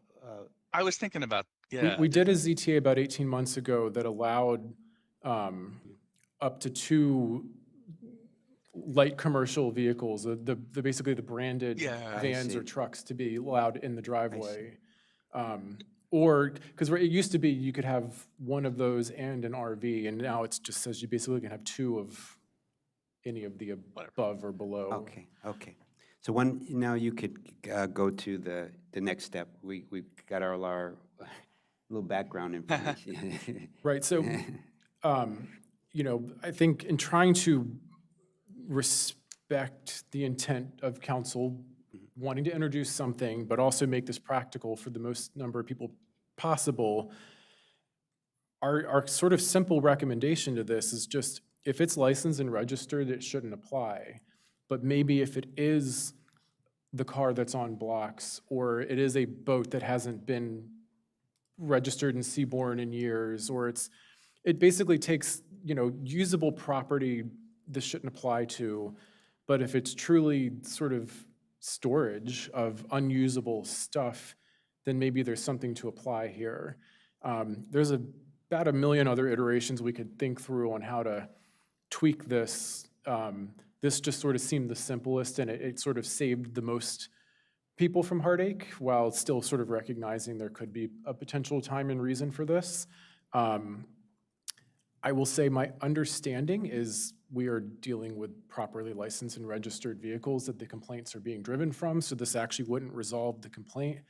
But as planning staff, I think we're also cognizant that this might not be a complaint that this is an appropriate way to deal with. And so that's why our recommendation is to keep some semblance of their intent without making this sort of prohibitive for most people. But obviously, if the board has other opinions or wants to discuss other alternatives, I'm happy to go through that. From my own personal experience, I know people who have been penalized by the Department of Permitting Services with regards to storing registered vehicles on their property in certain zones. And my only concern is unregistered vehicles and the potential for them to be stored in their front yard, in the front foot setback or front foot benefit, and that there's going to be an abuse of it. Because, I mean, unfortunately, I know neighborhood near Wheaton High School where everybody parks functioning cars and non-functioning cars on the sidewalk and in the front foot benefit, impeding it. And so I'm concerned that a regulation like this would lead to the abuse and obstruction of sidewalks, yards, and then also the community standards with regards to storage of vehicles, and the look and appeal of the community will be negatively affected by having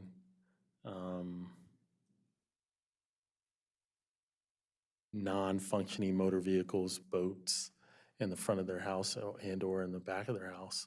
And I know that sometimes the appearance of the outside of the house affects the overall value of the house on the fair market. And so loosening the standard like this, I think it will have a negative impact on neighborhoods. So I actually would argue this is a tougher standard than what exists today, because right now there's no standards on any of this. They can, you park whatever you want on your property, in your driveway, whether it's in front or behind the front building line of the house. And unless it's creating a public health hazard, like somebody can document that there's rats living in it, then it remains. Our proposal here is to say that the unlicensed and unregistered things still should apply to the setbacks that the council's proposing, which would be, it needs to be behind the rear building line of the house and off the property line, but that you could continue using licensed and registered vehicles in a driveway like you would today that might be in front of your house or along the side of the house. And so I think this sort of combination recommendation of what council's proposed with our amendments actually is stricter than what actually exists today. And so I wouldn't call it a loosening of standards necessarily. I actually think it implies standards that don't exist. Yeah. Overall, if they want something from us, I think your compromise language about unlicensed or unregistered vehicles is reasonable. But I think if I had my, if I had my preference, I would go back to the council and tell them that setbacks and zoning regulations are an inappropriate way to deal with this problem, if it's a problem. Like, I don't know if this is the way to do it. Like, what's the enforcement mechanism of not being far enough on the setback? Is there, this isn't like a ticketing situation. Like, if you park your car and you cover the sidewalk, you can get a ticket. There's an enforcement mechanism. This is a setback requirement for where you park a vehicle. Like, I don't think this is like the appropriate way to deal with this if it's a problem. But that's. Yes, this would become an enforcement from DPS measure, which would be driven like most enforcement from DPS and probably rely on complaints. It'd be a complaint-driven enforcement. Yeah, this is not something like the Department of Transportation, like, or I'll use Rockville as an example too, since you and I both are there and we don't have to conflict out. But they have community enforcement, which will ticket you if you're parked inappropriately or the wrong way or cover a sidewalk or something. This is not that, and this is not, in my opinion, the way to enforce that. This is just the way if this is a problem you feel like solving, I don't think setback requirements for a vehicle or something is the way to go about it. If it were just me, I would recommend sending them back, not necessarily a change to the language, although I think the change to the language is reasonable if that's the view of the rest of the board, but that this is an inappropriate way to deal with the problem and it should be dealt with in some other form of like code. So this is, I don't know all of their intent, and behind the scenes. I think that they asked us to comment, to review, and we reviewed and we made it. I don't mind us putting in the letter, something Commissioner Hedrick, but is how will this be enforced, or is this the right enforcement requirement? Is it the right mechanism for enforcement? Right. Yeah, I think I'd appreciate something like that in the letter. I just really don't think this is the way to go about it. Okay. But I'm like you, and I agree on staff's recommended language. Yeah, I think the recommended language is fine if they want something. Okay. Mr. Bartley, you, okay. Okay. Like all ZTAs, a climate assessment was performed for this ZTA. being that this was effectively 6 CTAs in one. That was a fun climate assessment to process through, but we got through it, thanks to help from members of the audience. About half of the ZTA, we just determined there was no impact. It was technical clarifications, and so we didn't really focus on those parts. We were really focused on the changes to the regional shopping center overlay zone, changes to the percentage of household living and employment zones, and the changes to the limited outdoor storage, as we just discussed. We saw a myriad of impacts, both positive and negative, but on balance, they were slightly positive associated with the RSC overlay zone because, again, it's promoting mixed-use development, which I think is something we like. There were both positive and negative, but slightly more negative associated with the household living changes. It's really hard to determine how many applicants would even want to take advantage of more than 30% household living on a site. And if, really the benefit is from mix of uses, and so if it goes all the way to full residential, you lose the benefit of mixed use. If you don't allow enough residential, you lose some of the benefits of mixed use. And so we saw it as a slight negative overall. And obviously the limited outdoor storage, from a climate standpoint, having to find somewhere else to place all of these things would create a lot of new impervious surfaces with all of the negatives from heat island, extra runoff, loss of green area. And the climate assessment sort of mirrored what staff presented earlier and recommending an exemption of the licensed and registered vehicles, because that would kind of exempt about 95% of the problem that we saw by making that change. So in conclusion, planning staff is recommending the board transmit a memo, generally supportive of this omnibus ZTA, but with the revisions we talked about, which in this case would be to go with staff's preferred language for outdoor storage, but also note concerns about whether this is the actual right mechanism and how enforcement would be handled. So that concludes my presentation. Thank you. Thank you for going through that. Always, very, very detailed analysis, so we appreciate that. Yeah. So do I have a motion to approve, to transmit planning staff's recommended changes to the district council, including in the transmittal letter what Mr. Burbert said about, is this the right mechanism? Yeah, move to send the letter with the comments and updates we made today. A second. All in favor? Aye. Aye. The ayes have it 3-0. Thank you so much. We will just take a 3-minute break, 3 to 5 minute, and then start with our last item of the day, the Clarksburg Town Center Weiss Filling Station Preliminary Plan, Site Plan, and Forest Conservation Plan, where staff is recommending approval with conditions. Thank you.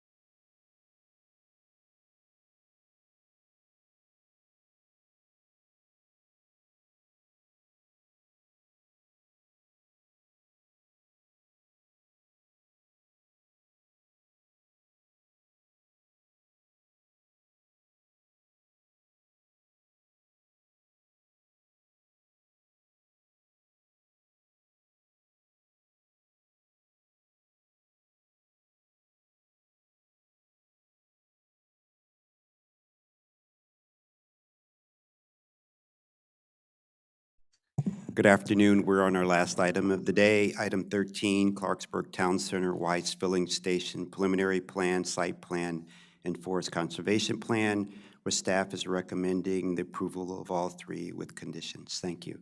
And this afternoon, we have Mark Beal from the Planning Department presenting this item. Welcome, Mr. Beal. Thank you. For the record, Mark Beal, Up County Planner.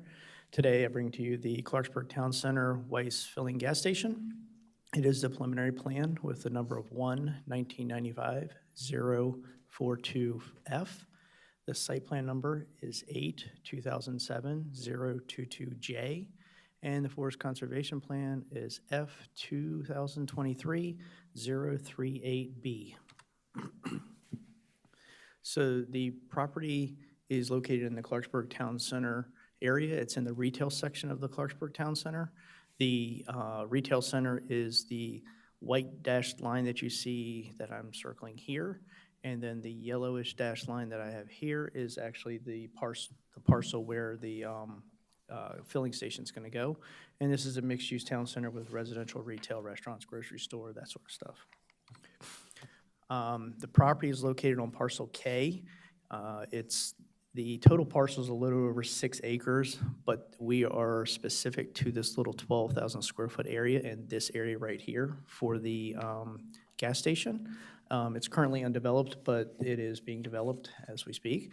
And the main entrance for the gas station is over here off of St. Clair Road in this location here. So the amendment for the preliminary plan and site plan, it basically is bringing in the conditional use the filling station use into the application. The Office of Zoning Administrative Hearings, OZA, they approved the conditional use for the filling station in May of this year. It included 3 fuel pumps, which is 6 positions, 1 on each side of the pump, and then a single person kiosk with a canopy, and staff is recommending approval of that request. And the applicant had requested a removal of the UPP, which staff is not in support of. So I do have a couple of corrections and clarifications at this time. On condition number 6, the site plan, I had put the highest point for the kiosk and the canopy at a much lower height than what it was on the approved conditional use. So that's why these numbers change. It's not because anything changed. It's just we want the site plan, preliminary plan, to match what was approved by the conditional use. You can't have apples and oranges. Everything needs to be the same. So it's basically to match that. Same thing on page 9. The hours of operation, again, the hearing examiner approved 4 a.m. to 12 a.m., so we just want those conditions to match on this also. So as far as transportation, the transportation adequacy was done at the time of the conditional use, and so really there's no changes to that. They're still within compliance of the law, so there's no issues there. They're meeting the requirements of Chapter 22A for Forest Conservation Law. The really only reason for the amendment for the forest conservation is to bring in the use and the pumps into that plan, and there's no easements or conservation easements that are affected by this application. So all posting and notification requirements have been met. Staff received 1 email about a concern with decreasing in the commercial square footage. We replied to the email that no, the square footage is not being decreased, and that was the end of that email chain. And so the site plan and preliminary findings, it's in conformance with the Clarksburg Master Plan. All public facilities, APFs have been met, and it complies with Chapter 59 of the subdivision regulations, Chapter 19 of the stormwater management regulations, as well as Chapter 22 of the forest conservation and Chapter 59 of the zoning ordinance. So staff is recommending approval with conditions for both the preliminary plan, the site plan, and the forest conservation plan amendment. Thank you for your time. Staff's here if you have any questions, as well as the applicant. Okay, thank you so much. Mr. Beal, would the applicant like to make a presentation? Yes, really briefly. For the record, my name is Kate Cubitt. I'm with Elm Street Development. Thank you all for letting us sit in front of you today. Really quickly, Clarksburg Town Center has gone down a very, very long road. The first preliminary plan was approved more than 30 years ago. So for those of you who have been working on the project, it's been 30 years, and this is the last stop. Fingers crossed, I'm really hopeful. Knowing this, we've been really hard at work in parallel to trying to get this conditional use and these plan approvals to getting everything else lined up so we can start Clarksburg Town Center after we get this approval. And we are set up to do that. With me here today is Jack O'Hara. He's with Weiss, so if there's any questions for him, he's more than happy to answer any questions that you might have. But we are ready to go very soon after, within the next few months after getting this approval, and we hope to do so. With that, we've got some multifamily buildings that we're looking to construct, and there's a lot of headwinds in the construction world, especially with multifamily. Construction costs, rent control, and some fees, which Bob will get into in a moment. But in general, pending no unforeseen issues, we look to get started in the next few months and hope to be open for business in the next few years, which for a lot of folks in Clarksburg Town Center is a few decades too long. So we're very excited, very happy, and here to answer any questions. Thank you. We did want to call attention to one issue that you're not going to have to address today, but it's a similar message to what another client of mine and I brought to you a few weeks ago, and that has to do with the UPP requirement for some projects. It's not an insignificant amount of money, and as Kate just mentioned, multifamily projects, as some of you who do development are aware, are facing headwinds. And so the irony here is that this project, when it was originally approved, was before the UPP. There was no requirement. They passed the school test for 1,300 units. Later on, they decided they weren't going to build the full 1,300 units. They shrunk it to 1,200 and some, and then, ultimately got approval for 1,295.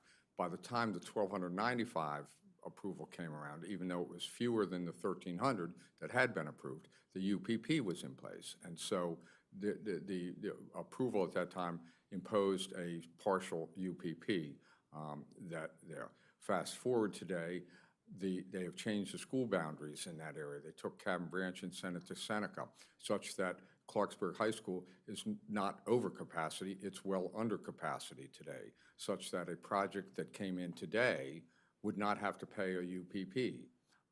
But ironically, this one approved previously within the same school system and still capacity is slated for a UPP. So again, because of the strong desire to get this project moving now, we're not going to press that issue today, but we do think it is something that the board needs to address in the future for at least these two projects and maybe others. It's just not fair to pay a tax when this capacity exists, we think. So again, you don't have to address that today.